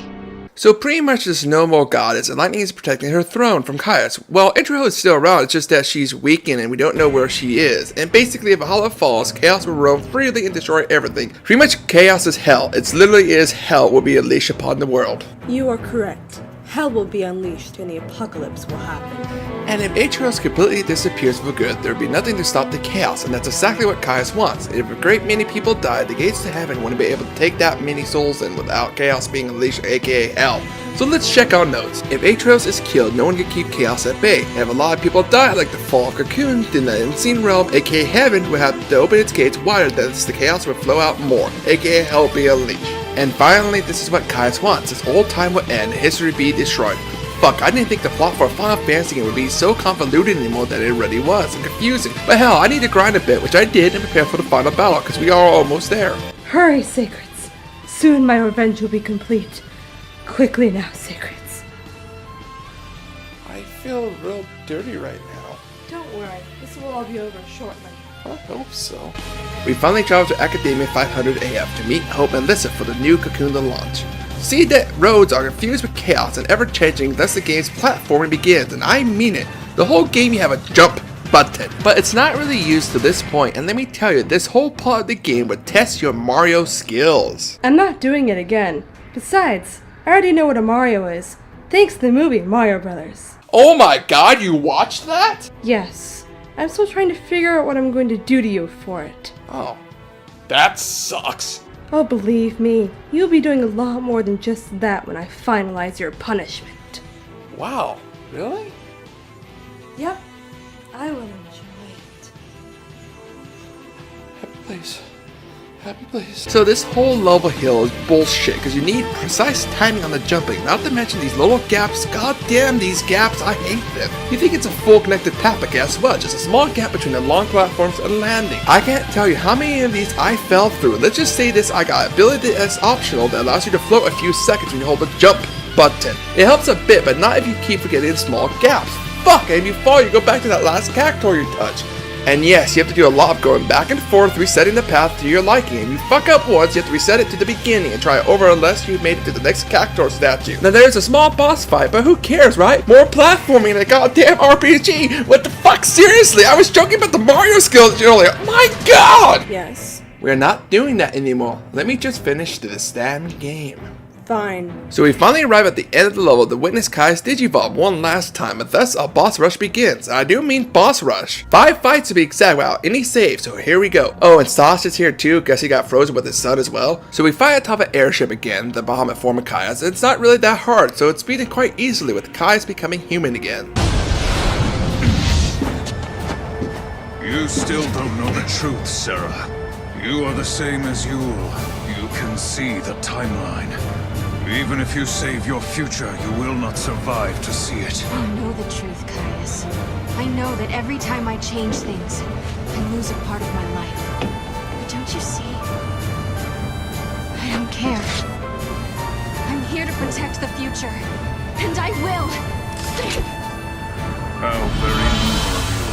Thus, the next stage of the fight begins. Unlike the last couple times we faced him, we would wound him first. Well, don't waste time here. Go with the paradigm of 3 commandos and ravagers to make him stagger and finish the fight before his health recovers. Remember, he does have health regain and it seems it's much faster this time around. Not to mention he likes to do a lot of status effects this time too. And of course, Kai doesn't go down yet. And another talk happens. Everything I do is for you. Her spirit is bound by a curse. I will save her. What curse? How many Yules have you met on this journey? The jewel of the Farseers is reincarnated without end in every age. Think what that means. Her only purpose is to die over and over. Even though she can see the future, she's not allowed to escape her fate. She is born knowing that she will die before she has truly lived. Countless deaths without a life to give them meaning. I will break the cycle of despair.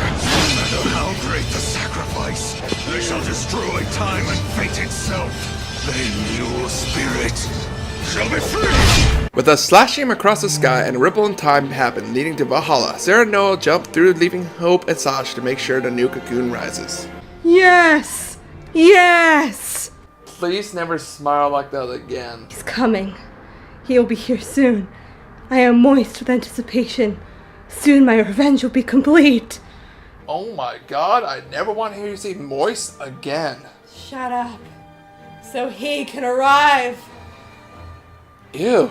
So we finally arrive in Valhalla with Odin in horse form helping us land on the beach safely, but Kais wants none of that shit and shoots down Odin. Kais then gets a huge power boost now that he's in Valhalla, thanks to all the chaos seeping through here, and thus the third fight in a row happened. It's a doozy, because now besides being stronger and having faster health regain and debuffs to use on us, he's now throwing around Ultima like it's going out of style. God damn! I even had to set the settings to easy because this fight was just trashing me with Ultima. Even on easy, he's still beating me like I'm trailer trash. Because I think you are? Up yours! So just stagger him and it should be easy to the fourth fight that happens immediately, no cutscene, no health restore like the last 3. In this game, every cutscene after a fight or even random battle, your health is restored to full. But not between this 3rd and 4th fight. Kai just floats up and basically says now for the real deal and gets even harder. It doesn't help if your HP was already low at the end of the 3rd fight. And I gotta say, these last fights were so intense and epic, it's hard not to enjoy them without paying attention to your stats. Like, I didn't see any lags of any sort for all this shit that was happening, and finally another cutscene after that gauntlet.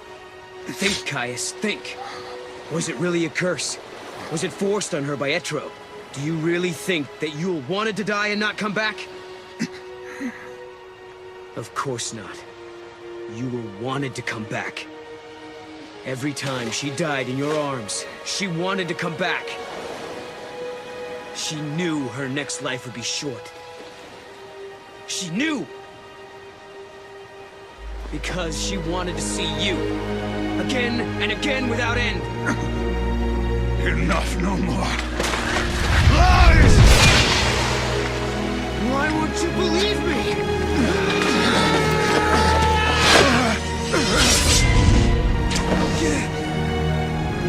Damn! And Noelle goes and cuts him and unleashing the chaos, which sucks us in, but that's okay. Lightning shows up like the savior she is. About time I get some recognition. And pulls us out only to fight pretty much Kai's true form, which is holy shit, 3 Bahamut? Oh my god! So basically this 5th and final fight is against 3 bosses at the same time. Your main goal is to kill the Chaos Bahamut, the purple one, in the back, but to even fight that one you have to kill the yellow and red ones first. And even if you manage that, you can finally fight the purple one, but if you take too long, the yellow and red one will spawn every so often. You have to kill them again to get a chance to face the purple. It's a real pain in the ass, and keep in mind I'm on easy now. I've been on easy since the 3rd boss fight of this gauntlet. Oh, and every so often Chaos Bahamut will do Giga Flare. There'll be a countdown to warn you to make sure to switch to Sentinel for a better chance to survive. However, if even the other 2 dragons are alive, well, it becomes this.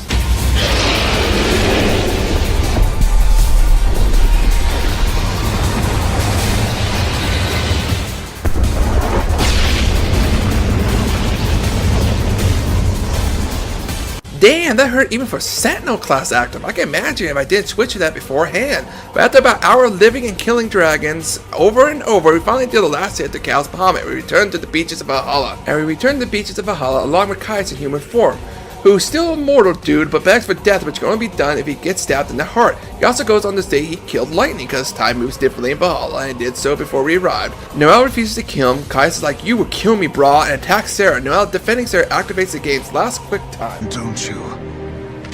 Noel, born at the end of days, you understand the true value of life. But know this. You will kill me, Noel.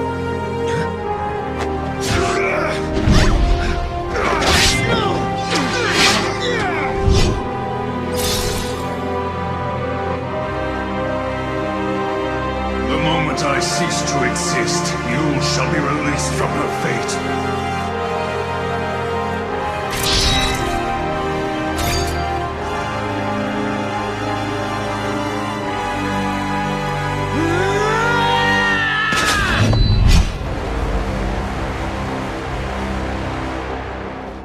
Give it up.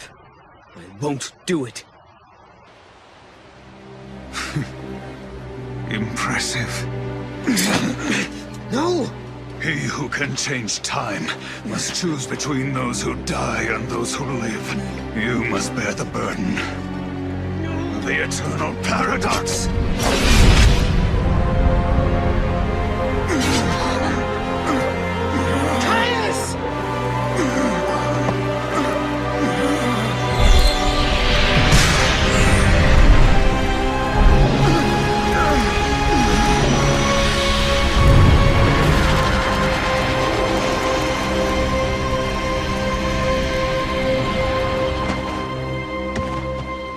Don't worry, you'll be in the next game.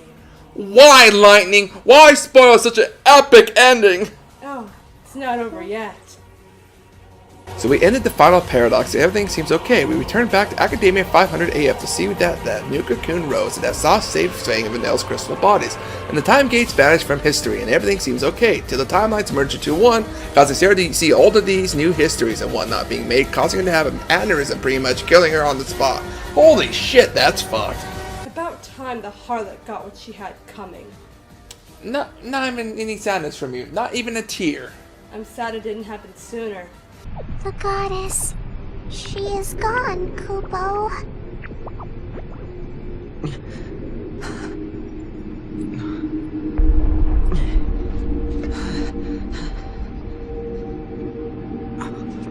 The heart of chaos beats in my chest. A manifestation of Etro. Should this heart stop beating, the goddess will die once again. I killed the goddess?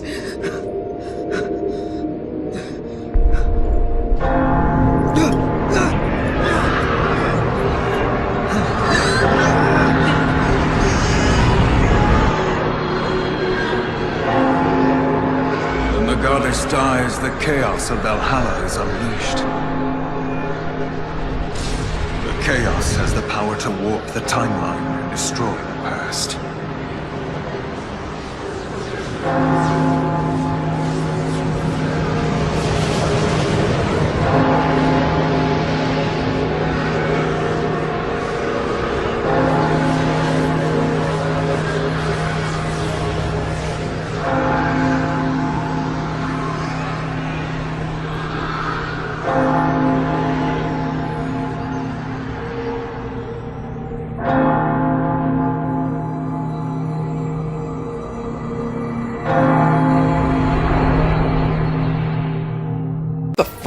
What the fuck? Oh my god, and yes, that's the canon ending. Are you confused? Because I'm fucking am. Well, a little bit. See, Ichiro did disappear, but she gave her heart to Kai's when she saved him from becoming a monster all those centuries ago. It's what made him immortal, so by him getting stabbed, not only was he granted death, but Ichiro was killed as well. Thus, everything in history and time itself was being eaten away by chaos. The very thing Kai's wanted. But who was that sitting on the throne? Was that lightning?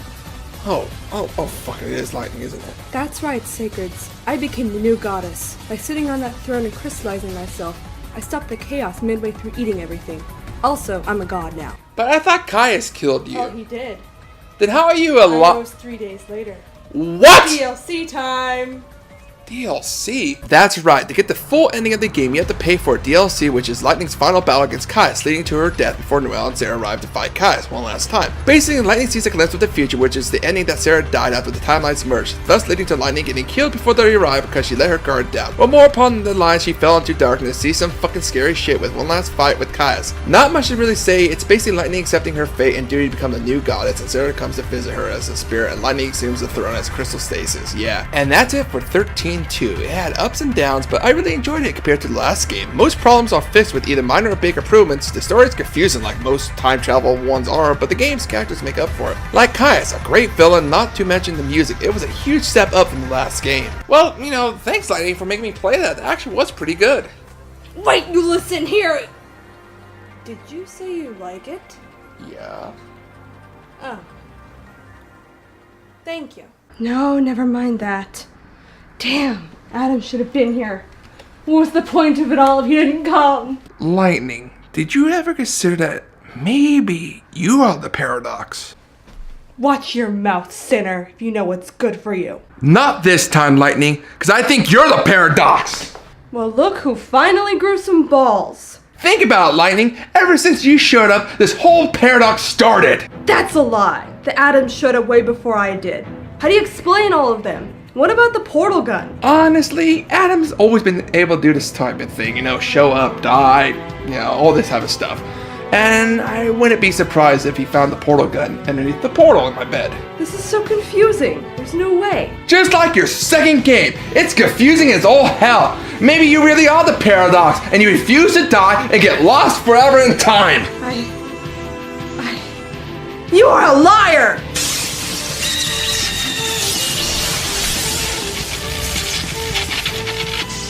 And I've grown sick of this shit! Even you are trying to strike me down. Where did this power come from? I am Sasuke reincarnated. Now disappear forever and remain a dream! I will not be a dream. I am the savior.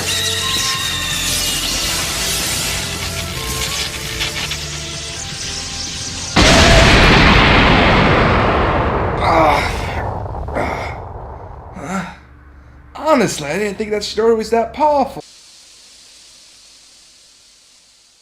Oh, fuck. I was just trying to knock out the portal gun out of her hand. I didn't mean to destroy it. But I do feel like something else was involved. Oh well. Avatar Korra, are we going to talk about Lightning? Huh? She's scary. No. In fact, I can no longer sense her presence nearby. Hey, yeah! We're gonna go visit him? Is it finally time to finish this? Looks like Saturn thinks so. No, I don't think so. At least not yet. Nico will put away jar. Avatar Korra, is something troubling you? Yes, I know you both felt it. Right before Lightning's presence vanished, there was a great surge of power. something I've never felt before. Then why don't we pay the Dark Avatar a visit? Yeah! No, it's too risky. Don't worry, Linko. You'll pay me a visit soon enough. I just want to be cautious. And if the Dark Avatar has such a power, I want it for myself. I think it's time we send her in. Oh, finally going to send Cammy in? No, not her. I don't think she's ready yet. I think it's time we send our intern in. Hey, yeah! We have an intern? If she proves herself, we may soon have another ally. Besides, I think it's time to give the Dark Avatar the shits and giggles.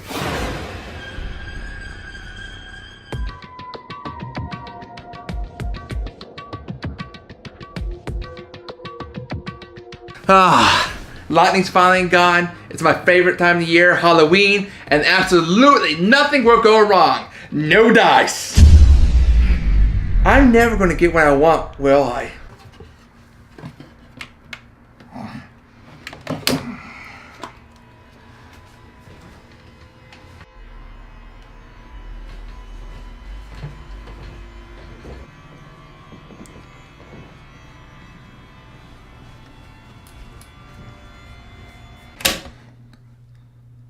There we go.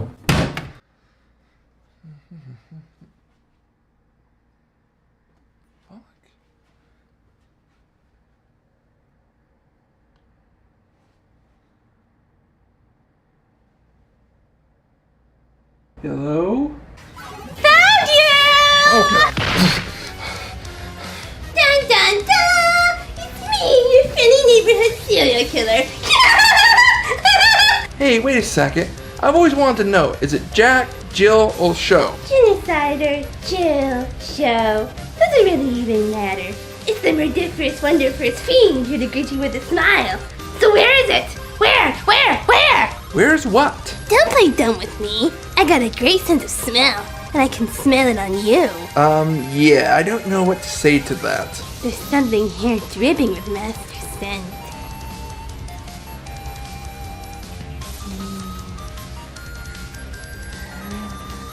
You can smell that?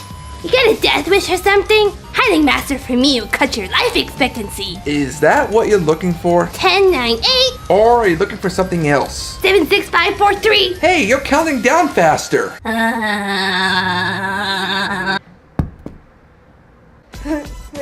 Who are you? Oh God, she's Toko now. Wait. Don't tell me. You're Sacreds. I got that right? Okay, that's gonna be confusing after a while. It's okay. I made a promise to him.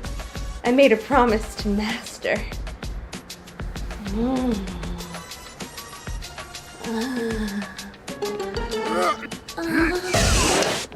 Don't let your kids watch it! Well, who's that? Yeah, I was a bit scared what was going to happen there. It's alright.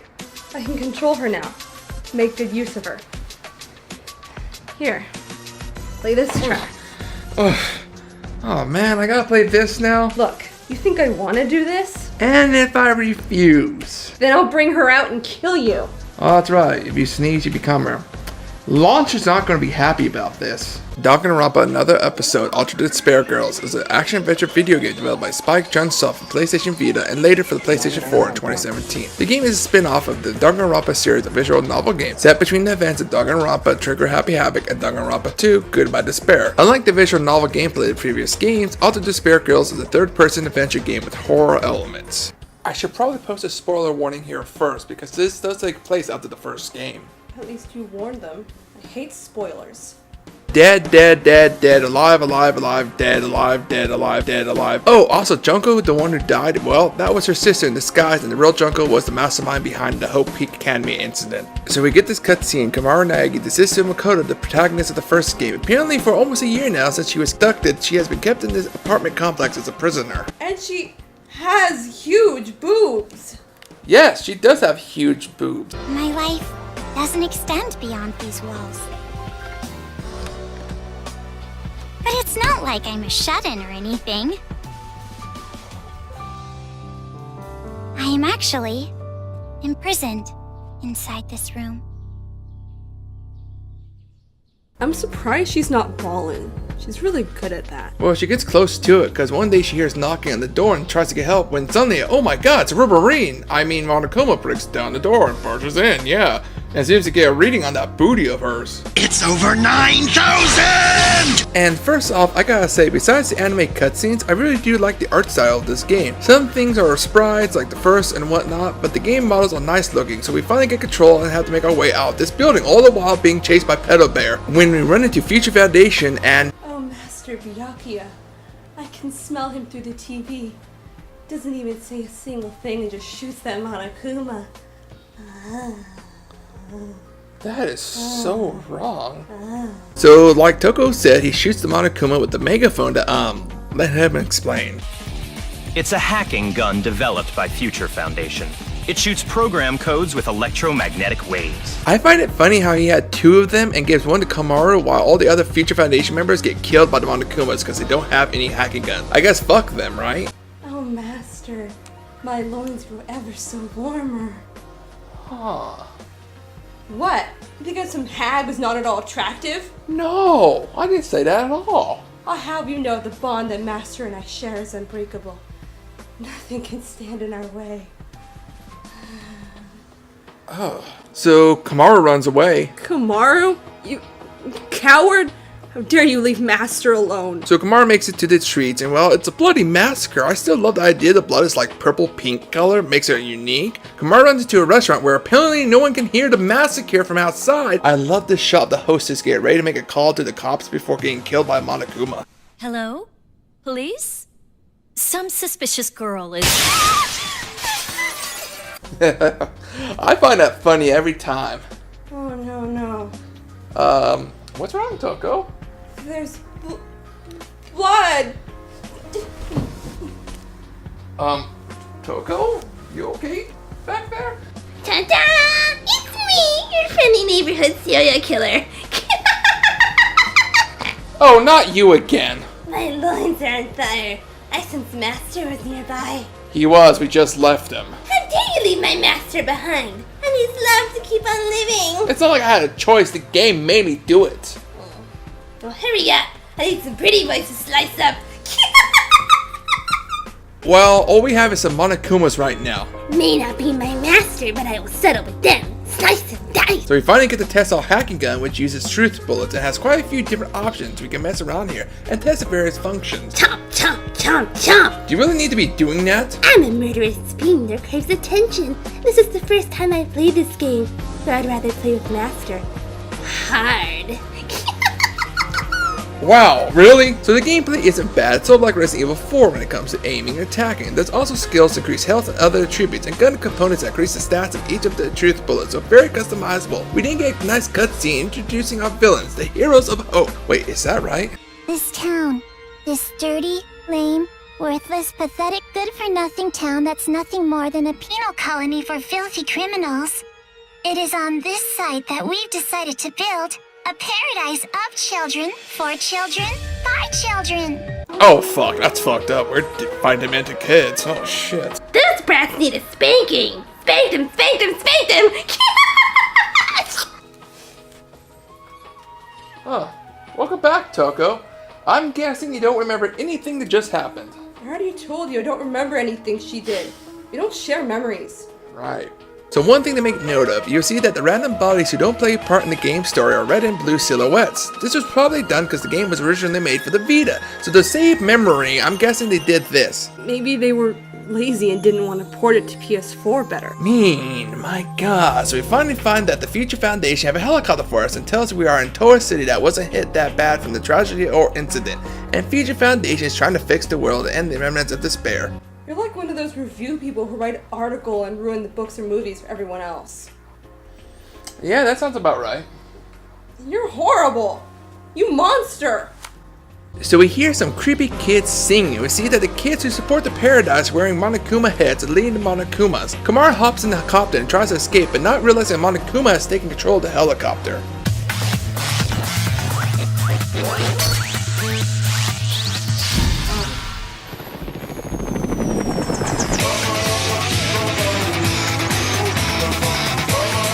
Gotta love the game, still using an artsy storyboard cutscene, still nice tribute. So after the crash, Komaru survives somehow and...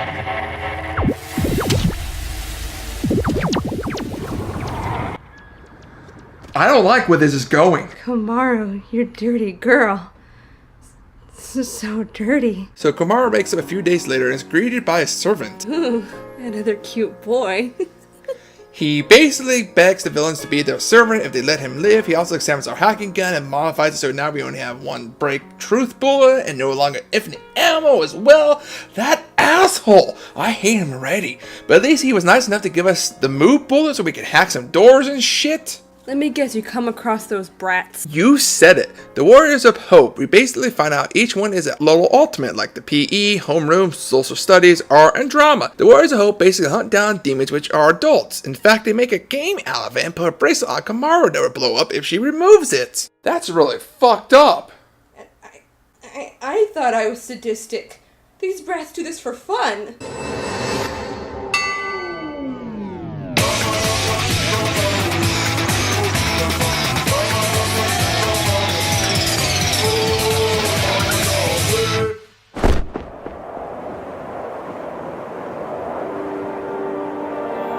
So Komaru hides underneath her parachute for the Monokumas.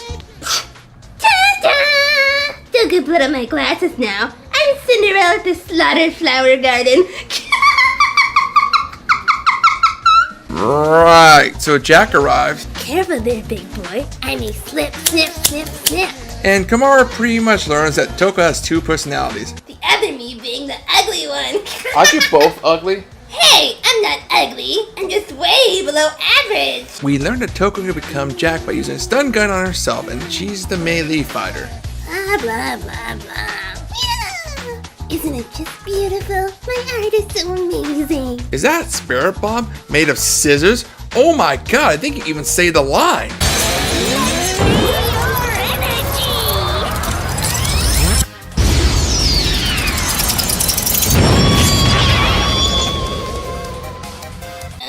Can you do that? Only one way to find out. Lend me your energy! God, you should see the look on your face right now. Asshole. Huh? You say something, you fat bastard? No, nothing at all. So we make our way down this hospital running to Monokuma machine, which is a small puzzle. Whether you fail or succeed in requirements, all Monokumas have to be killed before the door opens. Most of these are easy in the game, but there are a few really hard ones. I do mean hard. I can't wait to ride, Master. Especially when it gets hard. My lungs are bursting with energy just thinking of it. You disgust me, Toko. What happened now? You were just fantasizing about Byakuya. Oh, Master.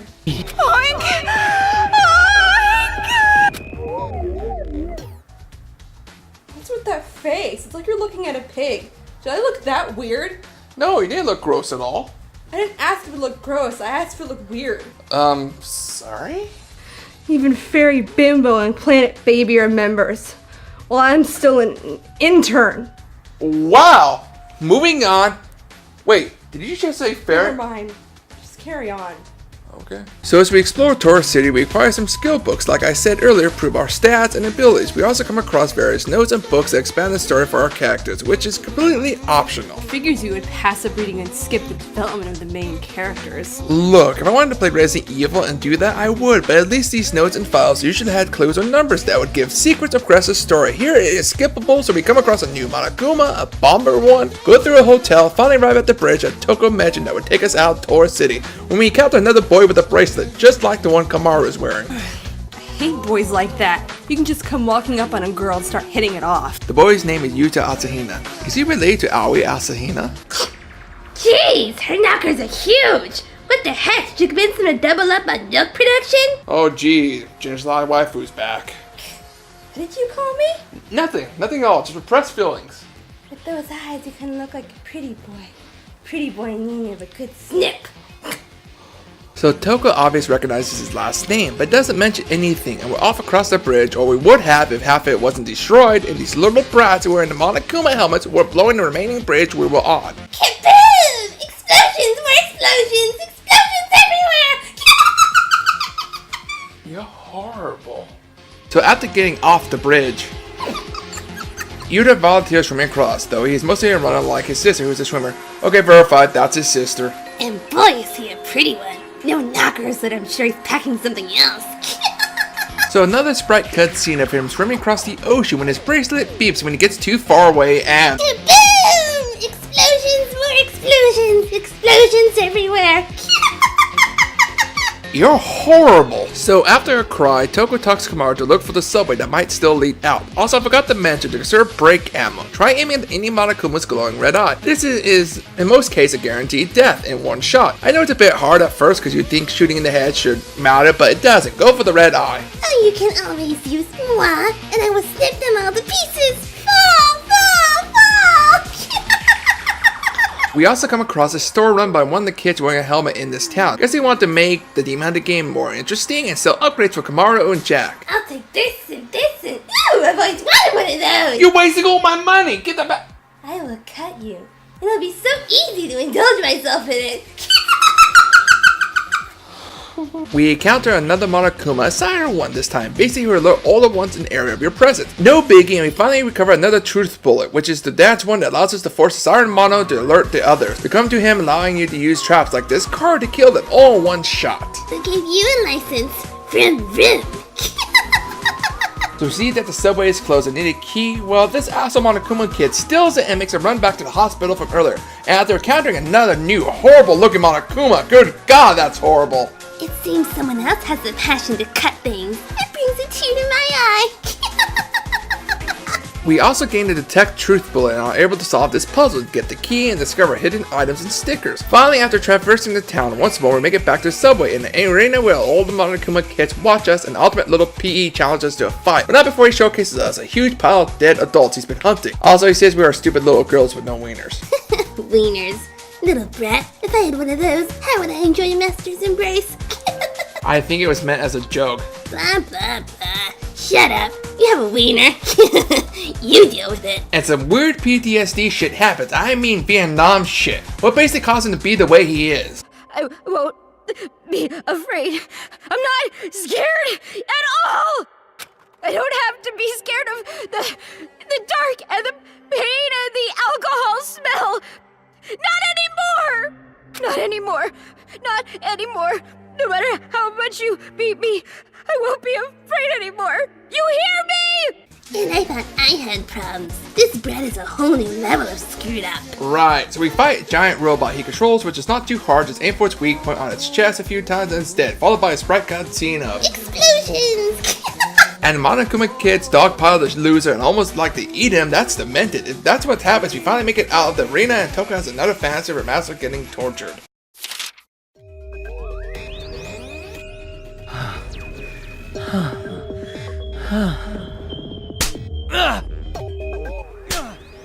Stand aside, fatty! This is some hot stuff! Oh, yeah! Oh, yeah, master, I'm coming for you! Oh, it's over. Oh. Bored now. Oh, why? Fuck. So it seems the remaining Warriors of Hope mourning Masaru's death supposedly make this blue head kid the new leader, and he seems to question if this Demon Hunter game has a purpose. Anyway, no matter, we finally enter the subway tunnel and start to follow along the tracks, hope to get out of the city. Running into some shield Monokumas, aka tanks, when we come across a dead end with a roof collapsing. What do we do? Toko! Toko! Take a good look, the cute one is here! Huh? Oh, the pretty one is here. Dash, dash, dash. One foot in front of the other. Right, left. Gotta wanna slice up some pretty boys. What the hell are you talking about? This whole part is about me. Just dash and snip. I don't need to explain. I can guess what happened.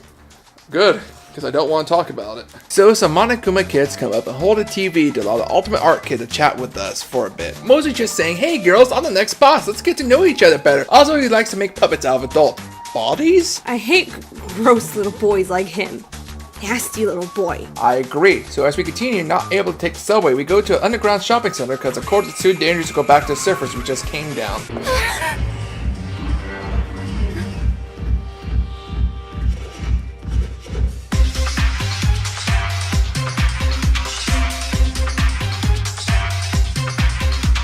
They may be killing machines, but they got some moves. Please. Like you know anything about dancing and the trends. I bet you just stay inside and play games all day. Ouch. That hurts. So as we progress through the underground shopping center, we come across a white Monokuma being beaten up by the regulars, named Shirakuma. Kill it like the rest!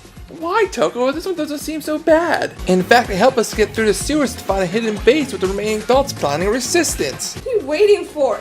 Shoot it like the rest. What, you don't trust Shirakuma? It talks because it has advanced AI. I wouldn't even dare hug it. Do you even do hugs, Toko? Only if it's with Master. Yeah, I sure saw that coming.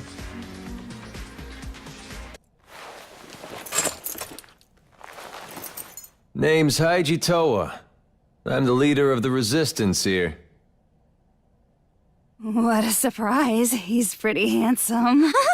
Wow, Toko, do you do that to all the boys? Only the handsome ones.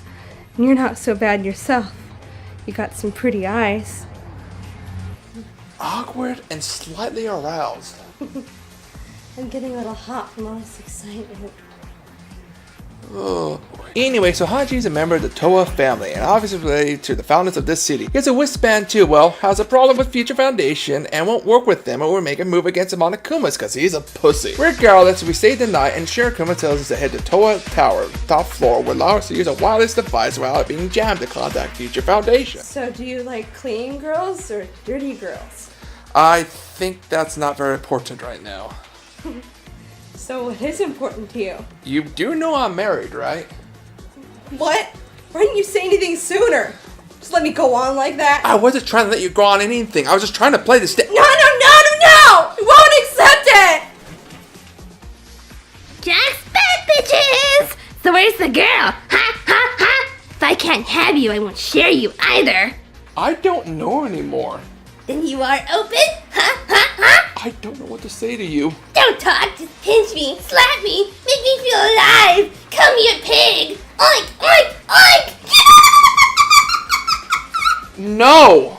Oh, hell no! So after getting out of the sewers, Komaru is afraid of graveyards because she can see ghosts, but that will play an important part later. So after going through this colorful repainted town and dying for the first time because some grenade went off and pushed me into the water, nice, right? Blah, blah, blah. It's our first date, sweetie. I want to cut you up so bad. I'm burning from excitement.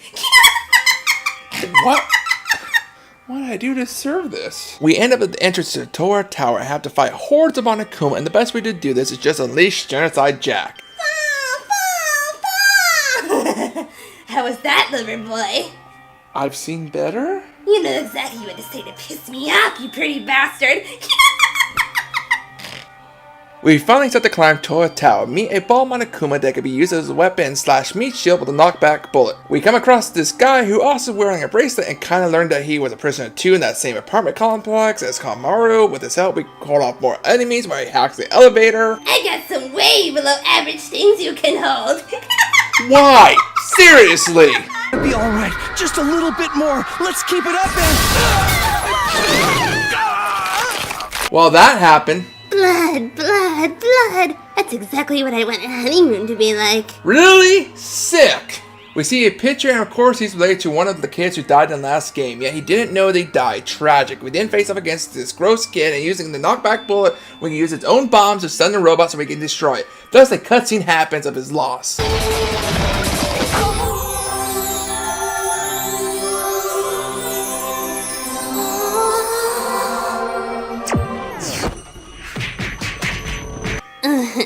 He was a pretty boy, a little young, but I don't mind. I can still slice him. Fucking hell! So we finally reach the top and contact Future Foundation, and look, it's Makoto from the first game, and he finally gets his reunion with Komaru, sort of. He wants to send more members of Future Foundation in, but Toko won't allow it because then Marukia's life would be forfeit. Thus she threatens to kill Komaru if he does. Awkward silence. No one gets in the way of true love between a master and I. You are becoming a nice obstacle. Oh my god! So the shutters on the windows close, the darkness is upon us. Using the detect bullet, we can follow this kid's paint-covered tracks and finally make our way outside and climb down the tower. All the while getting some background story on the pink-haired girl here. The director, the producer, the sponsors, everybody was super happy. And now, there's another business you have to attend to. And your mom's gonna come with, okay? It's going to be alright. Kotoko is just so sweet. Very, very gentle. Holy shit, dude. That's a fucked up past. No wonder she wants to kill all adults. Tragedy. Oh man, talk about a mood killer. Ah, who am I kidding? I am the mood killer. Snap, snap, snap. Why? Also, we get introduced to a black Monokuma named Kurakuma, who is a loudmouth. I can finally talk! Finally! Whee! Hi there! I'm going to silence him and stuff him with a pretty boy. No remorse. So, Five Nights at Freddy's. Huh? It's a game where animatronics stuff people into them. I can't breathe. You don't know what the hell you're talking about. It's a literal franchise at this point. There's many games in it. Man, you're so annoying. So damn irritating. Now I want to cut you up even more. Peel that pretty boy face of yours. So Kamaru and Toko have a small argument, and Kamaru decides to head back to Adult's hideout in the sewers. But oh no, the Monokumas followed us and began mass adult genocide. We must step in to save as many as we can, which isn't hard even finding upgrades and skills. Hell, I was able to stay in Jack mode for most of the whole attack.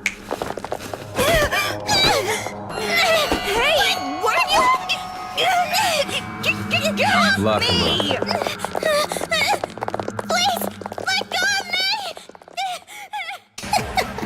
Oh, Tubby, don't you worry. You're my prison bitch.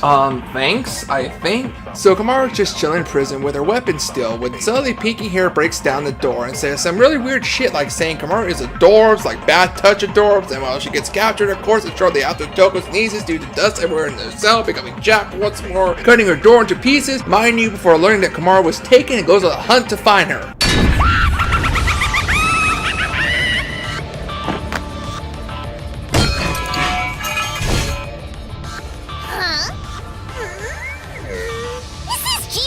Broken or what? It's going like 35 miles an hour! Oh, why is it so fast? Is the Earth spinning away without me? Huh?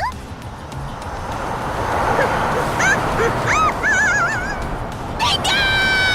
I see, so that's it. Oh, monorails are a first for me. Totally pumps me. And this next part is all about me. Jump, slice, snip my way through the bowels of hell on a bullet train, one way to the hordes of my legion of fans. That's about right. Here, Jack has infinite batteries and it's fun as hell. There's a time limit to getting through all the train cars and being the boss at the end, but it's more than enough time. Besides, I bet Kamaru is in dire need. What is this? I don't like where this is going. I love where this is going. So we had to fight back these, well, now you're just being too straightforward, game. Oh, I got no words to explain it. It's a grope machine, and yes, Kamaru moans too. FBI should be knocking on his door any time now.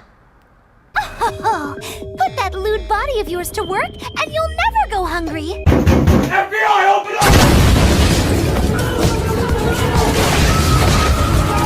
Huh, look at that. Someone's being raided across the street. Yes! Smash! Smash! Smash! So we finally make it into the groping room and start cutting off this bitch's clothes. Oh god, Jack, wait, you don't know what you're doing. Come on, Jack, don't do that! Jeez, not vulgar enough. Need more! Oh, come on, Jack! Speaking of unlucky, you really should have let me motivate you a little more. You could have felt so good.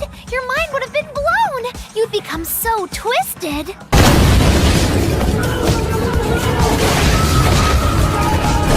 Man, there's a lot of raiding going on today. Yes! Smash it some more! It's confirmed that the kids are inspired by Junko, even calling her big sis, but whatever, finally caused the pink-haired girl to get some PTSD when we say gentle. We're reminding her of, well, those fucked up sex acts she did, and finally face her mech. It's not too hard unless you get auto lock on, because you need to shoot the Monokumas that appear with lightning as the mech is stuck in the ground with its axe, shocker its weak point. And the ass part is auto lock locks on the nearest target, and this boss is so big and always up in your shit, you can never aim around it. Don't forget the few times I was standing in the water and killed myself trying to shock the Monokumas that appear. But finally we beat it. Jack saves the pink-haired one from her fate, and then we meet Nagasa, who takes off Kamaru's bracelet and tells her that he wants her gone. Nothing is going to plan, and she keeps getting in his way. Oh, it's you. How long was I out this time? About 2 hours. 2 hours? You probably took advantage of me or something. Look, ugly glasses! I didn't even go there! Ugly glasses! Talk down to me. So Nagisa says there's a way out of the city and he would take us to it, and after several battles, because obviously he doesn't control the Monokumas, we get some backstory about how he was pretty much forced to study non-stop, even given like drugs to keep him awake, and more story about the villains. We had to escape from the horrifying world that made us suffer. We were desperate to run away from our scary parents, and we thought there was only one way out. But that's when it happened. There was someone who taught us to have courage, to fight back instead of running away. That was Big Sis Junko. Big Sis Junko told us how. If you don't want it, give it to me. She wanted the thing we were going to dispose of. Our lives. And so, Big Sis Junko abducted us. God, this game's backgrounds for the villains keeps getting more worse as we play along. Tell the kid to grow up and move on already. Alright, so we reach the shrine and Nagisa moves it to reveal a hidden staircase that will lead to a tunnel out of the city. However, Kamar has doubts of leaving when suddenly the servant arrives, telling Nagisa to go back home, all the while explaining that Toko was working with him, and that if she brought Kamar back, he would exchange Byakuya for her. I'll do anything for Master, just to hear him talk about me. Just thinking of him is not enough. Okay, so Toko wants Kamar to stay by force if need be and becomes Jack. However, it's quite obvious she wants Kamar to escape, but whatever, we have an interesting boss fight where we have to dodge Jack's attacks, while using the breakthrough bullet to stop her putting more batteries to the stun gun. Not too hard, but it's different, and holy shit, my clothes! Well, can't be getting any worse. Well, there goes my top. Yeah, how old is she? 14 to 15. Yeah, that seems about right. I am so screwed. I got a few things I can think of. So after my clothes respawn, we get another anime cutscene of Jack coming back through Pepper and wanting to kill the servant. However, Kamara talks her out of it and says she will stay because she's her friend. Friend? The last time I was called that was in a dream I had in grade school. Friend. Can you be any more awkward? Hey, I don't have many other friends. Okay, so do you want to be friends with me? I can't be friends with the likes of you. Why not? Because you are becoming a desire. And maybe I can be shared with a new master. That's insane. There can only be one master. But maybe I can be sold. Oh, I'm so dirty being sold between two masters. What the fuck? So we have to head back to the sewers one last time to try to get help from the coward adults, killing a lot of Monokumas along the way, getting the link boat to hack a few of them to get through the area and unlock hidden items. Then a cutscene of Warriors of Hope with fourth wall break and Nagisa stopping bitches because she's fucking crazy and wants a successor to Junko, someone to carry on her ways of despair. Oh my god!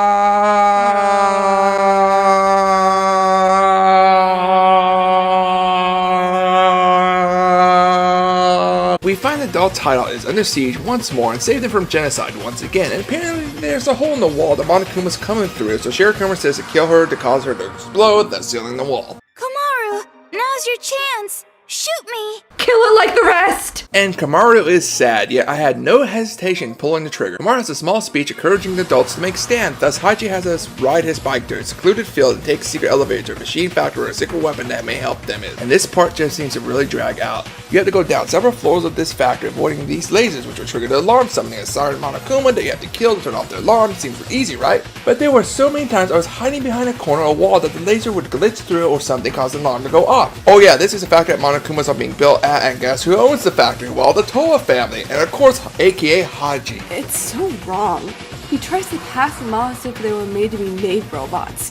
Even having a huge one built to defend the city. Typical. However, he wasn't aware of their sign or them being made, but that's okay. Nagisa arrives just in time for our fight.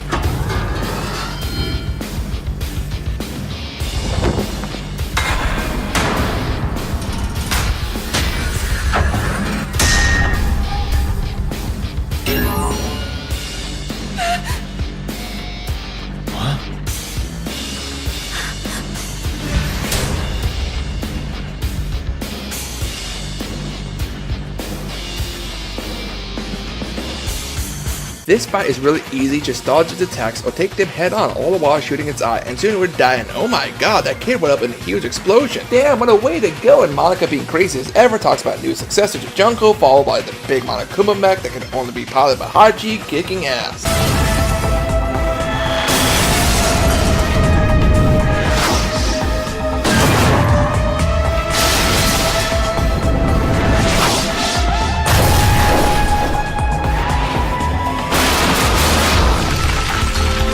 This would be awesome if the adults all want hell better revenge and wanting to kill all the kids, even the ones just wearing the Monokuma helmets. We also learned that Shirakuma's head is still intact with its AI chip and warns us we need to stop the adults from going crazy and we must destroy the controller that Monica is holding on to stop all the Monokumas from attacking the adult. It's even brainwashing the kids while wearing the Monokuma helmets to do her bidding. So we set off to Toa Hills. Gee, that was a mouthful.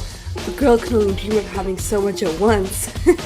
Moving on, so after doing a few challenges and puzzles, we finally arrive at an elevator that we can't use unless we have an eye from Haji's father, which Kamaru takes his head off so we can use it to unlock the elevator, but then suddenly Kamaru becomes possessed by a ghost. Remember when I said she could see spirits? We learned through the ghost possession that Monica is Haji's sister, and she was the one to make the design of the Monokumas, killing her father. The power of Christ compels you. The power of Christ compels you. Hey, we're getting some good background story there. And I thought you didn't believe in ghosts. Not like this chant work on a real ghost. She was just having a delusion. Right, so some beast Monokumas are trying to get the pink-haired girl, but we save her and learn she was being betrayed, learning that Monokuma didn't want paradise for the kids, but despair to find a successor for Junko. She's just saying she was betrayed, so you'll let your guard down. Saying things like I was betrayed? Never! Look, I'm complete. Oh, and there it is! You know what? How old is she? How old is she? 11 to 12, joke she's 18. What the fuck?! Let me nourish myself.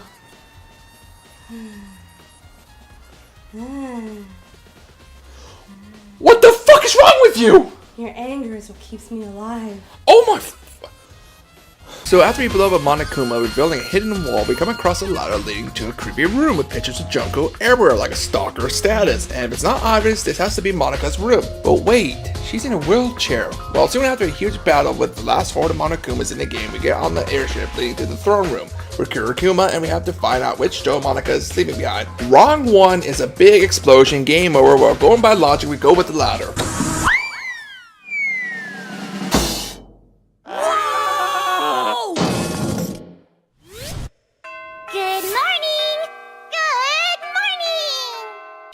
She can stand?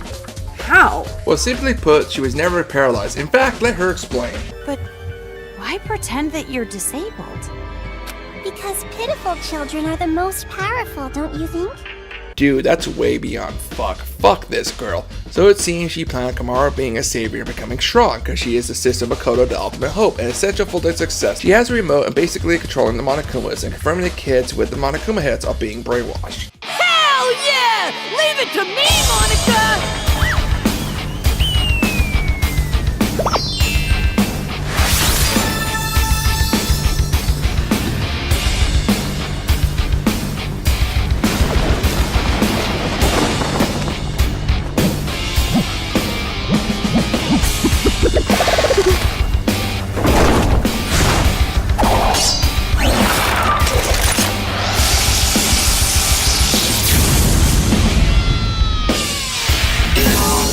And now for the final battle. This thing here has all the previous robots we fought, attacks and patterns, but it's basically easy as long as you shoot the glowing orbs. It will fall with Kurikuma falling out, so you can genocide Jack it with combos, even using her ult to get critical, knocking it back to the ground for further combo. In fact, with Jack, this whole boss fight is pretty much broken. Hell yeah! Jack's back, bitches! The murderous, lovable serial killer is back in the house!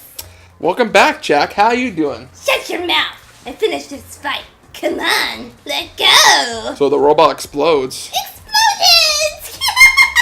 With Kura's head going out the window, Monica pretty much cries and gives it right there. However, if you choose not to break the controller, you get a lot more backstory with the pink-haired girl and Haji. Keep choosing don't break if you want the real ending, but basically if you break the controller, it causes the Monokumas to explode, including the helmets of the kids being brainwashed. Thus, Kamaru would bring the ultimate despair. I'm dead fucking serious. Monica wasn't trying to be the successor to Jungle, but was making Kamaru be it. Get it now.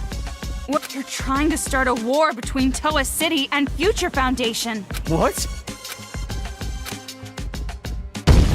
children are killed, what would Future Foundation do when they found out? They'd think the adults who survived were behind it. And then they'd find out Toa Group was involved with... From that evidence, I'm guessing Future Foundation would think the adults were remnants of despair. And if that happens, Future Foundation... Nope, that's not quite it. Because it won't just end with a war between Toa and Future Foundation. Huh? Future Foundation isn't the only one who'd see the adults as remnants of despair. The true remnants of despair that are spread all over the... They'd learn about the war in Toa City. Toa City would become the heart of a resurgence of the despair that Big Sis Junko left us. Worthy of the name of Junko Enoshima. Holy shit! Do it! Do it! Do it! So if we don't break it, the Monokumas will continue to kill the adults, but if we do, all the helmets on the brainwashed kids will explode, causing a massive war. So anyways, what are you gonna do, How are you gonna end this? Are you gonna kill the children and play the savior? Or are you gonna spare the children's lives and let them keep slaughtering the adults? Who lives? Who dies? That is your choice. There's no way to save both. One side has to die, and you're going to kill them. Now it's about time you made your final choice. The final choice you can make as Komaru Naegi. Choose wisely. Fuck this girl! Eventually you get to a point where you can't choose to break the controller, because Monica shows a video of supposedly Kamaru's parents being tortured and killed by Monica. There's no choices given to not break the controller. But Betsy Toka won't allow it and takes the controller from Kamaru. I've been told you weren't the type to interfere. That's why I chose you to take on the role of escort. But it appears that the information Mr. Servant provided was false. So, how about this? That's right! It's the key to the room where Mr. Byakuya Togami is locked inside! Say, you want to trade this key for that controller? If you do, you can go home with Mr. Byakuya Togami! You're telling me to choose between Kamaru and Master? Now it's your turn to make a choice! Fuck this girl! Hey, wait! I ain't no one's bestie! I will cut you! So somehow Big Bang Monokuma, yes that's his name, is moving, yet only Hachi and his dead father can control it. Anyway, we have to face this thing, change it to the truth bullet associated with its eye color to damage it and change the jack when we need to. Pick me! Do it! And after an epic scene with the ultimate truth bullet of hope, its head is blown off and we see Shirakuma's head fall. What the fuck? Okay, well pretty much Monica was crushed and now ironically is paralyzed. No one tries to get her out and even her older brother leaves her to die. But with this next cutscene, we learn that the servant came back to get her and insists she should be the successor. She should be fucking dead, that bitch! Kids sure are stupid idiots! Not just the kids. The adults are idiots too. Just by causing a little unrest, just pushing them a teeny bit, I had them spinning around in the palms of my hands. Despite how you look, you sure are wicked inside. Even if the outside's white, the inside's pitch black. You a rice ball or something? I may be wicked, but you are too. After all, we are. No, not we. Maybe I, or maybe it's me. Well, they're pretty much the same. White despair, black hope. In the end, neither one. But I guess that works too. I mean, I didn't really give a damn about this town from the beginning. Oh my god! Talk about a twisted plot twist! So the black bear was encouraging the kids, while the white one was purposely gathering the adults and saving them to start this war. To top it off, that girl's voice in is Junko. She created artificial AI so she could continue living, and this guy's got the chips, and what a fucking twist! Oh, Kamaru stays with Toko to help rebuild the city, but fuck both Shiro and Kuro Bears, fuck Junko living, and fuck Monica, fuck her, that evil bitch, why up her pooper! Other than that, I love this game. So far, the franchise in general has been really good. And I like with this one, instead of the classic class trial, they tried something different and went with an over-the-shoulder shooter. Time to die! Oh, come on, are we still doing this? There's no one to stop me now. I can do what I want to my heart's content. And besides, you are somewhat a pretty boy and I can't resist the urge to cut you. Don't worry, I will slip. Did you just slap me? I'm just getting my bitches in line. I can't be your bitch. You don't know what you're talking about. I only have one master. Yeah, it's me now, so you better be ready to own like a pig if I say so. So forceful. I like this master. I will remember your scent. I won't forget. Yeah, so be ready to get the fuck out of here. Oh, that can't be good. Well, she did not find what we sense, but she did get him to play a game, and, well, torment him. So welcome, our newest member of Pogs. Oh, you're too kind. I'm only here to see Master. So when do we see him again? Huh? In due time, Toko. Or is it Jack right now? Who cares? I'm still the same lovable serial killer who needs to cut up some pretty boys. Oh, I like her. Huh? I don't. She's scary. Where am I? Oh, this must be Toko. I somehow know. I'm a Pogs member now. I hate her. And I have a real master now.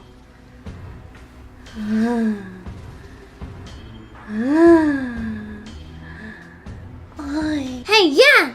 I love her!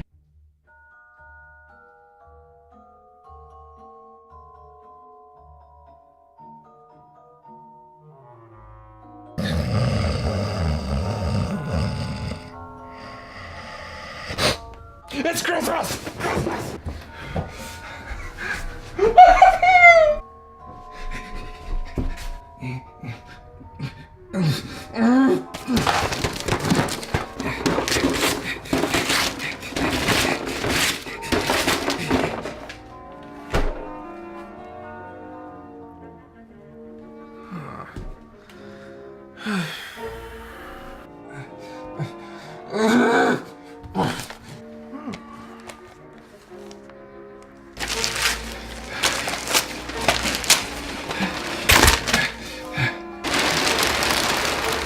Merry Christmas, Saints. Oh, welcome back, Lightning. Would you like some egg? Silence! You know why I am here. Now where is it? I don't know what you're talking about. Don't be stupid. It was a glove. A power beyond my wildest imagination. It's how you won that duel. Nope, doesn't ring a bell. Honestly, I don't know anything. You've always been a bad liar. And figures this one time you've been telling the truth. I still don't know what you're talking about. Last time we met, you attacked me. There was a sudden fluctuation in chaos right before I exploded. Oh, so you did explode. Wait, that can happen? Apparently, that can happen. But that's not important right now. What I need is answers. I need to know where that chaos came from. Why do you even care what happened anymore? By the looks of it, you should be happy. I mean, you got some serious power there. I call it a mixed blessing. I'm more powerful than I ever was. But it came with a price. I'm not sure I'm even human anymore. All because your God made you a savior. Well, that was originally the plan. But thanks to time travel mumbo jumbo and you making me explode, I was reborn. With the portal gun now part of me as well. Oh boy. Do I look crushed to you? I should be thanking you. Somehow my ties to my God have been severed, yet I've been bestowed this gift of being savior, without the drawbacks. Oh, damn it, Lightning. I am no one's pawn, but you are mine now, and it's time to finish what you started. Is there even a point to play this anymore? I mean, seriously, you got all the perks of being the savior and the portal gun built in without being tied down to her God. Aren't you happy? Of course I am. Don't you see it? Please never make that face again. I'll play the game. Lightning Returns Final Fantasy XIII is an action role-playing video game developed and published by Square Enix with a PlayStation 3 and Xbox 360. It was released in November 2013 for Japan and February 2014 for North America. Lightning Returns employs a highly revamped version of the gameplay system for the previous two games with an action-oriented battle system. The ability to customize the player's outfits and a time limit to play must extend by completing story missions and side quests, which we will get to when the time comes.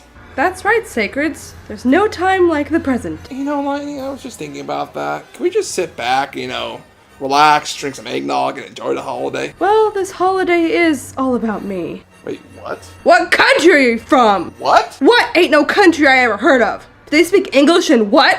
What? English, motherfucker! Do you speak it? What? Say what again? Say what again? I dare you! I double dare you, motherfucker! Say what one more goddamn time!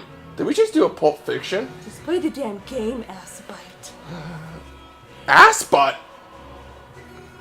Oh, God. That's gonna haunt me forever. So we get this nice pan shot of a city in celebration, a feast to be exact, when we see our hero. That's Savior. Lightning, who was awoken from crystal stasis during the last 13 days of the world. Seriously, Lightning, 13 days till the end of the world? Got a problem with that, limp dick? You know, Lightning, ever since you became Savior, you've been a real bitch. Well, screw you. Every time I hear you speak, I think of this.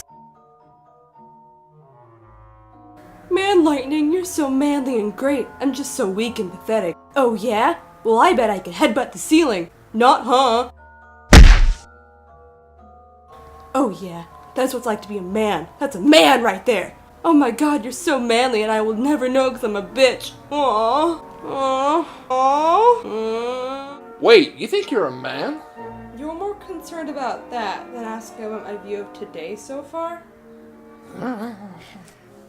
Staying with tradition, this world will end in 13 days. Yeah, I find it funny that 13 days before the events of the first game happen. Never mind, we'll be here all day. God, everything has to be 13 with this game. 13 days before we come to see. Game is called Final Fantasy 13. The fucking world ends in 13. So help me, I will punch you in the taint. Wow. So as we dive deeper into the feast, the end of all days, we see its host is none other than Smexy Snow, even hotter than before, wearing all black and hot. Wait, what? And apparently he's the lord of this city and not looking too happy because the chaos is eating away the remaining parts of the world, all the while our hero Lightning is taking souls to the Ark. That's Savior, damn you! I refuse to call you that unless this game does Savior.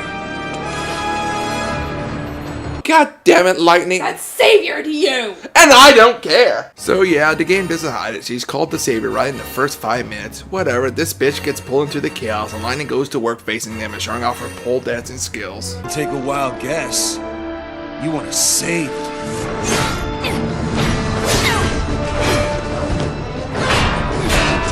The legends had told of her coming.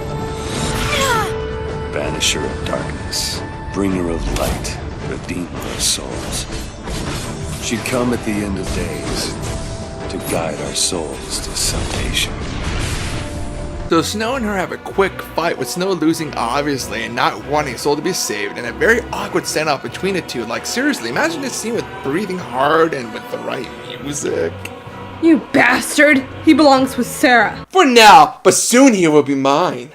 Wait, what? What? Oh fuck no! Bad secrets! Bad! You will not have Snow! Bad secrets! Fuck!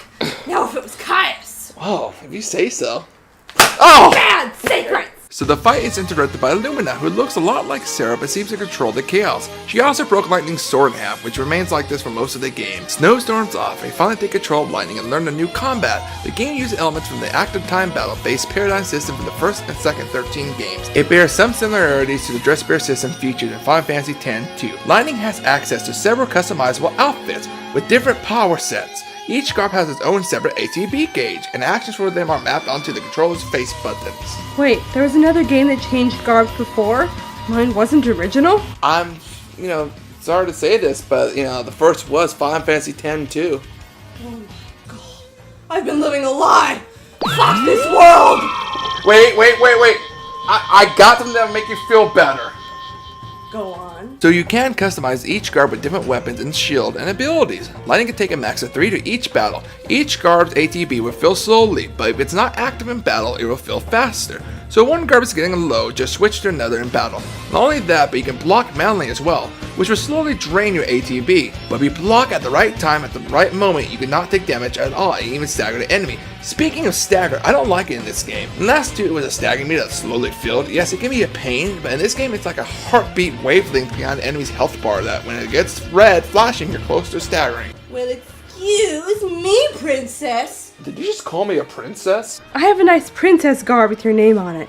Lightning, you're worse than before. Well, let's have you explode and see if you stay the same, you fat fuck. Oh, jeez. One thing to make note of is each card has its own max HP and strength and magic damage, so customization before battle is key to victory. So instead of party, you're pretty much just playing one character the whole game, but her HP can get up there very quickly. But there is one thing you're forgetting about, Secrets. The one thing you complained about in both games before this one. No, you don't mean... Yes, you can move freely in battle. Oh my god, she's right. You can move your character freely in battle. Even though not exactly perfect, there's a limit to how far you can move. You can still do it to avoid other enemies in battle and focus on another, even moving to their weak points when they are staggered. I'm happy with this. See, you ask and it shall be provided. I have heard your call. Took you long enough, Claire. I will fuck you with an orange tree!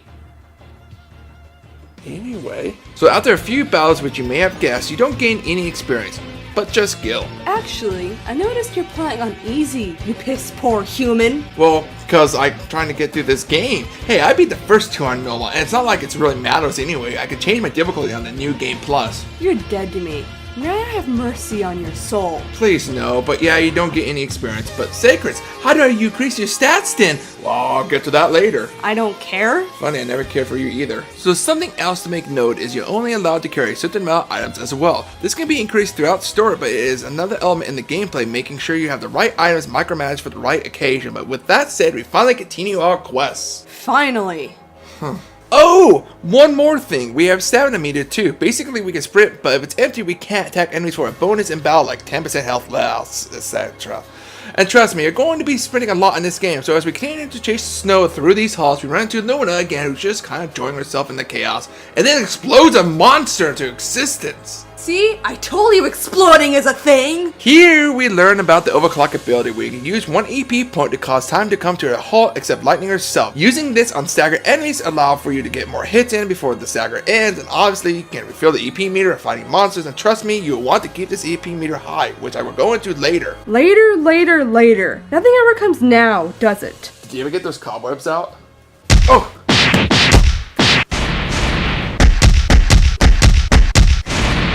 Oh god! Oh fuck! Now I feel better. Oh! So we basically can't follow Snow anymore because of a locked door, so Lightning returns back to the Ark with a recap of the past two games. We also see that Hope is our guide this time, and wait, he's younger because God made him that way? What purpose was he made younger for? The game, by the way, never tells you why, not once. Why is he younger? But I already told you before, Sacred. Oh fuck, Lightning, please don't say it again. I like him young. God, that is so wrong. It's true. I always like a young, fresh, innocent piece of... Also, I got the soldier garb from Final Fantasy VII with the Buster's Sword. Pretty much, to be honest, makes the game already really easy, especially on the bosses, because of its high stats. Pretty much all DLC garbs are way too powerful. But hey, I get that Cloud Victory pose along with the theme from the game.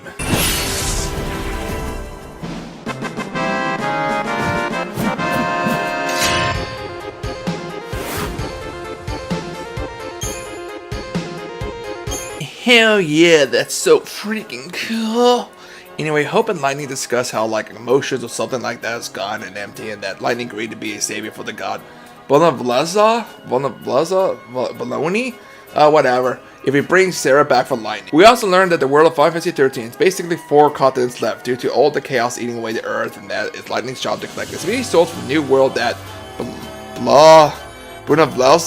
Bologna is making. But not only that, but without souls the world will end sooner, without making it to the 13th day before God awakens. So you want to delay destruction or the game will end sooner. So delay it, Sacreds. Make it to the 13th day.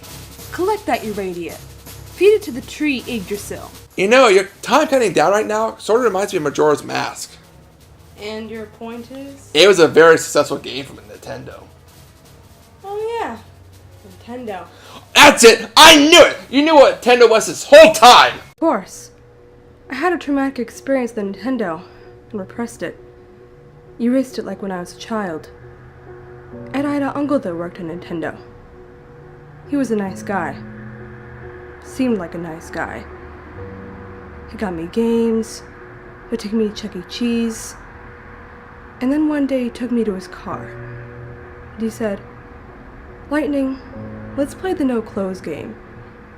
For every slice of Chuck E. Cheese you eat, take off one article of clothing." I took off my shirt, my pants.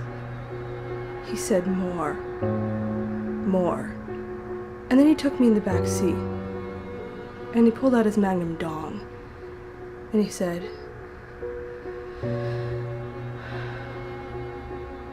"You know how to play whack-a-mole? Do it again. Just do it on my ding-dong this time." By the way, I've repressed that, so everything's fine now. That explains so much and so little. Moving on. So there's a clock counting down the time the world ends. You can postpone it by using chronostasis in this game using 1 point of EP. Yeah, that's why you need EP and fight monsters often. And of course, there are certain side quests to be complete at certain times of the day. Just like Majora's fucking Mask. Fine! For my fucking sakes, you son of a bitch! We couldn't resist, okay? Fuck! Are you happy now? I am now. So after arriving in Luxurium, bearing witness to a hanging of a dummy and basically a woman with similar color hair, also a woman killed by a cult too with similar color hair as Lightning, and we didn't get our first side quest, help this guy investigate the crime scene. Now I shall bring this up basically as you complete side quests and canvas a prayer quest, your main stats are increased HP, strength, and magic. Even EP max and ATB max as well. So the goal is to complete all the side quests and canvas a prayer quest and increase those stats in 13 days.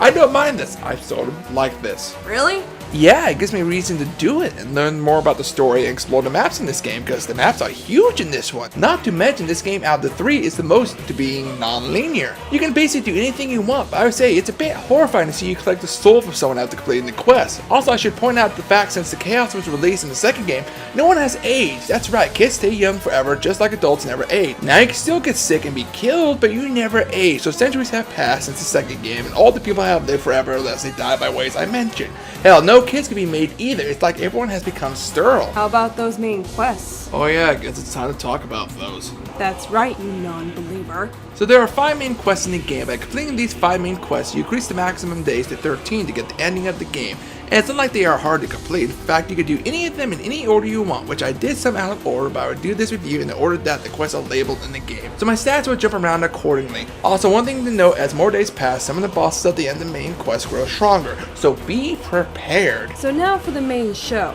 Get started, Sacreds. Right, so we complete a few side quests to get familiar with the map, learning that certain areas we can explore because the gates open at certain times, yada yada. Also, you can buy food to restore your health. However, you're playing easy, the health slowly recovers after battle. You're like a broken record. You know you aren't easy. Stop mentioning it for my sakes. So around midnight, we see some suspicious people in cloaks walking towards the graveyard, and using my Metal Gear skills from the first game, we easily follow them, learning that they gave a 4-digit code to enter the graveyard for nightly rituals to murder innocent women. And to get the code, we had to find the numbers of full walls after 6 AM. Well, that sucks because we have to return back to the Ark at 6 AM every day to get the souls we collected Yggdrasil and hear Hope talk. But I like it when young Hope talks. Oops. I dropped my Magnum condom for my Magnum dong. Wait, you have a dick? Rule 34 has not been nice to you. So we now try to return to the world when Lightning is confronted by Lumina inside Lightning's mind, I believe. Basically, Hope can't hear or see where Lightning is because... You need my advice, and in here we can talk about anything we want. Safe from prying eyes. Prying eyes? You mean Hope? Yep, he might not realize it, but everything he learns gets passed straight on to God. What of it? I don't have any secrets to hide. Oh, right. You're the loyal servant, aren't you?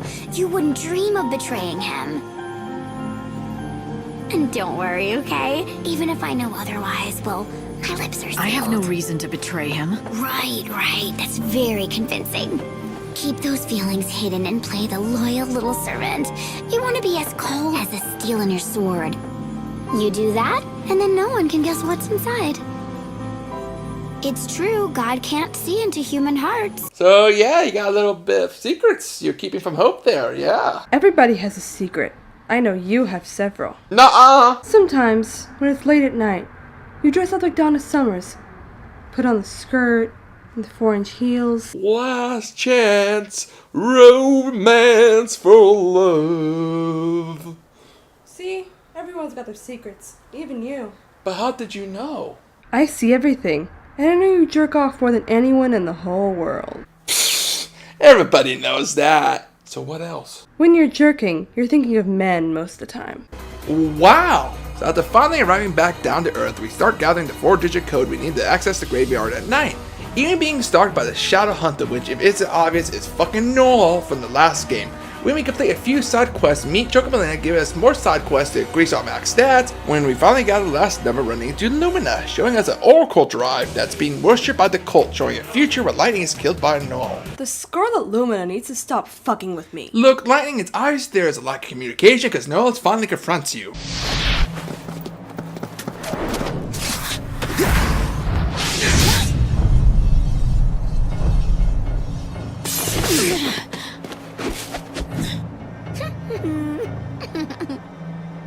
Noel Kreis. Or should I say, Shadow Hunter. That's what they call me. Enter stage right, ready to play your role in the show. We don't make the prophecies. They are what they are. And the future happens whether we want it to or not. You're going to try to destroy the world, and I'm going to stop you. I'm not planning to destroy anything, but I can't deny that I'm here on God's orders. That poor soul wanting to be loved. Grow the fuck up, man. Man, Savior, you're an asshole. If I wanted some wussies in the second game, I would have named them Dr. Quinn and Medicine Woman. Okay? I swear, you're quoting things more and more. So we finally head to the graveyard to face the so-called worshipper cult thing of the Oracle Drive. Noel teams up basically because the cult is murdering innocent people and want them to do their bidding, yada yada. Once they strike down, we finally follow Noel to the deep parts of the Warrens and finally have a boss battle. But not before Lightning preaches she is no longer human and Noel pretty much might be regretting his decision. It has to be done!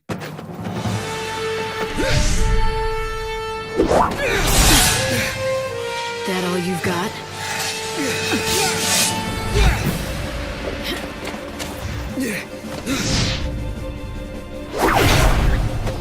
Damn, that god of yours gave you some serious power. I'd call it a mixed blessing. I'm more powerful than I ever was, but it came with a price. I'm not even sure if I'm human anymore. The boss fight isn't too hard, he's weak to lightning attacks, and I overclock him to death on easy, cause, you know. I swear, if you keep saying easy mode, I will be on you like a spider monkey! So Noel gets his chance like the prophecy, but instead of striking Lightning down, he destroys the Oracle Drive because he knows Yule wouldn't want him to kill Lightning. And he gets a vision from Yule thanking him and saying they will meet again soon. His soul is mine! I may have shit my pants. So the day ends, we increase our time for Earth by completing one of the 5 main quests, and we get another inside inner mind of Lightning scene. Didn't go like I thought. How so?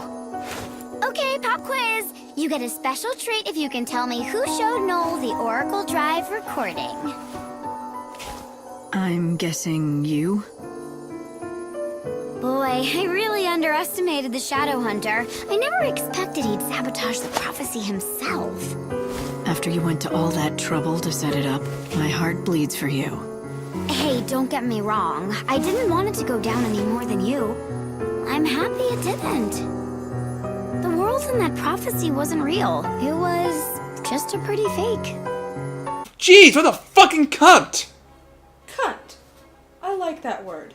At least we agree on something. Keep playing, cunt!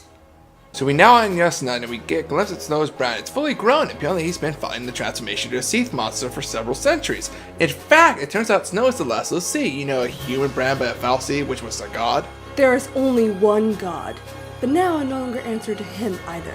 Lightning answers to no one. I am my own god. So we synthesize some abilities, making them stronger. Do some side quests, increase our stats, all the while being fugitives in the city when we acquire a ticket from this flamboyant motherfucker, allowing us access to the industrial area, which he calls a tour. And following along the monorail, we encounter yet again Lumina. Cunt? Yeah, she is a cunt. No, I mean her.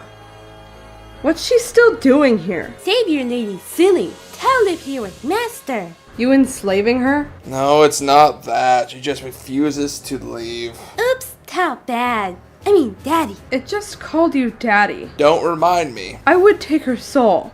But when I look in those eyes, I see nothing but terror. Don't be silly. Tao doesn't have a soul. What? I have many souls. Tao has caught so many shinies. Bye-bye, Daddy. I'm going to explore the portal. Tao be back for supper later. Yeah, see you later, Tal. I have so many questions. So after trashing the Cyclops, the damn thing refuses to die and knocks down the walkway. Lightning finishes it on the way down to the bottom floor, and as we explore the remaining desert area, we find a skeleton with a key card allowing us access to the inner area. There we learn the palace is under lockdown. Hope comes up with the idea to get a ton of fireworks blow up the statue during the night's show, allowing us to climb over it. My boy always knows what needs to be done. He always was a witty child. I wonder what other tricks he has up his sleeve. Oh, fuck no!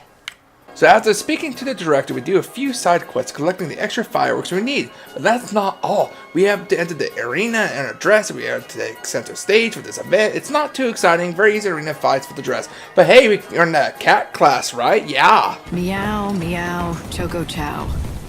It's called Mikote, dumbass. I can't believe you said that line. Don't remind me. Just move on. Can you say the line again? I refuse. Please? No. Pretty please? Fuck! If it'll shut you up, for fuck's sake, I'll do it! Yay! Meow, meow, choco, chow. Yeah? Oh, nothing. I was just doing a line. You know how far I went into the portal to come back this fast at this time of the day? Tell hope you choke and end up dead in the ditch. You whore. Bye, Daddy. Bye, Takaka. Have fun. Why does she scare me? Rise to the heavens and receive the blessings of Almighty God.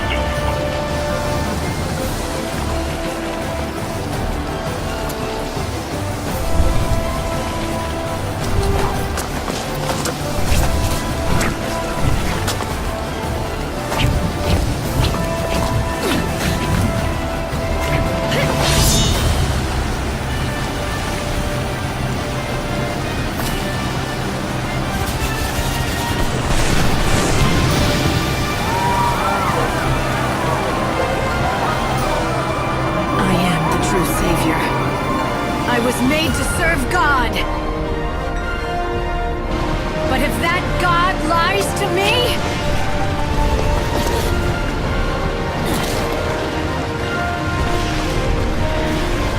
then he dies.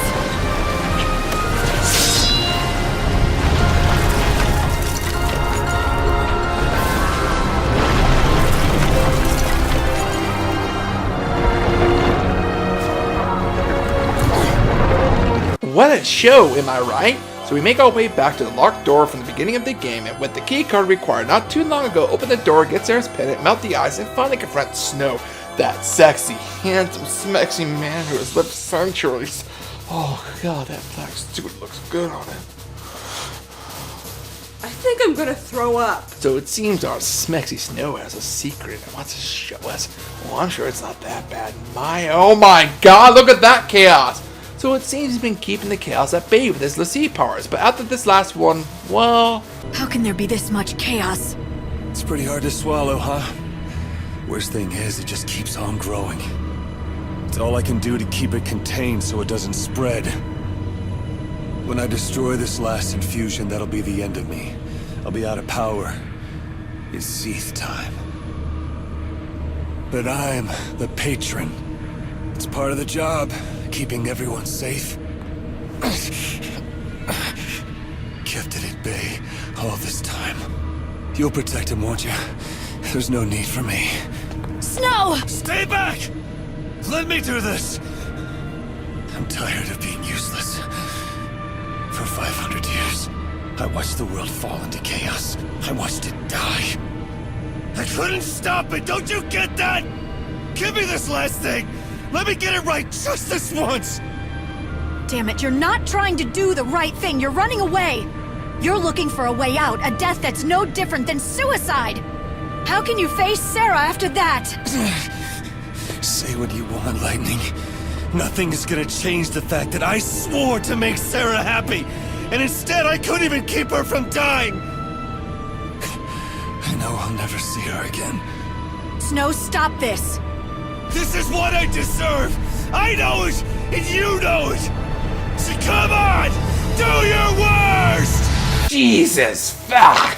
So now it's up to Lightning to kill the last XIII monster, and perhaps the strongest due to the centuries his brand has been evolving. Jesus, fuck, and the fight is easy as hell, cause I'm uneasy. Just stagger, smack that overclock. Stop mentioning you are on easy! I swear. So with the power of love, Lightning's able to force Snow back to normal and take his soul into her. Thus the main quest in this area is complete. By the way, if we were to do this quest later on, like on day 8 onwards, Snow would be more monster-like and be stronger. Much stronger! So definitely some interesting things to try for New Game Plus. So we're now off to the Wildlands. Lightning hears a voice and we head to this chocobo farm and guess what? Meet some chocobos. What the fuck? So we learned apparently from this chocobo doc there's a white chocobo roaming the Wildlands being called the Angel of Valhalla. And what do you know? We find it being attacked by a chocobo eater, and after a quick battle we find the chocobo is badly injured and refuses food, but not from Lightning. Thus we spend 30 minutes getting it back on its feet, getting random food from side quests. That's fucking right! As far as I can tell, and looking at guides, you can't buy food to give it at the most. You can go some, but then take 6 hours away in game time, and guess what? Even after it's healed to be running on, we still need to feed it more so its wing can work for us to get the fucking main quest. So another goddamn hour of feeding it real time. Oh god! Que. I can't deal with your shit right now. I need a break. Fuck this.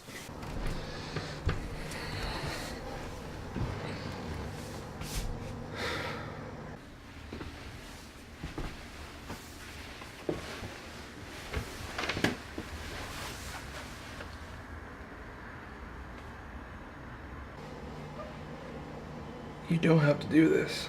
Humans always say the same thing. What did they say? They say you don't have to do this. You don't. We could just play something else. Okay. This is the best I can do. Call. I knew you were crazy as soon as I saw you sitting on my couch for the first time. I knew exactly what was in store for me. Call it. No, I ain't gonna call it. Call it! That coin has no say. It's just you. I got here the same way the coin did.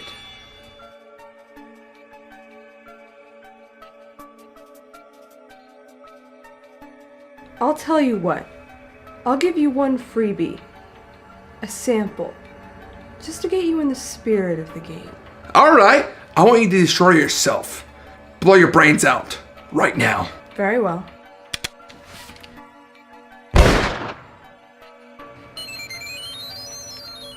That which is an eternal paradox cannot die. But if it's any consolation, sweet sacreds, that hurt like hell. Well, I guess I'm gonna go play that game right now. Smart move. Fuck. You're a dangerous person to know, sacreds. Your friend Adam, Pogs, Toph. By the by, where is that tasty little wife of yours today? Fuck if I know. I haven't seen her in a while. Anywho, after the Angel of Valhalla is fully healed, we jump this canyon and learn some important facts in these ruins. The Temple of the Goddess.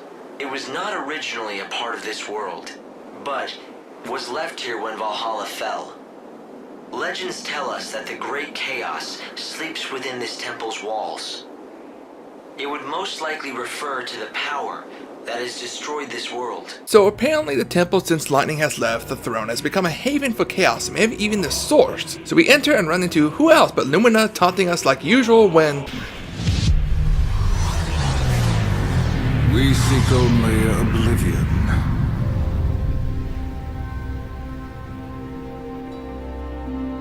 So, we meet again, Caius Ballad. The shit just hit the fan, didn't it? How? When? Oh my god! Didn't he die? Well, it seems I'm not the only one that could come back from being exploded, now am I? So sexy voice Liam, Caius, shoots Lightning in the chest to spread some chaos. Caius saying they won't let him die. Some weird shit and we're not in control and must climb at the temple. Now when you're in battle, HP would deplete slowly due to the chaos roaming in these temples. And the same would happen outside because it's easy mode, my HP regenerates outside of battle. Watch it! Stop saying easy. But it's true! So just avoid battles. And as we climb, we learn all the Yules throughout history are here too. Every single one. And that they want lightning to bring salvation to Caius. Also, we think all the Yules are the same being reborn after each death, but are different in some way. Some want Caius to have salvation, but some don't want him to leave them. They are contradicting each other. Thus, we learn the truth about the chaos. You're the source of the original chaos. The chaos that burst from the unseen realm. You lived countless different lives. Born over and over each time with a new soul. To live and see Caius again. With each death, our prayers grew more desperate. Layer upon layer until the weight made them collapse into a single dark mass. Once the unseen chaos was created, it could not be stopped. It reached out and dragged you into the other realm. It broke the dam that the goddess had built. It shattered the boundaries between worlds. So, this all began because you couldn't let go of Caius? The chaos and all its power grew out of your need. That explains everything. Fuck! So it's time for the showdown we all been waiting for. Caius' smug ass sitting on the throne that Lightning once swore to protect. Now a little info, usually people come back to this fight last cause like the other boss fights, Caius doesn't get stronger as the days go by. He stays the same, but he's still stronger than any of the bosses early on. But since I'm on easy, I overclock him to death, literally, because I spam it on easy and stagger him. Look at me break the game. On easy. That's it, son of a bitch! I hate you! You fat fuck! You lazy slob! You fucking guy who ruins fucking games for other people! Oh god! Oh god, my face is on fucking fire! Grow up, you fucking sissy. Oh god, it hurts! So after the fight, Lightning is still unable to claim Caius' soul, so Caius shows us something interesting.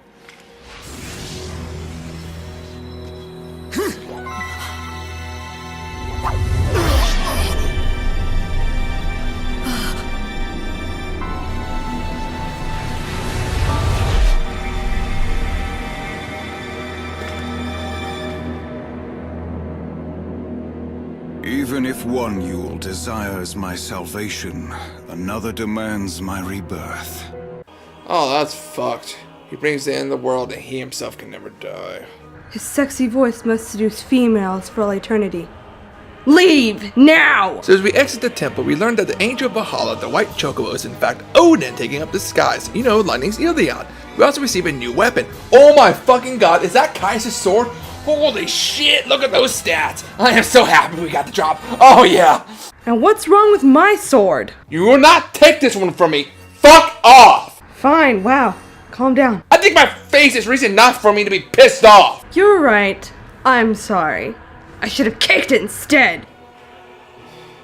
So after doing a quest for this girl, we enter the older shrine and find out that Vanille is being worshipped here because she could talk to the dead souls. Yes, I know. It hurts terribly. I understand. But it won't be long now. You'll be free soon. Vanille, who are you talking to? What is this stuff? A wind of sorrow, the lament of the dead. Can't you hear their voices? Lost souls crying out in pain and suffering. You mean this wind is the dead? Yeah, they've been drawn here, one after another. All the people who died after the chaos poured through the gate. They've been swallowed by the chaos, and now they're trapped inside. I can feel it. All their sadness, all their grief. So long story short, if Vanille doesn't perform the soul song, then all the souls scattered in the chaos will burst out, destroying the future as well. The one we'll be doing with the Ark. Fuck. Well, finally we're off to the dead dunes to become bandits. So you aren't going to do anything? Who cares? She's not performing it to the last day. I got shit to do and gangs to join. Fuck Vanille. It's Vanille. I don't care, never did. I think, well, I don't care now. Little blow up. Seems everybody gets exploded lately anyway. Listen to their screams, child. Listen to the music of their agony. It works for me. You're a goddamn savage. So like I was saying, we head to the Dead Dunes to do a simple side quest, join the bandits, and meet their leader, who is none other than Fang herself. Apparently, she formed the bandits here to look for the Holy Clavis. It's been sealed away for ages, though, and no one's got even close to it. I was beginning to think I'd have to give up. But then you came along and worked your magic with that crux. How about we team up? I want to get that Clavis before the Order does.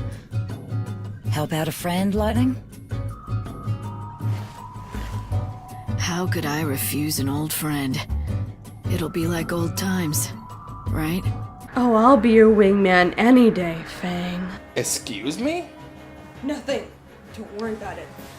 So she joins our party as a guest character. Oh, and I recommend trying to find all the red cactuars in the Dead Dunes, because trust me, you're going to do a lot of back and forth, and they allow quick travel in the Dead Dunes. And trust me, a lot of back and forth. So we head to this massive temple underneath the Dead Dunes. I mean massive, several floors, and are as big as the Dead Dunes map itself. Here are some doors open and close depending on the hour, so be prepared to either get locked in a room or we're using chronostasis, which trust me, I may not mention it before, but there's no like quick button to use a EP point to activate the skill. In fact, anytime it wears off and the time it freezes, you have to go to the status screen to select the skill and choose yes to activate it. Every damn time it wears off! I'm not kidding, there's a button to bring up just the map, so why not want to use the skill itself? Oh, I think some buttons aren't even used on the world map if I recall! Are you done? Yeah, sorry about that, I went in a tantrum there. Good. Now continue the game, so I can see more Fang. Wait, what? I need my Fang fixed. I mean, we're besties. I just enjoy her company. A lot. Wow! So the goal here is to find 3 tablets and activate all the murals in this huge ass 3-floor temple, allowing you to enter the main room where the Holy Clavis is. Fast forward this whole part, cause fuck this, took so long, fucking fetch quests. Hey, I told you I need to see my Fang. She makes me tingle all up insides. I am moist, damn it! Huh. I didn't know you felt that way about Fang. Blame the internet. It changes you. I bet I didn't get rid of those cobwebs you still have.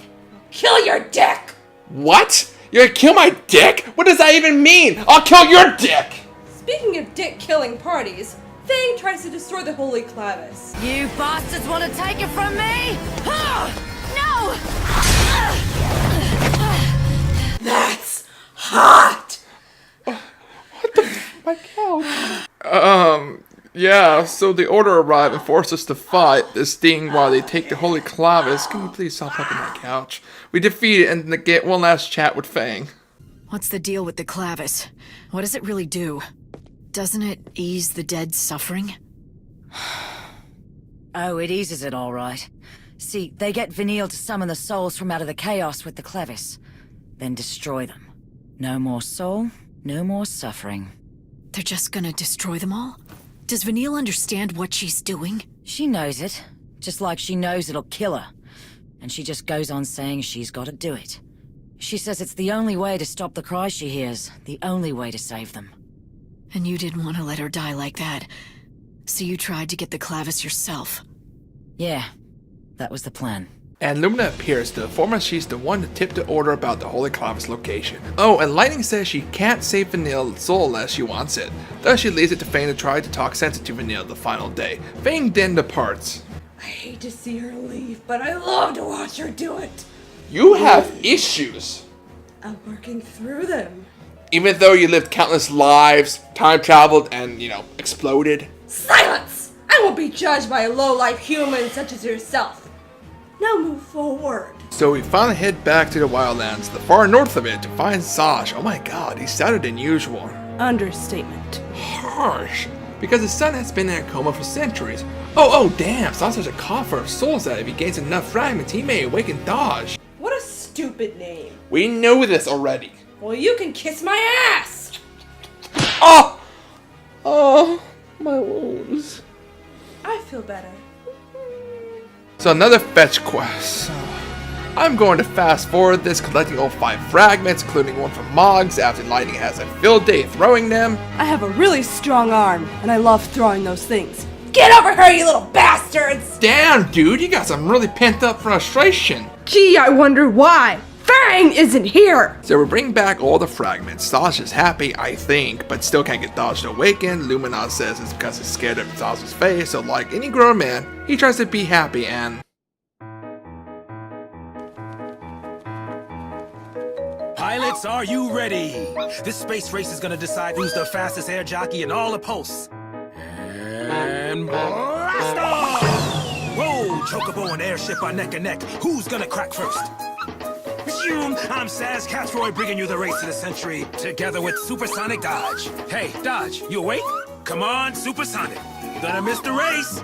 Here, open your eyes. Your dad's here. Should I He's broken. Off the deep end for sure. do I slap him? No. Just let him process. I'm scared. I am too. So Dodge wakes up to that. Probably in truth because he was scared. We collect their souls, yay! Thus we complete the last main quest in the game. Grow the tree to maximum and expand the world to the full 13 days. Now we just sit back and just let the whole thing blow over. You wanted to protect her, so you fell into that crystal sleep. You became a tomb for a memory, a moment frozen in time, with Sarah's soul cocooned inside. So tell me, Lightning, where do you think Sarah is now? Yes. I remember now. She was there, in my heart. I had her memories. They were inside me. I took them into the crystal. She was with me then. We should have been together the whole time. Right. Now you're catching on. So, the hole in your heart? Sarah's soul. That's what I'm missing. And you know who took it out, don't you? Benevelza did when he woke you up to do his bidding. He must have messed with your memories too, and tried to make you forget about it. And so he had the perfect motivation. Or should I say hostage. He's gonna hold on to her until I've done what he wants. Oh, I don't know if he thought it out that far. He's not very good with human emotions, that god of yours. Maybe he just threw her soul away and let it be swallowed up by the chaos. So through some Kingdom Hearts shit, Lightning had Sarah's soul till she was woken up. However, the god she works for may have thrown away Sarah's soul to the chaos, and well, Lightning may have to... Choke a bitch!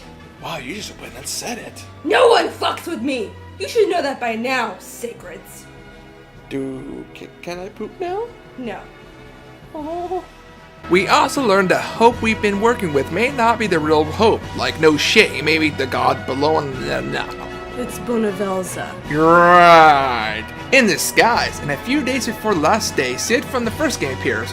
Or a manifestation of souls lost in chaos shows up, and basically says what we kinda can guess. The souls trapped in the chaos that Vanilla is going to use Holy Calavis to destroy can be purified and sent to the Ark. But Lightning and Scott wants none of that shit. But Sid also states that Sarah's soul is lost in the chaos as well, and if her soul is destroyed, all of Lightning's memories are too, thus making her perfect candidate for God's rebirth. Shit just got real! Fuck, you're telling me. And to top it off, Hope says his goodbye. The real Hope, the one who the god has his soul and using his body as a vessel. The final day comes and Welstrick goes crazy. But not everyone gets to take the journey.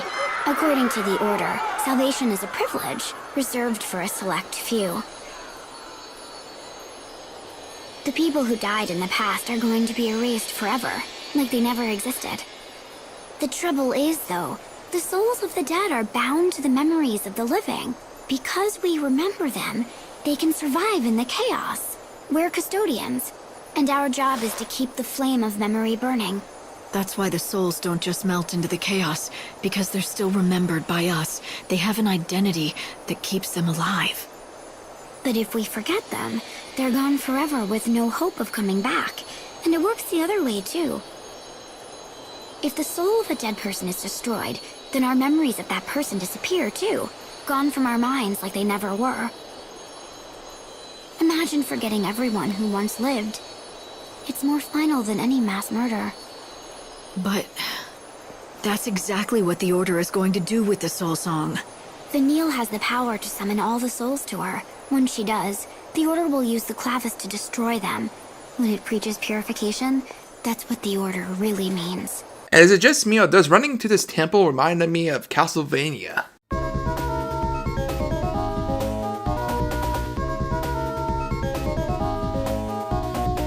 Noelle shows up too and figures out real quick that Lightning is against the Order because Sarah's soul is on stake. So like a boss, teams up and holds out the Chimeras.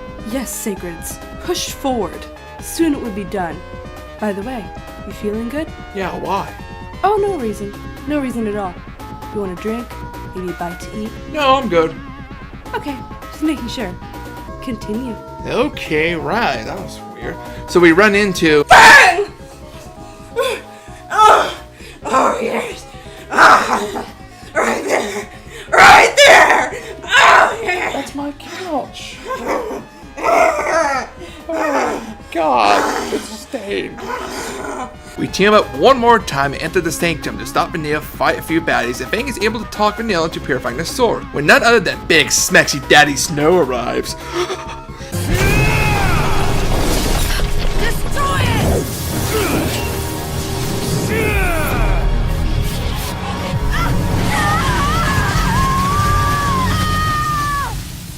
That was awesome! So the Holy Clavis is destroyed, this bitch gets burned to a crisp, and Vanille sends all the souls lost in the chaos to the Ark. We also learn that Lightning made Lumina subconsciously, that she houses the soul of Sarah to protect it and guide the souls of chaos. Thus we get our reunion. Or do we? You're Benevelza? My savior. What? These are mine. That's my Fang! Well, Hope's the bad guy. Destroy him, Sacreds! Destroy him before he makes the frogs gay! What the fuck? Well, it's not really Hope, just his image, but fuck it, let's go kill Hope. Now before I do this optional dungeon that repairs the sword I broke in the beginning of the game and make an ultimate weapon and shield. Oh fuck, look at those stats. And thus we go face Hope, but not before some background story. The life force that exists in all of us. The goddess took the souls of the dead and made them be reborn. She breathed life into each new generation. Yes, but when she was destroyed, that cycle was broken. After that, the world was doomed. So, God decided to do it over. Right. Build a whole new world. It would be a simple matter for the mighty Benevelza. He has the power to shape matter and create any material thing. But what's in our hearts and souls has no form.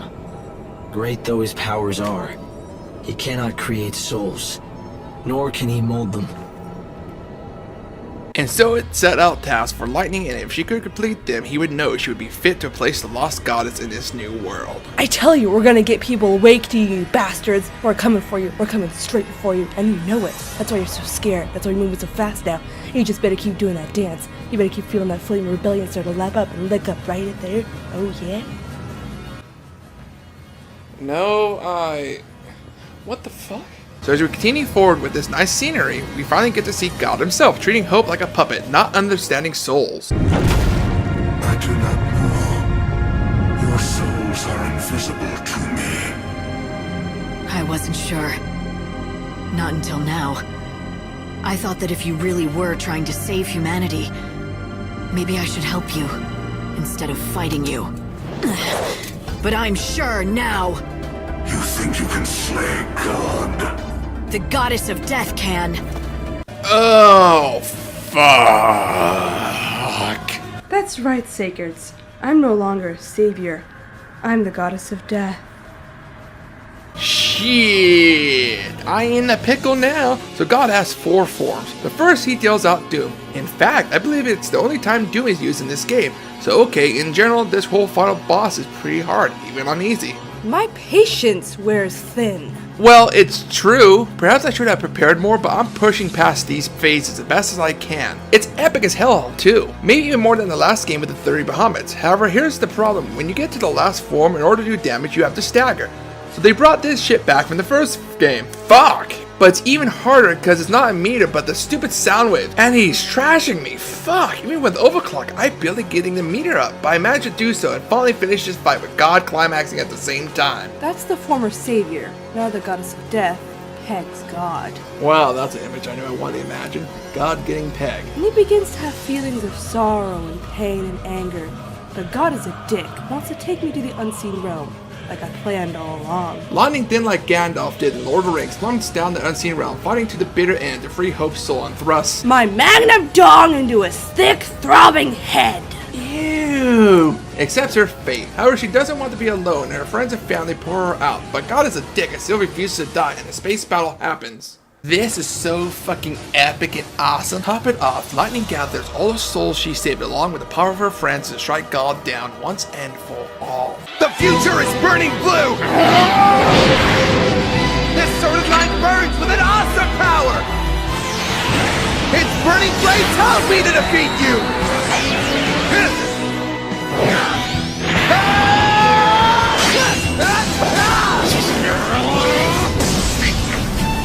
Take this!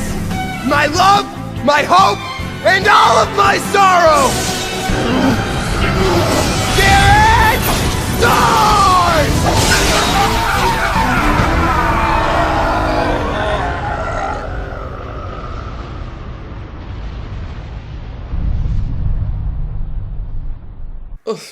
I came again. Me too. The living don't need a god, but the dead do. A god to protect them. A god of salvation. Oh shit. I ruined your carpet. Liam? Liam. So Kai stays becomes the devil. I mean god of the hell. I mean unseen realm, leaving the last Yule to be broken from the chains of her fate with Noel. Thus Earth is made our Earth, and the Jesus Chronicles of the Bible, Old and New Testaments are made. You think I'm joking, but if you save enough souls, you get a final cutscene after the credits showing a modern day Earth fairly similar to ours, with lightning showing up, smiling. Obviously they had to make a few changes to the Bible, all joking aside, the game is really good. The changes to the gameplay, though drastic, are huge improvements over the last two, and even with the time limit of the game, there's a lot to do. In fact, there's a new game plus which allows you to make modifications to shields, increase your stats to such far extremes you can fight some early bosses when they're hard on the later days, or attempt to fight the secret bosses. Though I wasn't asking for a trilogy, I can at least say it went out on a high note, not to mention the whole space battle with God. So yeah, it's done now. Yes. Yes it is. You wanna play some like poker, or have some eggnog or something? Oh, you're not getting off that easy. Your soul is mine! Right. Look, I'm sorry that this shit's happened to you, but can we just enjoy the holiday? There's no point in getting hysterical, Sacreds. I claim that which is owed. I never signed anything. That doesn't matter. I've grown tired of these games. It's not your soul I want. I want that power you had. I don't know what you're talking about, okay? I'm at a complete loss. Match with the human older than time. Match with the goddess of death. Pit your tiny 20th century mind against one who walked the spaces between the worlds and trod the wings of angels beneath her conquering feet. You're delight, Sacreds. You really are. Look, I don't care how or what caused you to be like this. I'm not giving you anything. We have unfinished business. That reminds me. How are you here? Don't change the subject. Well, I was just thinking. I did ask Santa. No cactus on Christmas. Wait, what? Are you paradoxing me? Sometime in the future when I get time travel again and I visit Santa at the mall a few days ago, I've been a good boy. Why am I still a virgin? Just to suffer. Every night I feel my dick and my balls, even my nipples. Sex I never had. The girlfriends I never had. Won't stop hurting. You feel it too. And with that, she is gone, and I'll probably never see her again. Who am I fucking kidding? She's probably lost in time. I'll probably see her again in the future sometime. Oh fuck, my life sucks. Son of a bitch! You won this time, Sacreds. But I will never go away. I'll be waiting in the future for you. And someday you'll be going my way.